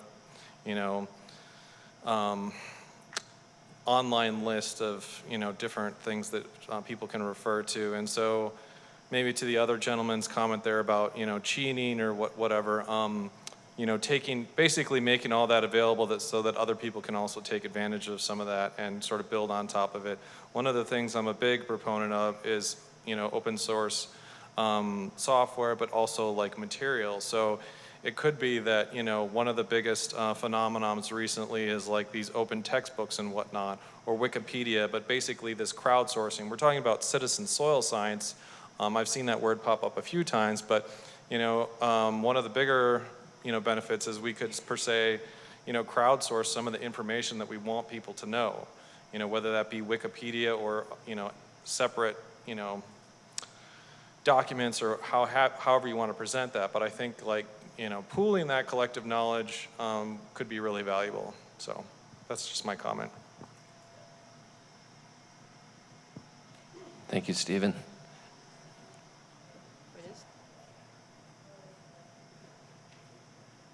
It's off. Okay. Is it? All right. Sorry. I'm not used to using microphones. I just wanted to piggyback off Barrett's kind of conversation a little bit. So my college, Stevens Point, they had a really strong natural resources program, and everyone had to take a course within each of the disciplines. And a lot of times people be like, oh, I'm going to be wildlife or forestry, but I'm going to take the soil science major. And our soil science minor was strong enough that you could just get a job with NRCS as a soil scientist. So I mean, wildlife isn't as attractive to most people as soil sciences. So I think like that sneaking in of, hey, you should take soil science as maybe your minor, it opens up more opportunities for you, is a good way to kind of get people slightly interested. I've had some friends that just took the minor and it actually came into NRCS, so. Just to compound on what Stephen was saying, historically our Soil and Plant Science Division training has always been on our National Cooperative Soil Survey webpage. It's still on there. We're redeveloping that because of 508 compliance, but a list of our courses are always listed on the NCSS webpage under NCSS members, which anyone can be a member. I did talk to a couple of professors this week about taking our training so they could take some of that back to their students. One of the things that I do to kind of help bridge the gap is serve on the Curricular Advisory Board at the University of Tennessee Institute of Ag.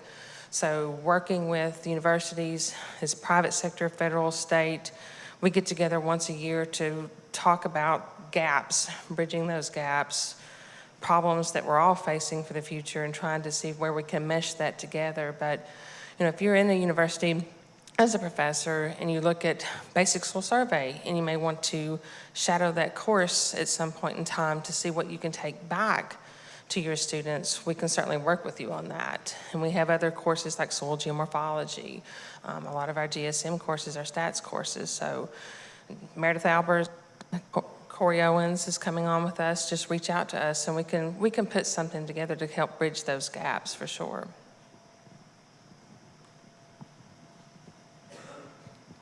Okay, we're sitting at a half hour. There's 2 more questions left, but I think this is really good, so I think we'll just keep going with this question here. Hi, this probably isn't something I really need to reinforce to this group, but I really thought that a novel teaching strategy for getting students involved in soil science is incorporating soil judging into your university and programs. At some universities, it's the only pedology experience students may get. It's great for training for NRCS and consultants, so I encourage everyone to keep up with recruitment, and if you haven't gotten involved in soil judging, that it would be a great addition and getting students exposed to soil science.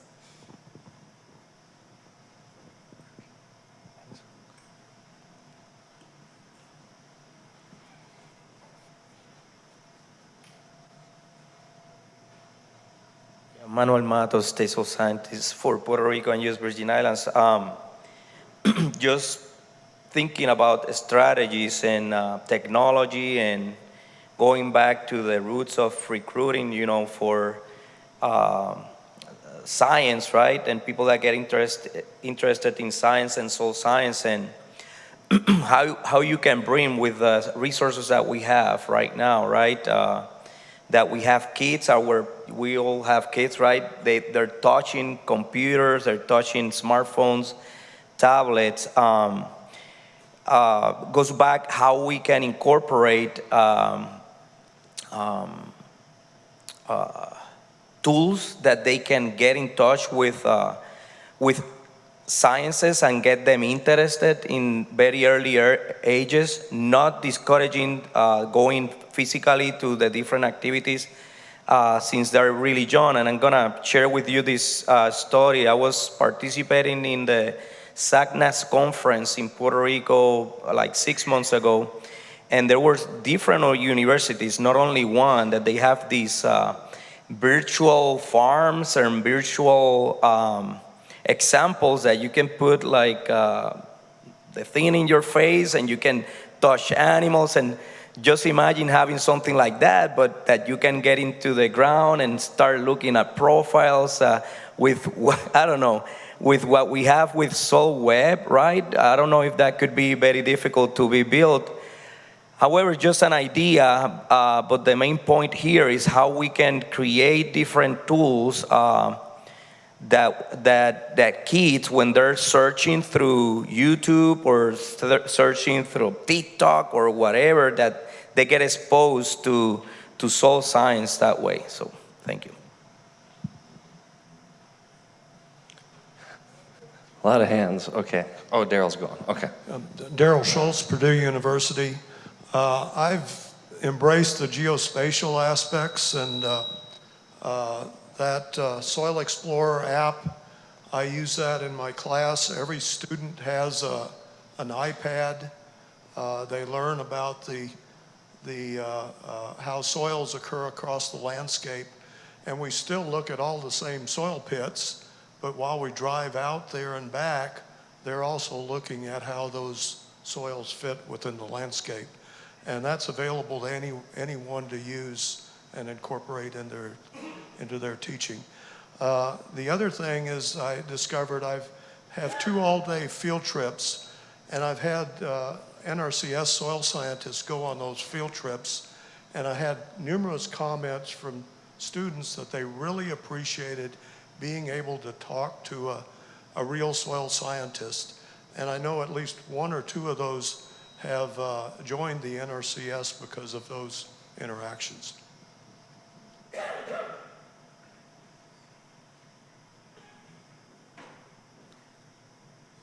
I guess it's my turn. So I'll just say that the NRCS has created an incredible opportunity to recruit soil scientists nationwide. When they announced that there was an initiative to hire 3,000 soil conservationists across the country, if you look at what qualifies somebody for a soil conservationist position for our agency, it requires at least 3 hours of a soil course. So when you look at that, those are 3,000 opportunities to recruit somebody to be a soil scientist and advance their career and their education. So you may want to take a look at that and see if we can take advantage of that situation and utilize it as a recruiting tool.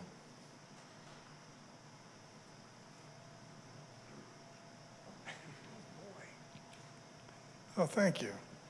Yeah, I'd like to introduce the concept of re-retention. We hire people on, they work 3-4 years, and they get a bug, and they go to universities, private industry, education, all kinds of stuff. But I think a large proportion of the time, they come to their senses and realize, gosh, soil survey was a great place. Why did I ever leave? And they come back, and there's a lot of them in this room, and most of them are pretty good people. One of them got tired of baguette, and the other one just got tired of working 24-hour days, and this one just got fed up with academic BS. And I don't know if there's kind of like a back channel listing of, we should keep our eyes on that one. That one might come back. And when they do decide, man, I've had enough of whatever it is I'm doing, and they apply for a job, say, okay, let's grab this one, because they not only have the NRCS soil mapping background, but now they've gone out and learned some serious management skills or serious laboratory skills that can really, really be well folded into, what they're planning to do now.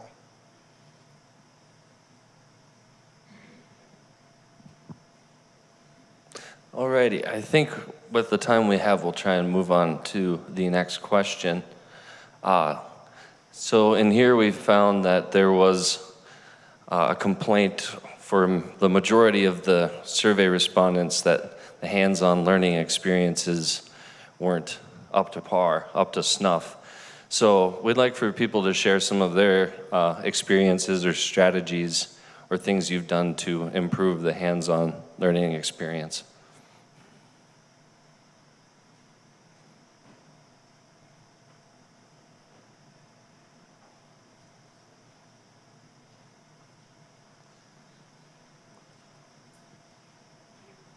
Hi, everybody. My name is Kristen Brennan. I was the Assistant State Soil Scientist and Soil Health Specialist for Minnesota NRCS, and I'm one of those people that went over to the dark side. But I will be back, I promise. But when I was the State Soil Health Specialist, we did, the quintessential week-long soil health and sustainability course. And if you want to talk about getting people excited about soil, it's soil health, it's DSP. That's the stuff that they really love. And it's as simple as using the in-field soil health assessment and your soil quality test kits and getting students out and comparing management systems. And if we can incorporate that into some of our maybe more standalone soil science courses, I think that'll go a long way. Because when you get people talking about soil function, I think it gets people really, really excited about what it is that we do.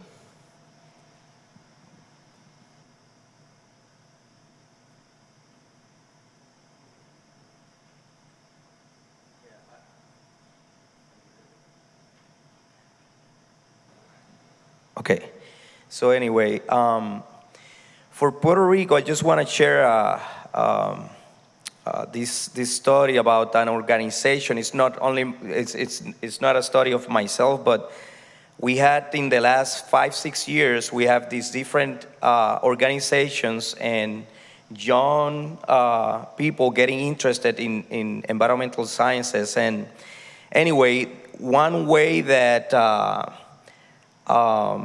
you know, this organization, specific organization that is trying to link art, soils, and humans, right? Has used different techniques, but linking that, you know, making that connection of human beings with soils and art. And they have these, I don't know if it's got to the point to a train like what was used in North Dakota, but they have these different courses or workshops to paint with soils. They have mined different soils in Puerto Rico, just take samples, and they develop a technique to develop the pigments. They have a chart of colors, and when they go and teach and talk about science and soils, they engage people painting with soils of Puerto Rico. And this organization is named, and Beverly and guys from Puerto Rico knows about that, and I know they're part of it. It's Arte Suelo Ser. So when I heard about it, I got involved with them. It's like, how, as an NRCS, right, employee, how can I embrace them? How can I help them? How can I provide resources to these organizations so they can grow, right? And and they can share this with, or have the resources to touch more people. So one way we did it, we established an agreement, and we're starting to develop it's called the first Puerto Rico Soils Virtual Museum. But they're developing different, at different levels, educational materials, right, from early, middle, and high school. Not only that, they're also developing like the roadside geology book, but for soils that I know different states has done that already. But the main thing here is how you make that connection. I know in each state, in every region, and in Hawaii, there's gonna be that organization that wanna work on that. How you connect with them and with the resources that you have available, how you can help them, to take that little idea, to take it to a different level. So that just wanted to share that experience, because for us, it's working really well. So thank you.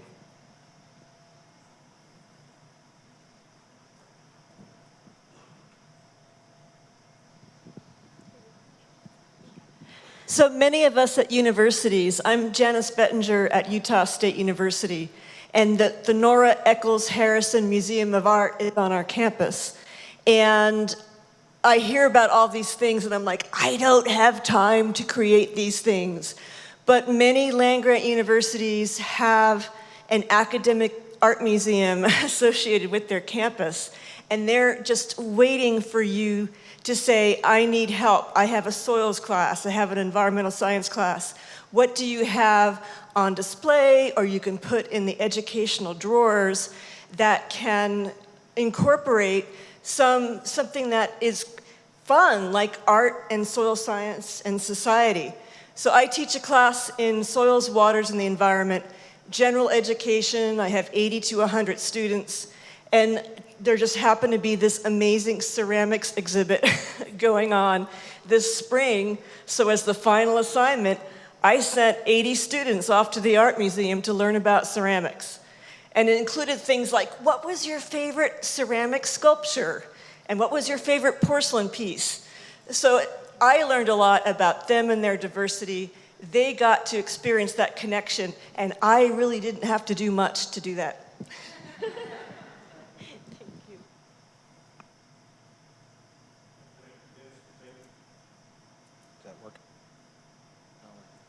Dennis Brzezina. I'm a soil health specialist in Texas, but I was a resource soil scientist for 15 years before that. How many in this room, as mentioned earlier, put on a Envirothon, FFA, or collegiate soils judging contest? You set them up, you know, and that. How many of y'all stay there for the contest day and go over the contest with it? Okay, that's wonderful. I've never seen that many hands go up, because a lot of soil scientists that I know, they don't want to be present at all the day of the contest and that. But if you can go over that contest with them and show them the reasons why you come up with the answers that you come up with, you really do make a big difference.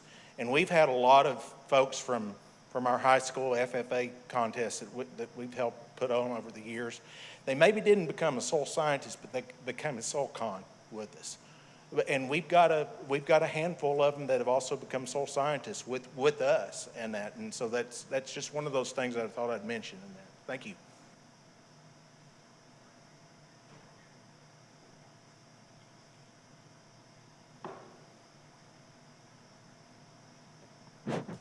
Tom DeSutter with NDSU Soil Science. Most universities are sort of in this realm of like declining enrollment. And so there's been caps on course numbers. I don't know about at West Virginia if that's been happening. Our undergraduate courses have to have 15 students in them. Our graduate courses have to have at least 6. And so we're kind of up against this academic disaster of time. We're fortunate with the Agricultural Experiment Station and Extension, flush with money. University, not so much. And so we're fortunate in that way that our research programs can keep moving forward.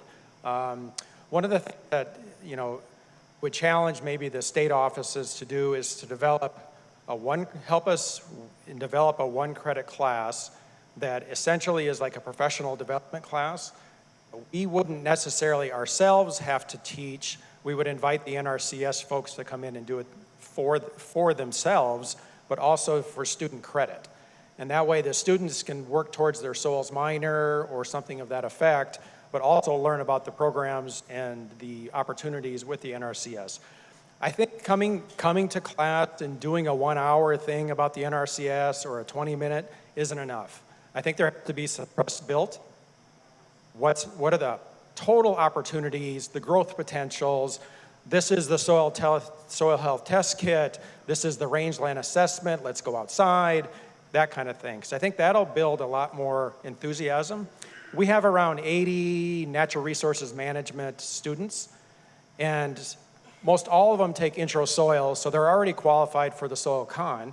It's just, can they get them more interested in taking a few more courses to then qualify for the soil survey as an example. So just my 2 cents. We are seeing a decline in enrollment, but intro soils is mandatory for a lot of the College of Ag majors. Ironically, not mandatory for landscape architecture, but that's a whole nother issue. So.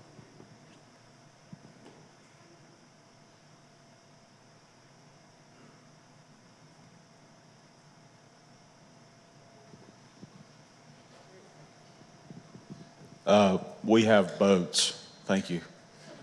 No, seriously, when we go, one of the best recruiting tools we have is not necessarily boats, but showing people that we don't just do one thing. Because when I first came on, I was one of those folks Bob talked about. I left the agency for 10 years and then came back because I realized, it wasn't that bad after I did soils consulting for a while.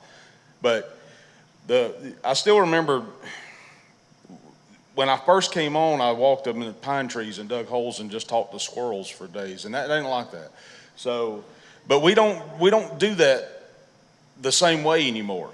And just showing that, especially students in college, showing them all the different opportunities that we have, and that it's not just going out to a cornfield and digging a hole or something like that, that we do a lot of different things. And it's hard to, you just gotta, I know that for some of my group that work with me, we start interacting with a lot of these students when they're just now getting into college.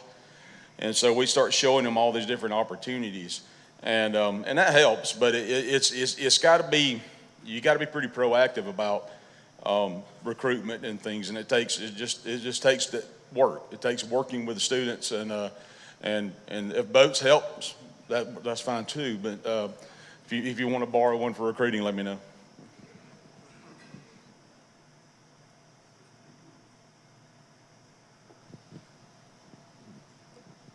So I'm Dennis Mulligan from Alaska, and I would say hire them for seasonal work. You know, generally speaking, students are pretty cheap. You can work them like mules, and they will love you. I mean, really honestly, how you think about Corey Cole, the state soil scientist, was my biotech in 2003. Stephanie Schmidt, a longtime MLRA leader, was also 2003. Paul Ryan Fleisch, who I believe is a soil data quality specialist in Colorado or Montana or someplace. I mean, I can think of probably about a dozen of them just right off the top of my head that have worked for me from over the years in the summers. So, you know, think of ways to hire them and put them to work doing soil scientist while they're students. There were probably students on some of your crews too, weren't there? Yeah, you know, I mean, yeah, biotechs, we use them hard and they'll love you even more. So that's my 2 cents.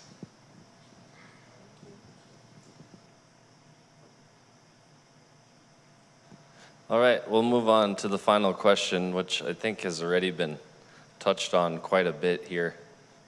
For getting the NRCS involvement with the universities and the students, we want to talk a bit about what your experience has been in terms of helping out with educational activities, and what are some of the current strategies that are going on right now, and how can those be improved as well? So. I was helping develop a class with Arkansas State University, a week-long class. They were in need of 3 hours of soil science like that. So Dr. Larry West and I came up with a tour, much like Moy Rutledge had done years before, but it was a week-long class. The university gave credit for that, and then they were able to move on. We had NRCS people along with us to help show what they did. So that's one way.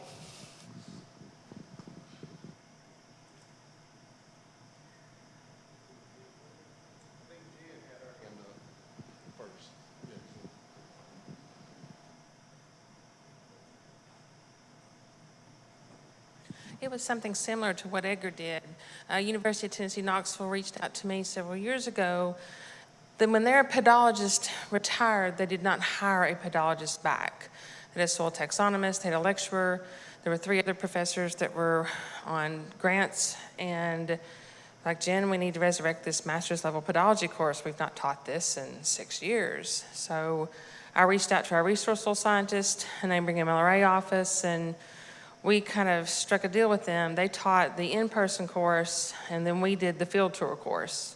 So NRCS kind of helped, worked on the UT farms. We took them across MLRA 128, Kerma Plateau, MLRA 122, et cetera, to do the geomorph tours. So we collaborated to make this course happen because it hadn't been taught in so long. The enrollment was low, but we had a really good turnout for it, and the students really enjoyed it. We had a good time. So trying to revive those courses that may have been lost due to their hiring restrictions or incapacities is one way we tried to work together to just at least help them out and make something happen.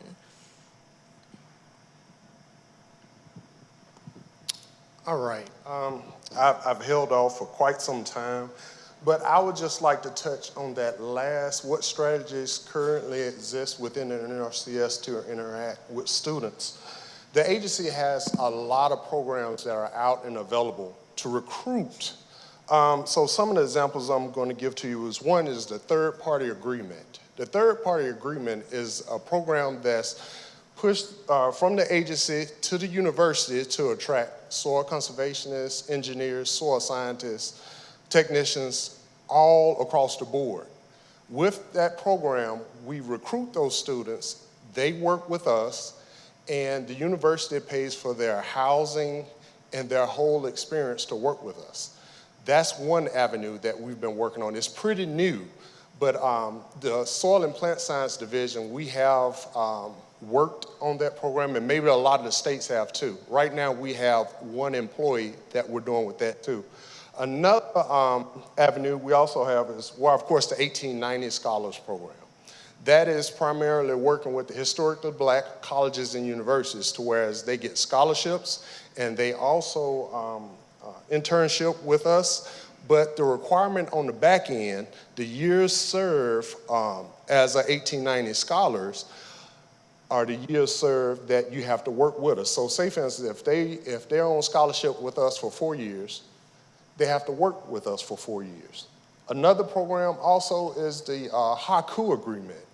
And the HAKU agreement is basically with the Hispanics, colleges and universities, which is very similar to the third-party agreement, to whereas the money is funneled through the universities to recruit students, and they work with us, and the university pays for their stipends, their internships, and everything. We've also engaged in that too also. Another one would be the 1994s, which is looking at the tribals. It's the same thing as the 1890s, and it works as such. But I want to stop right there because I would love for something like that to be created primarily just for soil scientists.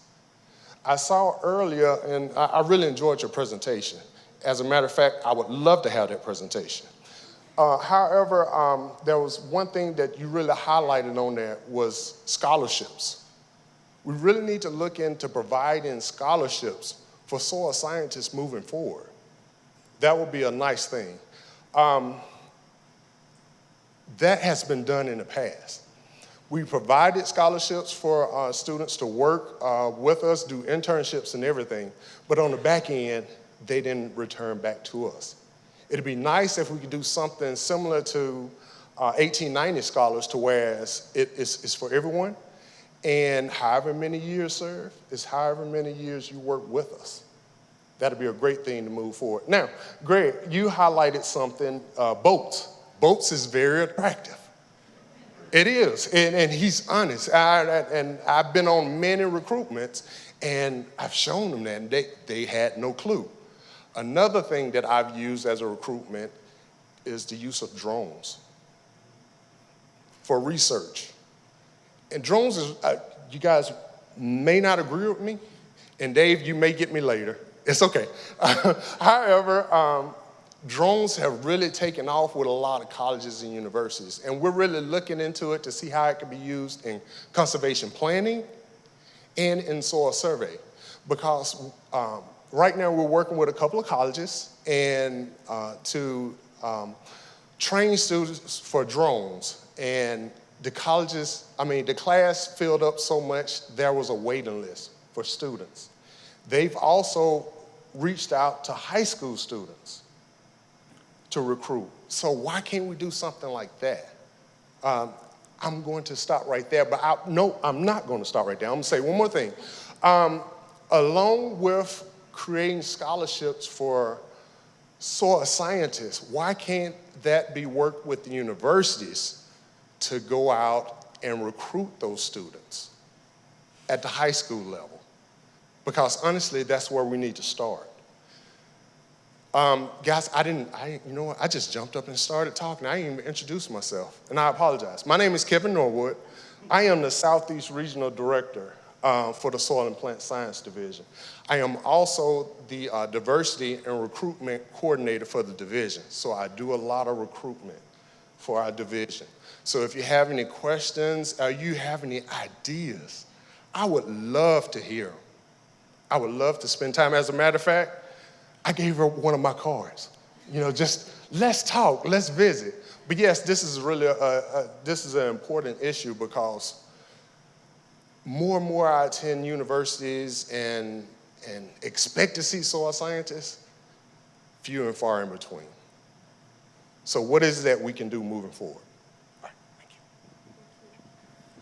Thank you, Kevin. I think we're going to have to wrap her up here. It's 2:15.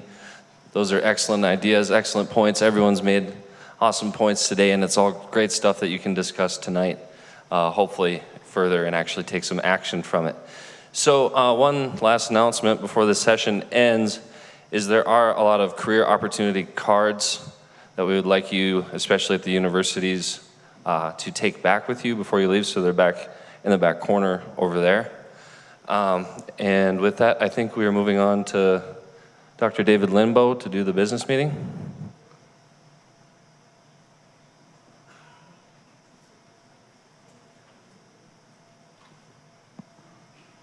All right, thank you.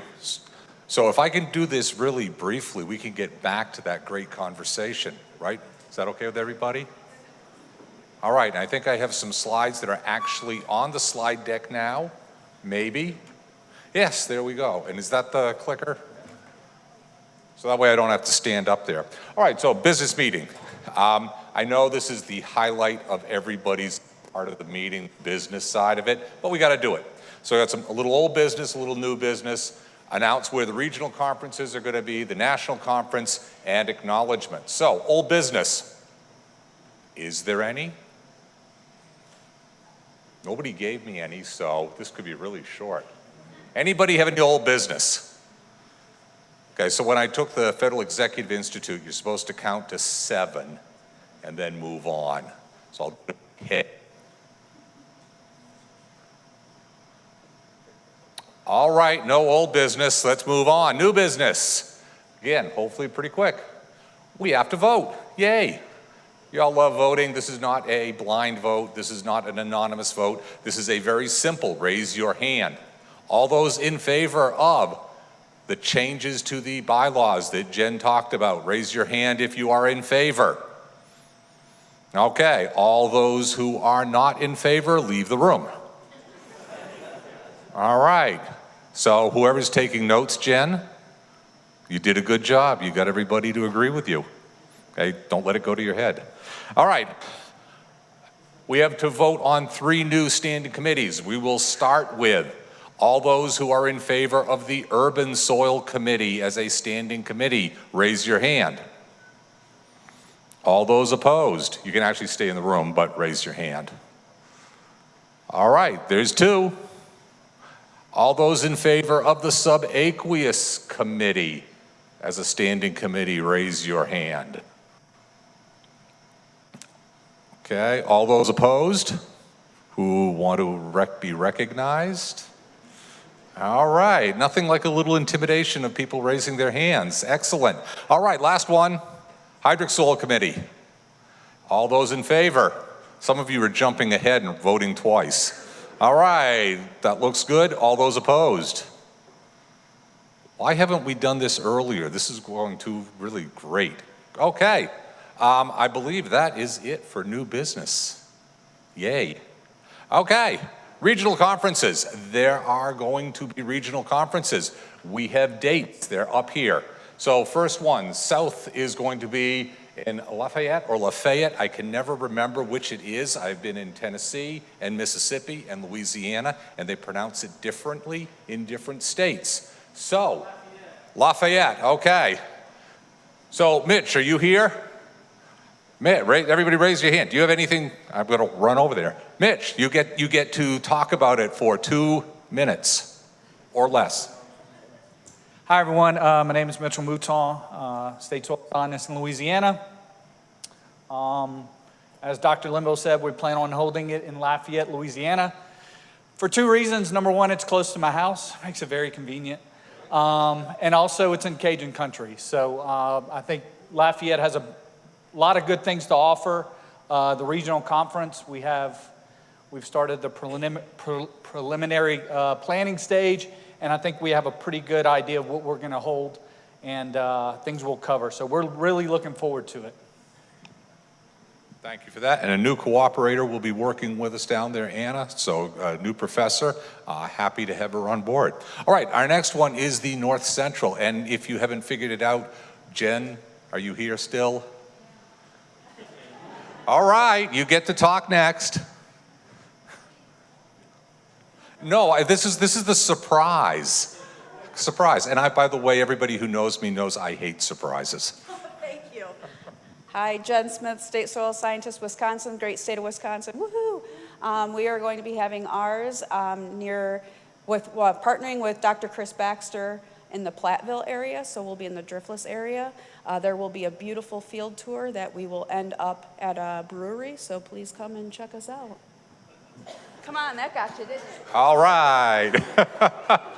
Okay, and Chris is not here, I believe, so we're going to move on to the Western. Alex?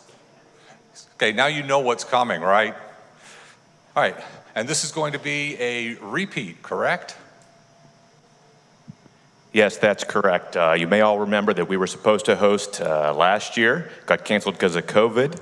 I let my cooperators steamroll me into getting a second crack at it this year. We had a lot of good things planned, and they were pretty upset that we had to cancel it. So I talked to Amy, and we did shift the schedule around so we can host it again. We'll be in Missoula.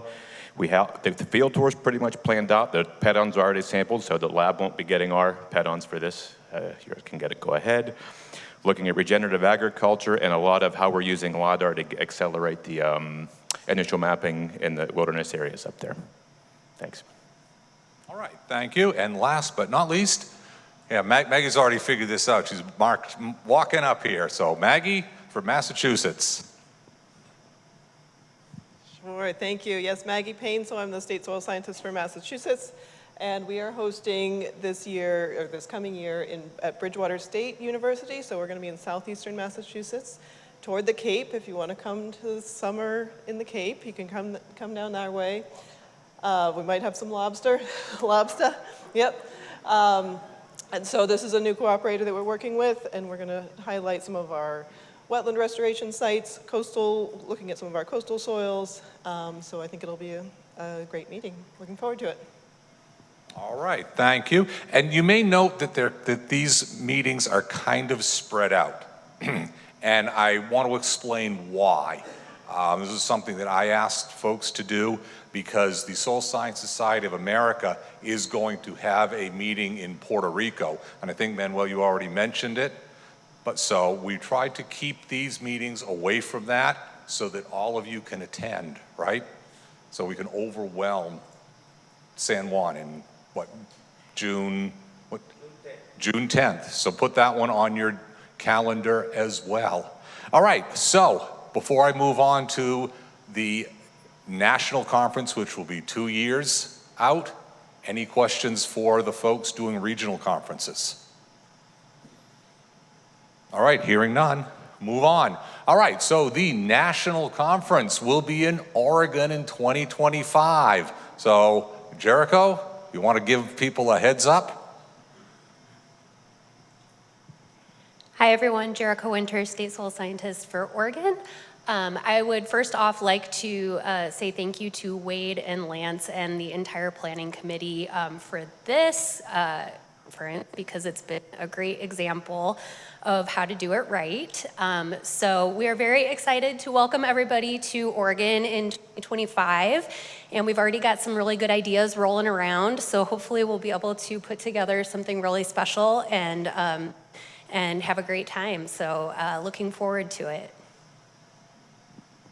All right, thanks for that. And to make hopefully everybody's life easier within the division, we are attempting to hire a permanent NCSS coordinator.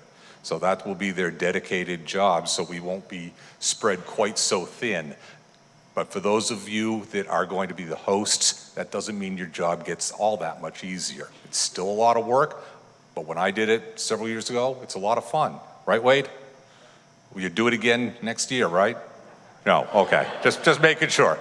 Okay, so again, thank you all for those of you who are volunteering to organize the next conferences. Again, it's great. You'll remember it for the rest of your lives. Okay, so I do want to thank a number of folks. So the co-hosts, North Dakota State University, NRCS in North Dakota, big hand for those folks. We could not do it without them.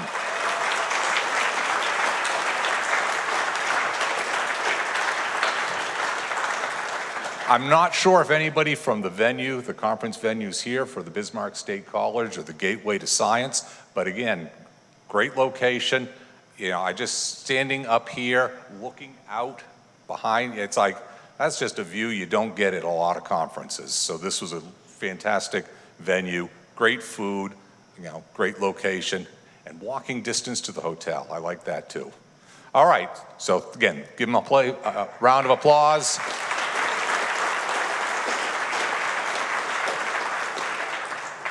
And then again, thank you, Beverly, who's walking away. So for what you did with the roadmap for the technical posters, thank you so much for that. I know as a PhD student, you have lots of other things to do. So thank you for taking the time and doing that much more. It will help in the long run. All right, so again, thank you, Beverly.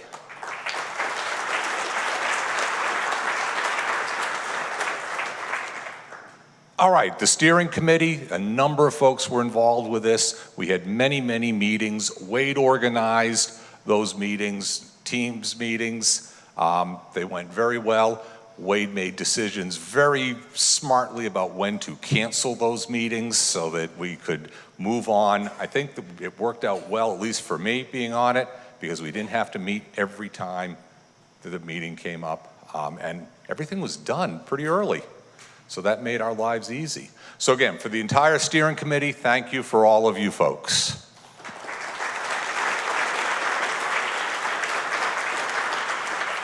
And yes, we're almost done clapping.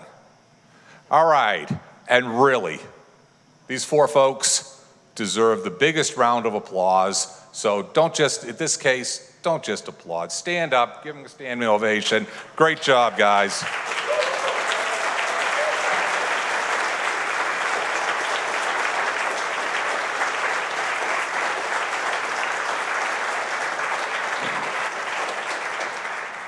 And they're still smiling, which is wonderful.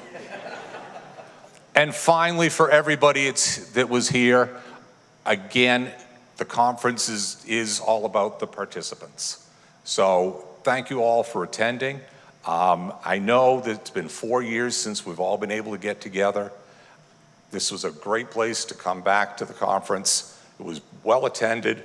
Can't ask for anything more. So again, thank you all. And remember, next year, there's 4 different ones to choose from. You can attend all 4, okay? That is, I should say, everybody but people in my division. Just make it clear. Yeah, 1, yes, 4, I don't know. But we'll have a great time next year, and in 2 years, we'll all be in Bend and enjoy that as well. So thank you all. And now, if Wade, I'm gonna turn it back to you. If you have any final words, or if you want to go back to that discussion about how should we recruit people? How should we get more folks into soil science? And he didn't expect me to hand it back to him, I know. Thank you, and thank you for the standing. Oh, holy smokes, how about that? Tomorrow morning, we'll meet out front at 7:30. We get a charter bus, and we'll take you out to Menoken and let you learn about the experiments and the demonstrations that they've got going on out there. We will leave for the airport at 10:30 from Menoken. It takes about a half hour to get to the airport from there. So we'll put all your luggage in the belly of the bus and get you to the airport in time for your flight. So, and after we drop everybody off at the airport, we'll come right back out here to the front of the National Energy Center. So looking forward to that tomorrow, and thank you for coming, and I hope you enjoyed it. We really enjoyed putting it together for you. We are looking forward to getting the other work that we've put aside for it done as well. So, But thank you for coming. I appreciate it. And what's the consent? You guys want to continue the recruitment conversation? All right. So Dr. Hopkins is going to leave that survey open for a while so we can get more responses, and so it'll only become more informative. I think that was an excellent approach to the recruitment discussion, and I appreciated the way Beverly put that together, and Meyer, perfect. It wasn't business as usual recruitment talk, and it came informed with data, and that is most appreciated. Thank you.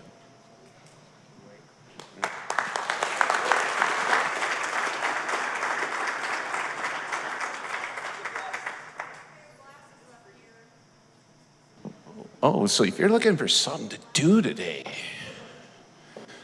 our State Historical Society building over there by the Capitol, just south and east of the Capitol, phenomenal and free. It will be worth your time. It's the museum, our state. So, and there's the cannonballs out front from the Cannonball River and everything else. So, go sit on one if you want.